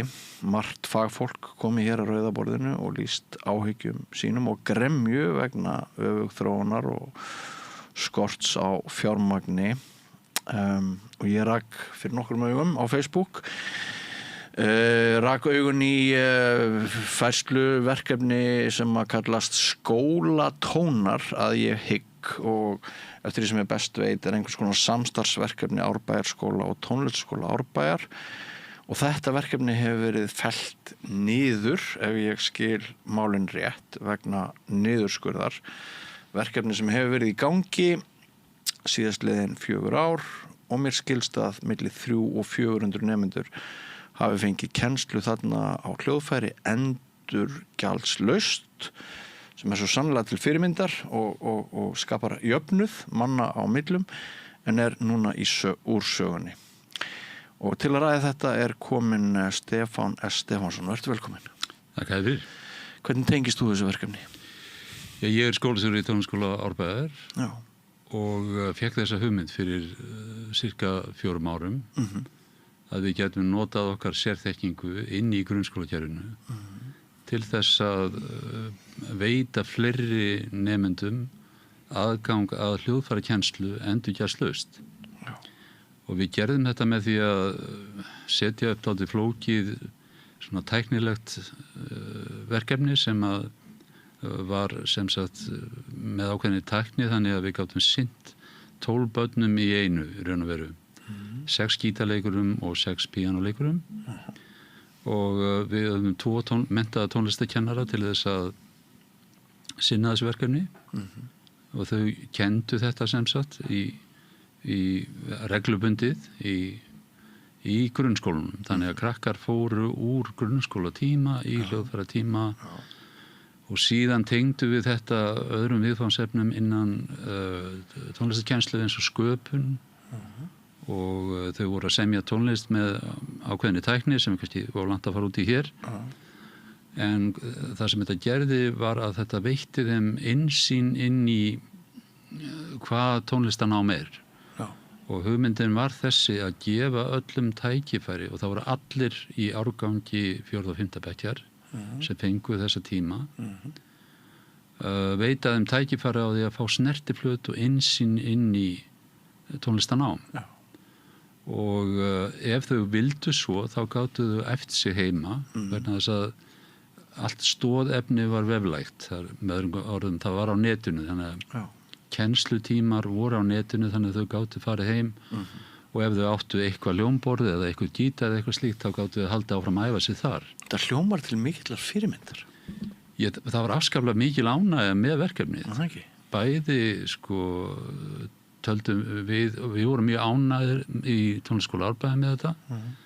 Og við vorum að sjá þetta nemendur stígu upp sem hefðu gríðarlegan áhuga á tónlist og tónlistariðkun sem að vissu það kannski ekki fyrir að því þau einfalda höfðu aldrei fengið tækifærið að prófa. Mikil ánægja innan grunnskólans, samstarfið gekk vel. Þetta var mjög ódýrt verkefni með það sem að þá fjármunir sem eru settir í tónlistarkennslu í það heila. En því miður þá lendi þetta undir hnífnum núna og var skorið af og við erum að hætta þessu vegna þess að það var ekkert fjármagn núna eftir 4 ár til að halda þessu áfram. Hugmyndin var alltaf svo að þróa þetta meira og meira og bæði tæknilega og námslega og það hafði þegar átt sér stað töluvert mikil þróun í þessu svona hvernig við nálguðumst námið, bæði með við kynntumst nemendum betur og þarna voru til dæmis kom upp aðstæður sem að við áttum náttúrulega ekki von á þegar við byrjuðum en það er kannski 1/3 úr bekknum að tala annað tungumál. Að þegar að tónlist kemur að þá er tungumál ekki fyrirstað. Það er ekki fyrirstað, nei. Þannig að okkur fannst eins og þeir nemendur sem að ekki endilega töluðu íslensku þeir einhvern veginn gátu nálgast þetta meiri skilningi heldur en kannski íslenskt námsefni sem að þau þurftu að lesa eitthvað slíkt. Bara hornsteinn í inngildingu? Það mætti segja það sko. Og það sorglega í þessu er raunverulega að það var mikill meðbyr með verkefninu sko innan skóla- og frístundasviðs og það voru allir mjög jákvæðir í garð þessa. Þetta uppfyllti þessi helstu það sem að borgin vill helst sjá það er að segja að það voru allir sem fengu þetta, það var engu mismunað þetta var endurgjaldslaust börn þurfti ekki að greiða krónu fyrir þetta og þetta var ódýrt þetta er upp að staði sko. Þannig að það vakti mikla furðu mína þegar að loksins kom þessi niðurstaða neðan að borga að þetta ætti að skera niður en þegar að hlutirnir eru skoðar í stóru samhengi þá kemur í ljós að sko ef þú skoðar frá bara árinu 2008 árið 2008 þá voru 900 milljónir sem fóru í rekstur tónlistarskóla og í tónlistarskólanám það árið 900 milljónir árið 2008 Já. Framreiknað fram í daginn í dag gerir það 1900 milljónir Framlagið hins vegar 2024 og þegar að þetta er framreiknað þessar 1900 milljónir eru 1300 milljónir þannig að þarna munar 600 milljónum hvorki meira enn í minna og það gildir á við 30% niðurskurð á fjárútlátum vegna tónlistarnáms í Reykjavíkborg og á meðan á þessu tímabili þá er 16% fjölgun Reykjavíkinga og það segir bara sína sögu að þetta er bara stöður niðurskurður þráttur í góðan vilja borgarfulltrúa og ég hef aldrei heyrt borgarfulltrúa sko tala með neikvæðum hætti tónlistarskólanám í sjálfu sig, ekki námið sko en það er kannski eru deilur fyrirkomulagið eins og þeir í dag. En það svo allt annað handleikur, en bara fyrir borgarbúa þá þurfa þeir að vita að það hefur verið stöður og mjög mikill niðurskurður í þessum málaflokki og á meðan þetta gerist að þá eru samið hér innleiðingu tónlistakennslu og tónlistaráætlunar fram til 2030. Það talaði tónlistaborgina Reykjavík og hver Grammy-verðlaunahafinn á fætur öðrum stígur í pontu og lýsir yfir mikilvægi tónlistamenntunar. Rannsóknir rannast upp sem benda á jákvæða áhrif tónlistamenntunar á börn og fólk almennt, ekki bara börn, heldur líka fólk á öllum aldri og því miður þá hefur virðist metnaðurinn ekki hafa verið meiri en svo að þessi stóri niðurskurður sem að næri langt aftur þetta sem að gerðist núna með þetta verkefni sem að bara dropi í hafið af þetta með þeim fjármunum sem þarna fara fram ég var einfaldlega bara þetta var svona dropin sem fylgdi mælinni á mér. Ég fannst þetta svo frústrerandi að því þetta var svo jákvætt verkefni fyrir börn og taka þetta í burtu einhvern veginn fannst mér vera svo ég segi bara alls veður skít bara, hans skít. Það er svona skrifaður þessa færslu. Já. Og það er svona rækju augun í þetta, annars verður ekki hér. Annars verður ekki. Það var gott hjá þér. Já. Að gera það. Maður þarf að tauta við sko.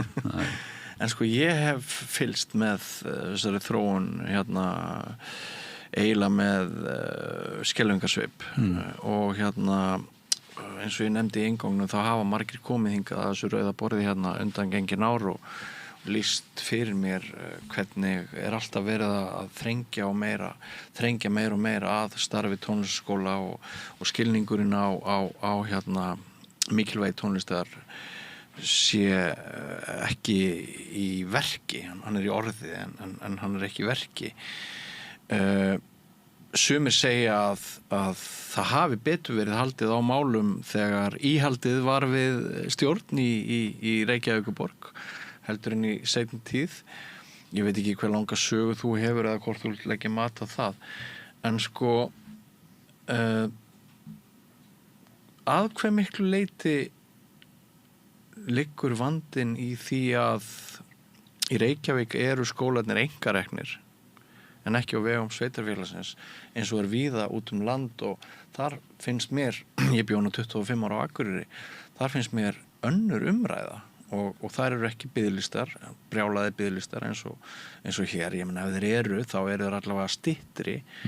Hvað treystur þeir að fara út í þessa sálma? Já, það er ágætt að ræða það vegna þess að málefni tónlistaskólan hjá Reykjavíkurborg þessi málefni hafa verið heita kartaflan í umfjölluninni. Það vill enginn taka málið raunverulega og kannski bara afgreiða það svona endanlega. Nei. Þannig að hvort sem að tónlistaskólar eru einkareknir eða hvort eru reknir af sveitarfélaginu það gleymist stundum að Reykjavíkurborg rekur 4 mjög öfluga tónlistaskóla sem eru skólaþjónustur hér í Reykjavík sem frábært verkefni og ég sem blástuhljóðfæraleikari fagna því að sjá öll þessi börn að spila á blástuhljóðfæri og það starf sem unni það er glæsilegt og mjög vel gert. Og hins vegar hinir skólarnir, þeir eru síðan þetta svona margvíslega flóra af skólum. Þeir eru ólíkir. Við erum með Suzuki skóla, við erum með kórskóla, við erum með gítarskóla sem eingöngu fókusirinn á gítar og við erum með marga tegundir af svona fjölbreyttri flóru af skólum og ég held að það sé af hinu góða. Ég held að sé engum greiði gerður að hafa alla tónlistaskóla alveg eins. Það held ég sé ekki góð hugmynd og hins vegar náttúrulega þurfa skólarnir að sanna sko fyrir borgarbúum að þeir séu til þess hæfir að sinna þessu erindi og þá gleymist svo oft í umræðinni að tónlistarskólar eru menntastofnanir og þeir eru ekki bara menntastofnanir í orði heldur á borði líka vegna þess að það liggur til grundvallar aðal námskrá sem gefin út af menntamálaráðuneytinu. Þannig að við erum bundin sömu kröfum og grunnskólarnir í raun og veru. Okkur ber að kenna samkvæmt aðal námskrá og okkur ber að greiða laun samkvæmt kjarasamningum stéttarfélags hljóðfæraleikara og félag tónlistarkennara. Þannig að í raun og veru sko, það er ekkert að líta á þessar stofnanir sem einkafyrirtæki. Þess að einkafyrirtæki þau ráða miklu meiru sitt starf. Þú sæir til dæmis ekki fyrir þér eitthvað verktakafyrirtæki sem að inni samkvæmt einhverju aðal verkskrá múrarasambandsins eða eitthvað slíkt. Þeir bara gera það sem að fyrir líkur og það gera það á hagkvæmasta hátt sem að en við erum hins vegar bundin í báða skó. Við verðum að kenna samkvæmt þessum kröfum til þess að einfaldlega uppfylla ákvæðið þjónustusamninga og við verðum að sinna öllu þessum atriðum sem okkur er gert bæði í sambandi við kjarasamninga sem eru mjög flóknir og mjög ítarlegir og þeir snerta líka námið. Þannig að bara til dæmis svo ég nefnir sem dæmi að nemandi á framhaldsstigi kennari sem kennir nemandi á framhaldsstigi hann fær meira greitt heldur en einhvern sem hann er að kenna á fyrsta stigi eða grunnstigi.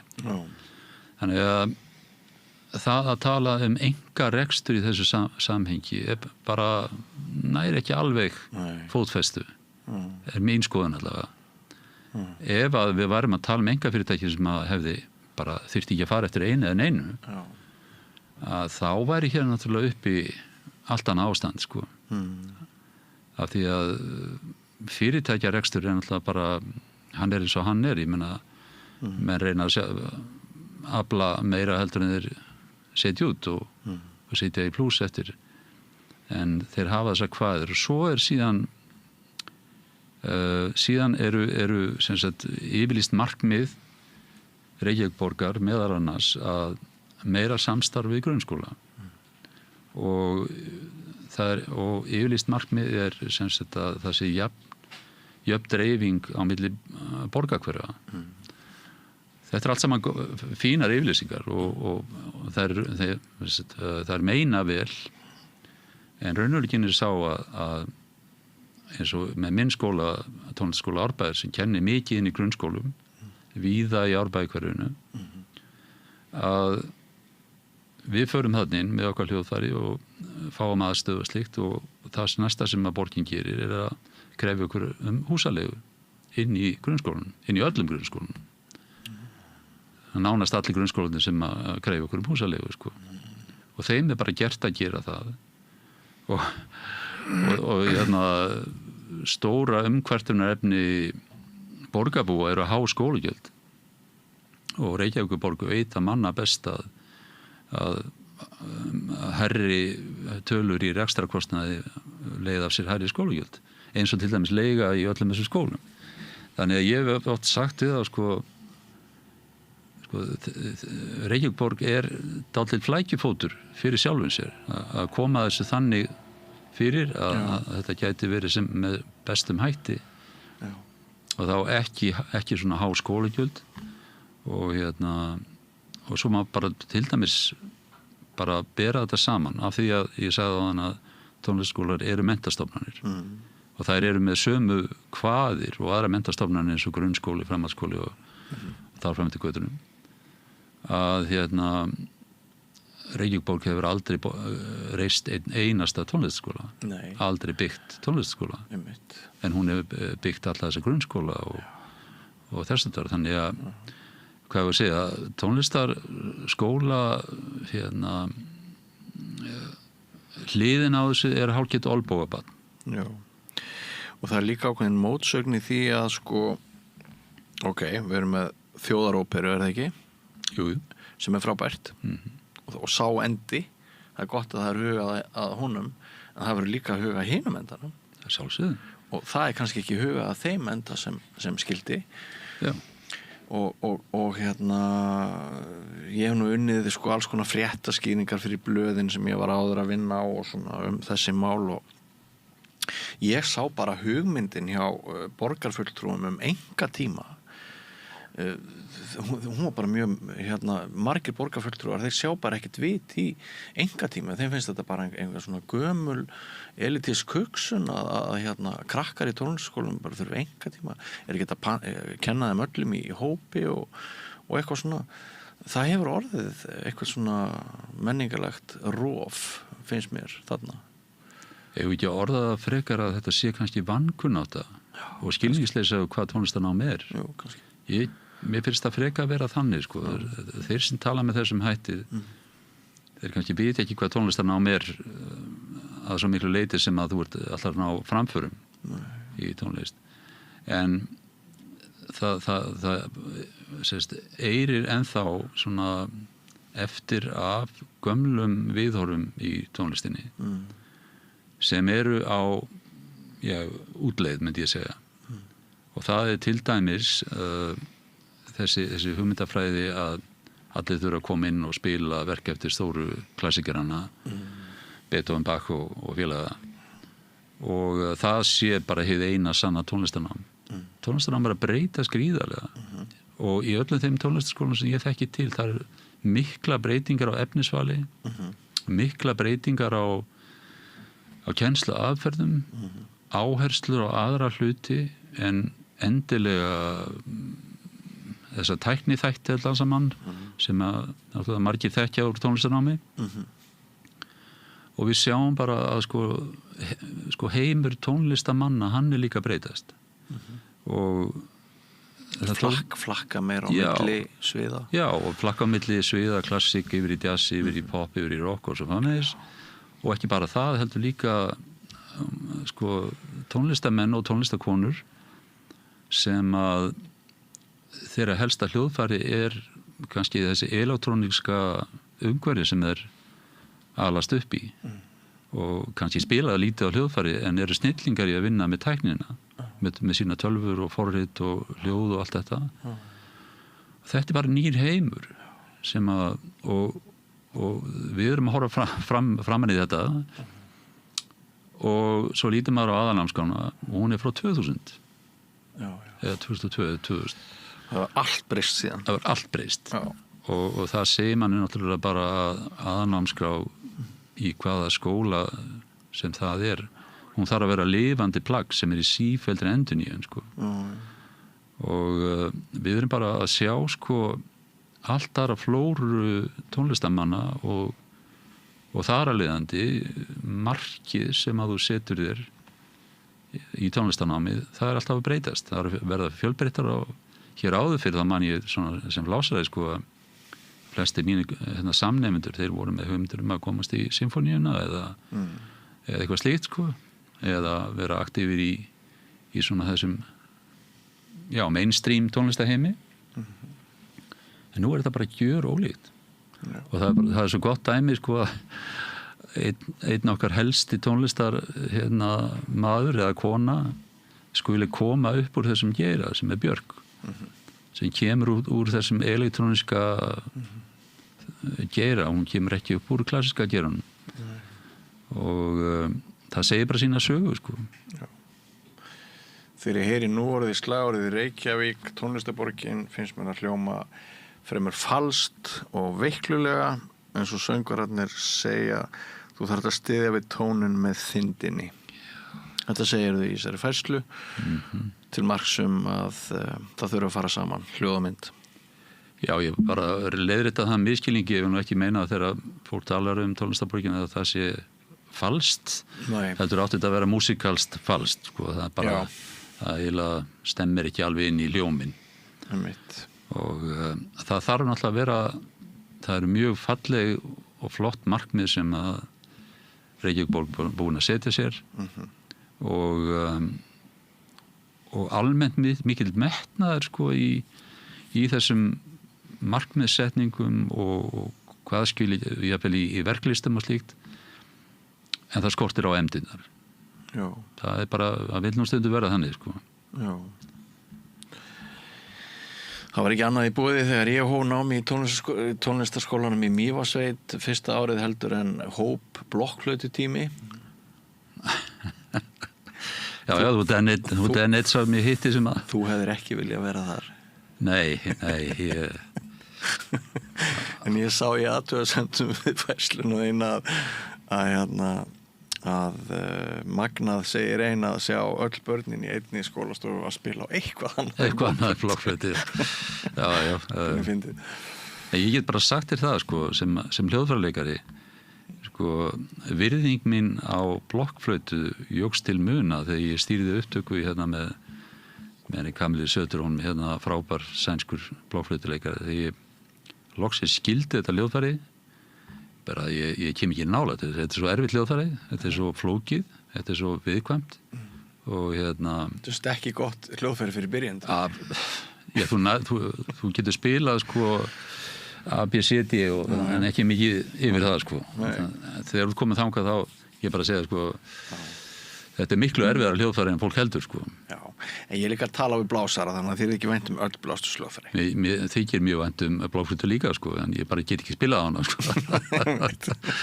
Hún aðeins svo erfið við regna, sko. Já, en sko, ég reyna að stilla þessu upp sem einhverju þróun og skilningsskorti og eitthvað sem gerist eitthvað hægt og þú tekur kannski ekki eftir í frá ári til árs en ef þú berðið mitt saman lengri tímabil þá bara klípur því í handlegginn eins og þú verður að gera með nefnilega þessar fjárveitingar bera saman peningana sem að fara núna í eitt og áður og sko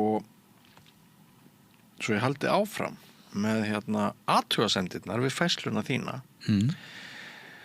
Eitt segir að Stefán Jón Hafstein hann hafi nú sagt sem borgarfulltrúi hvort það væri ekki bara nóg að einkatími í tónlistanámi væri 15 mínútur og eitthvað svona ég veit ekkert hvort það satt eða logið en það sem ég veit er að þessi hugmynd einkatímana hún hefur mætt vaxandi mótstöðu hefur bara fundist í svo ég vitni aftur til vinnu minnar fyrir blöðin áður fyrr ég man að Píratar fyrir nokkrum árum Þeir voru bara á þeirri skoðun að einkatímar, það þyrfti ekki einkatíma, það bara allt var fengið með þessum stóru skólahljómsveitum og öllu því og þannig bara átti að spara fjármuni og allt það.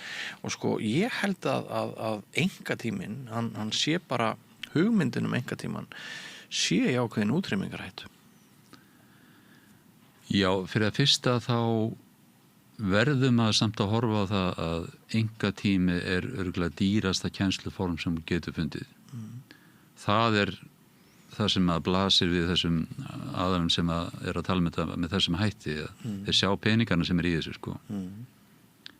Ég segja móti að allar þær sögur sem ég hef heyrt og hef upplifað sjálfur hvað einkakennari á hljóðfæri getur haft mikil áhrif á líf fólks.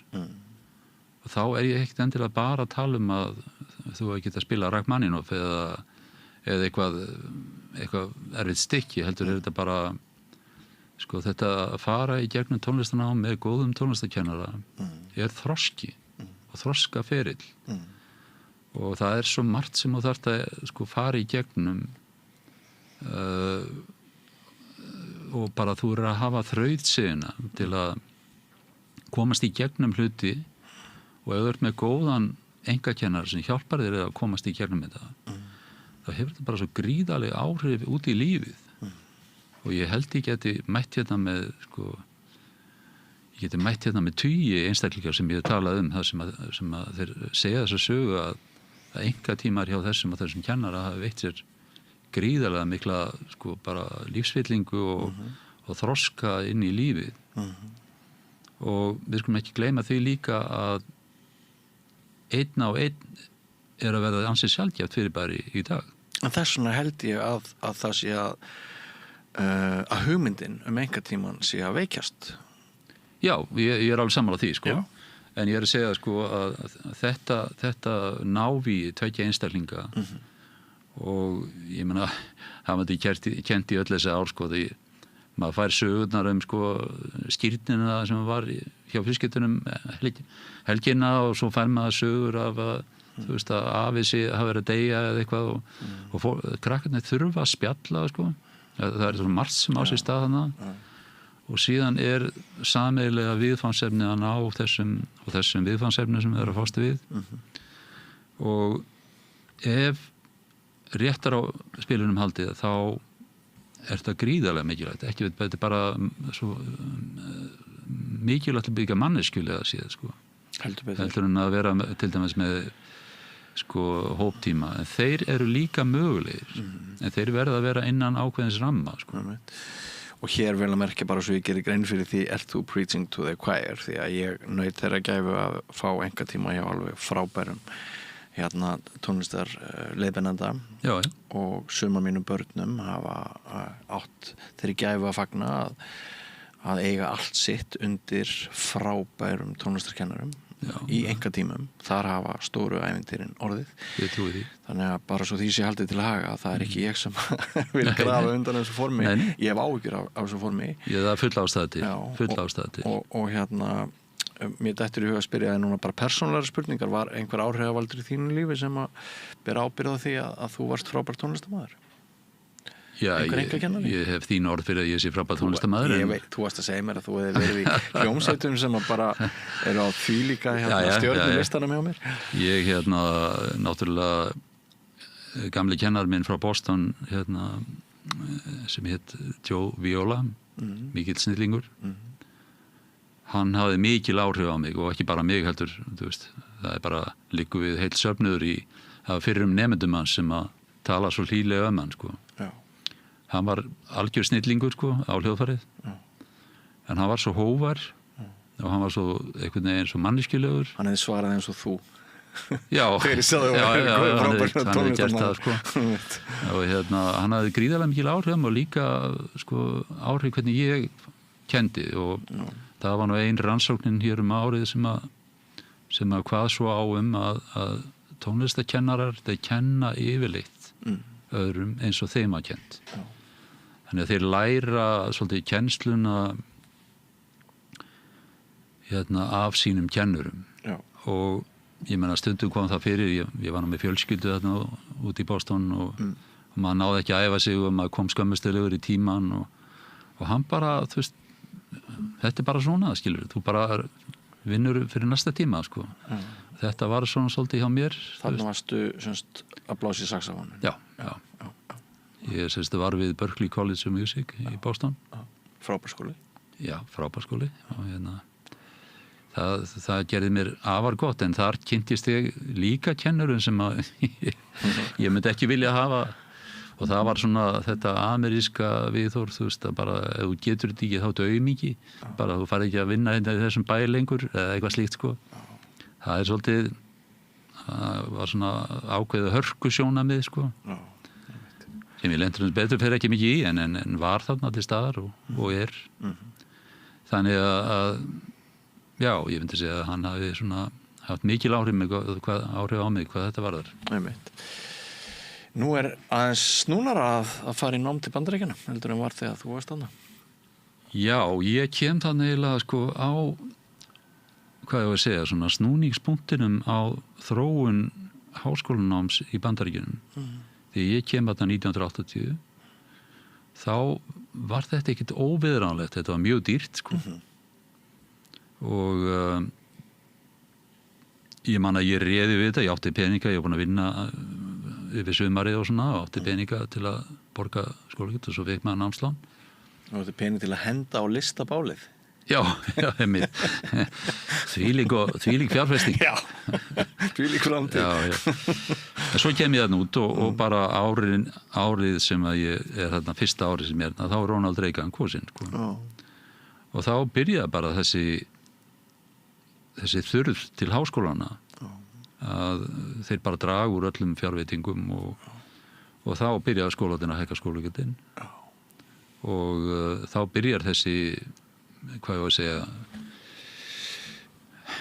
þetta snýst eiginlega, snýr upp á sig einhvern veginn og bara verður alltaf dýrar sko.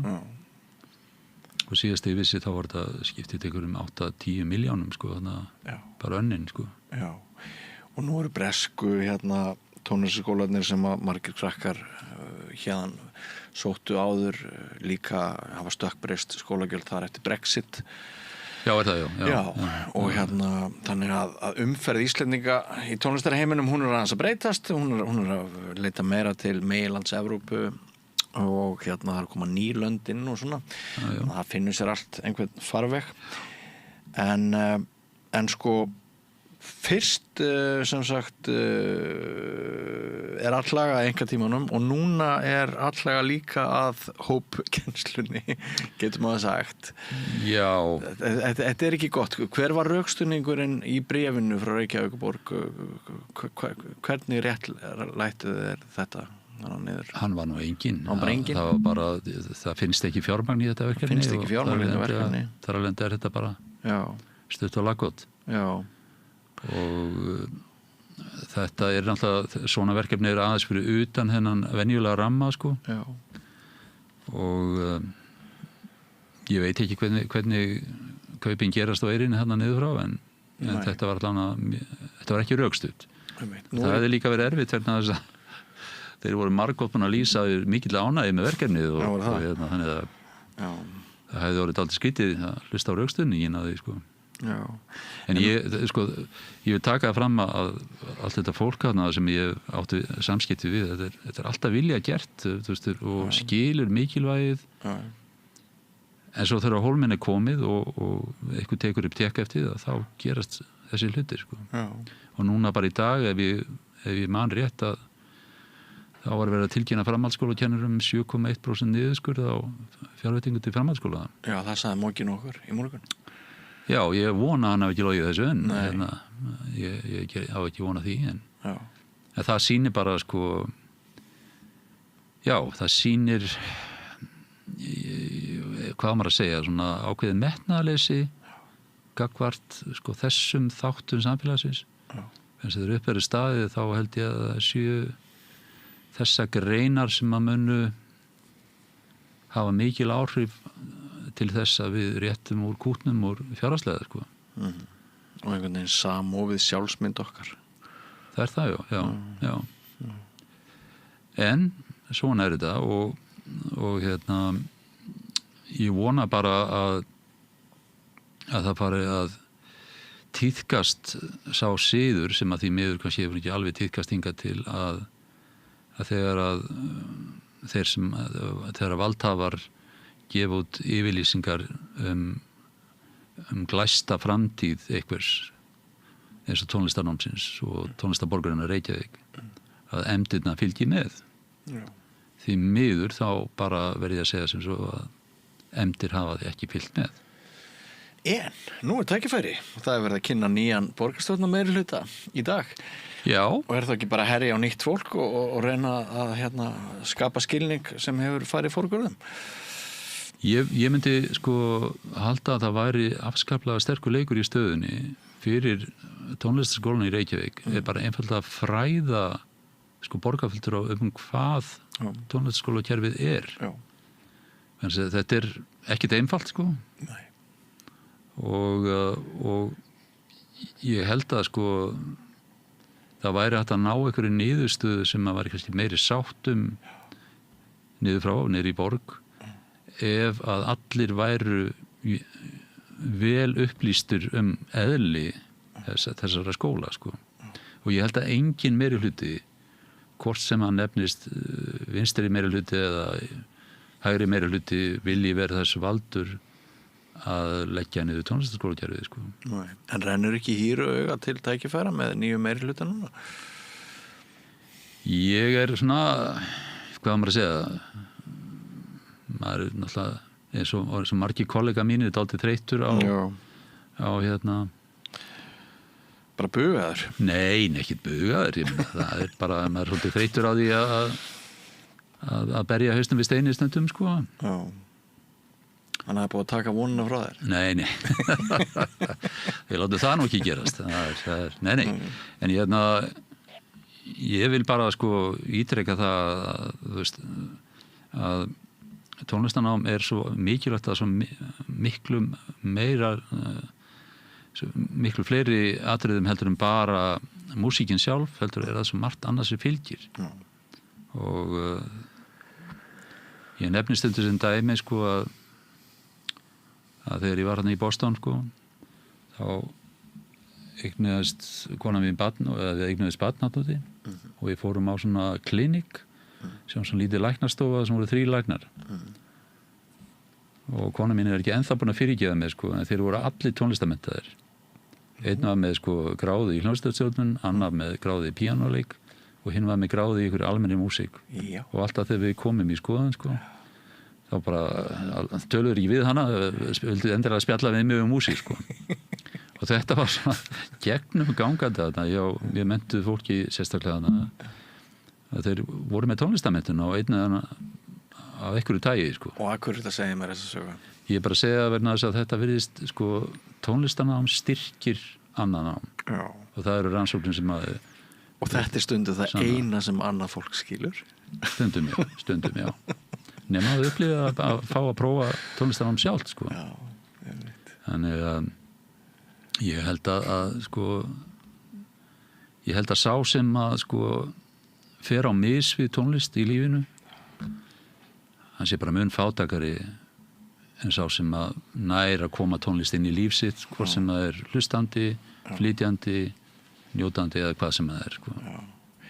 Ég er líka glattið með einu sem þú kannski ekki veist allavega í Japan, þá eru stór fyrirtæki þar farin að skáta krakkana sem að klára æðstu gráður í tónlistanámi og jafnvel þótt sko unga fólkið fá ekki aðalatvinnu á tónlist vegna þess að við veitum að það er ekkert rosalega gott bett að fara í framhaldsnámi í músík það er frekar fáir sem að hafa lifibrauð af þeirri list en sem sagt það er aukinn hvati til þess að láta draumana rætast vegna þess að stórfyrirtæki í Japan þau eru farin að sjá að jafnvel þótt strax við útskrift hvað sem verður þessa krakka hvað sem fá inn í einhverjum sinfóníuhljómsveitum með eitthvað svoleiðis þá búið þau yfir ákveðinni yfirburða hæfni og það sé búið að þjálfa þau og skóla þau í ákveðin tegund og hugsun og þau séu með sínum aga og vinnubrögðum búin að sanna sig þannig að sem sagt stórfyrirtæki eru farin að leita sérstaklega eftir útskrifuðu tónlistarfólki með háar gráður í störf sem að kannski tengast ekki beint tónlist og þetta er svona eitthvað sem er svolítið gaman að tala um. Þetta er svo ég haldi áfram með þetta einn góðu vinur minn íslendingur sem var að nema hana við MIT verkfræði ég kynnti svolítið af félögum hans og svona Amerikanar sem voru í kringum hann kollegar og samnemendur og það er að sama það var annað kom aðeins með tónlistamyndun það var furðulegt sko en sko ég held bara að við þurfum að hafa miklu meiri metnað við Íslendinga fyrir sko þessum greinum þessum, hvað er þetta nú kallað skapandi greinar þegar ekki, heldur þetta ekki undir þar að sko við þurfum að hafa meiri metnað vegna þess að það er svo margt annað sem við fylgjum með hugmyndaauðgi og síðan er sko bara til með tónlistamenn þeir eru komin í langt og þeir eru þjálfar í að leysa vandamál sko það er bara þegar þú ert að æfa þig þá ert að leysa vandamál þú ert að komast í gegnum hindranir og ýmislegt þessu dag sko Kunstinn að koma fram sjálfsöryggi það er til dæmis eitt sem að sko ég hef í mínu starfi hef upplifað hvað eftir annað sko að sjá títrandi sko 10 ára nemandi að koma upp á svið og komast í gegnum píanóstykki sitt og ganga svo niður á sviðinu og hann er orðið metir hærri sko verðandi ráðherra sko þetta spila náttúrulega allt inn í sjálfstrausti og sjálfsímyndina þú veist að geta þetta og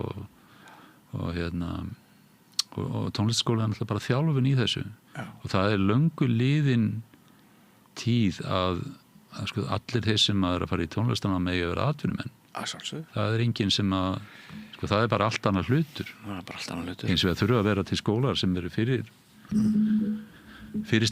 slíka nemendur og þeir eru náttúrulega til eins og Listaháskólinn og fleiri Ég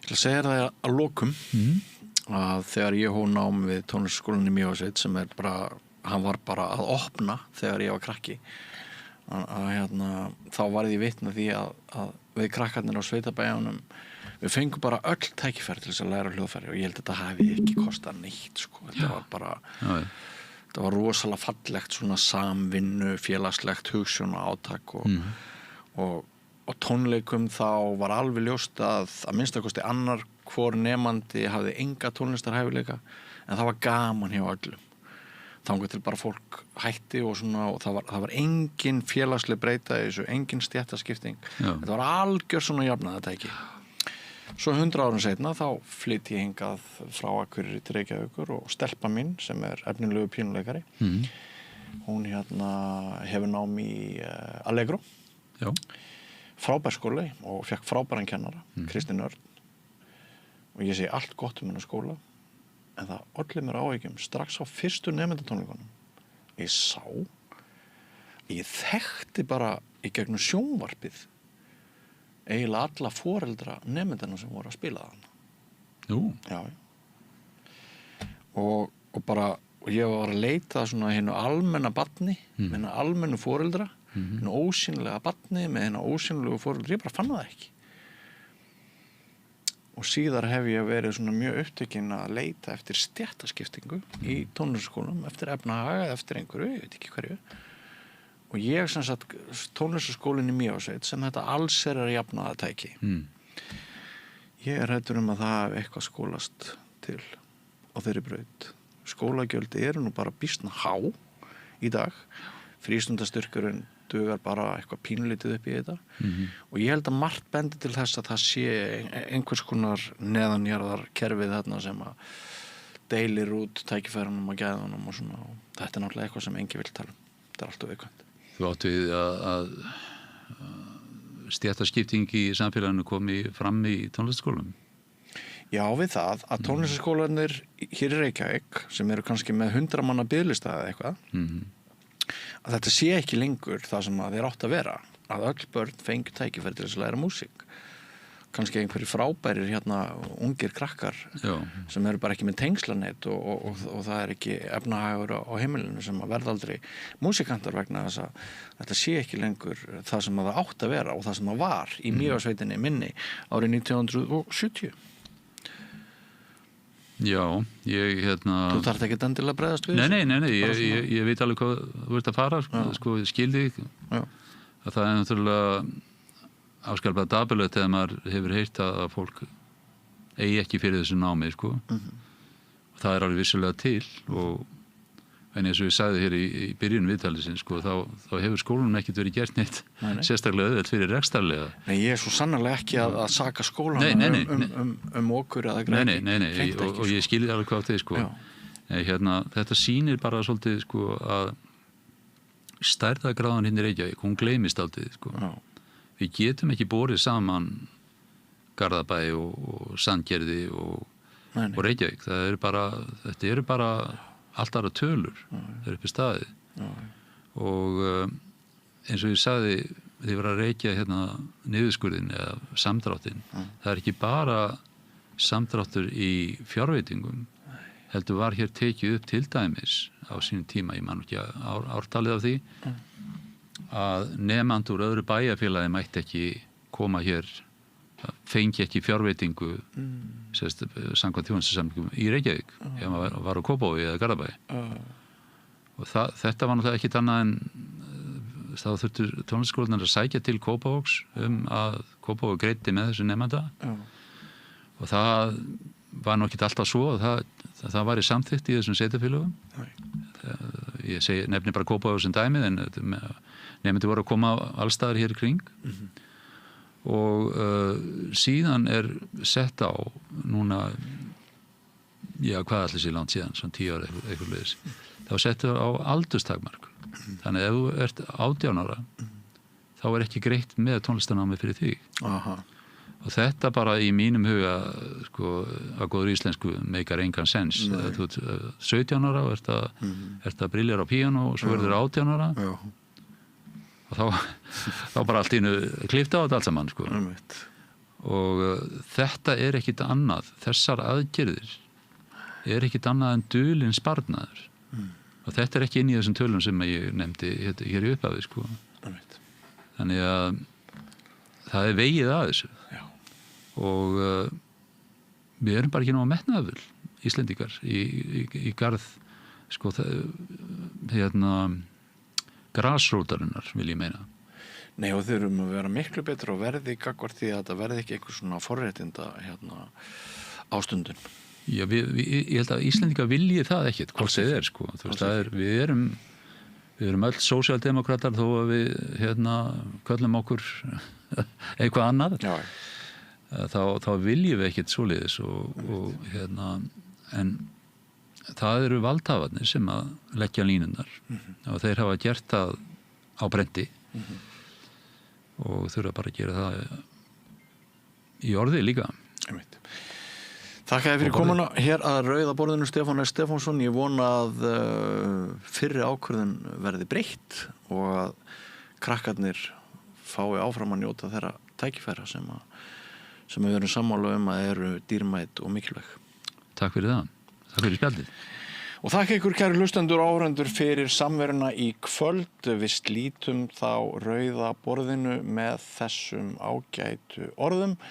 Ég vil hvetja ykkur til þess að fara inn á samstöðin.is ef þið hafið ekki komið því í verk að styðja okkur fjárhagslega en finnst við eiga það skilið að þið styðjið okkur fjárhagslega. Við værum náttúrulega ekki hér með þessa dagskrá ef ekki nyti stuðnings frá ykkur, kæru styrktaraðilar eða áskrifendur eða hvað maður á að kalla ykkur.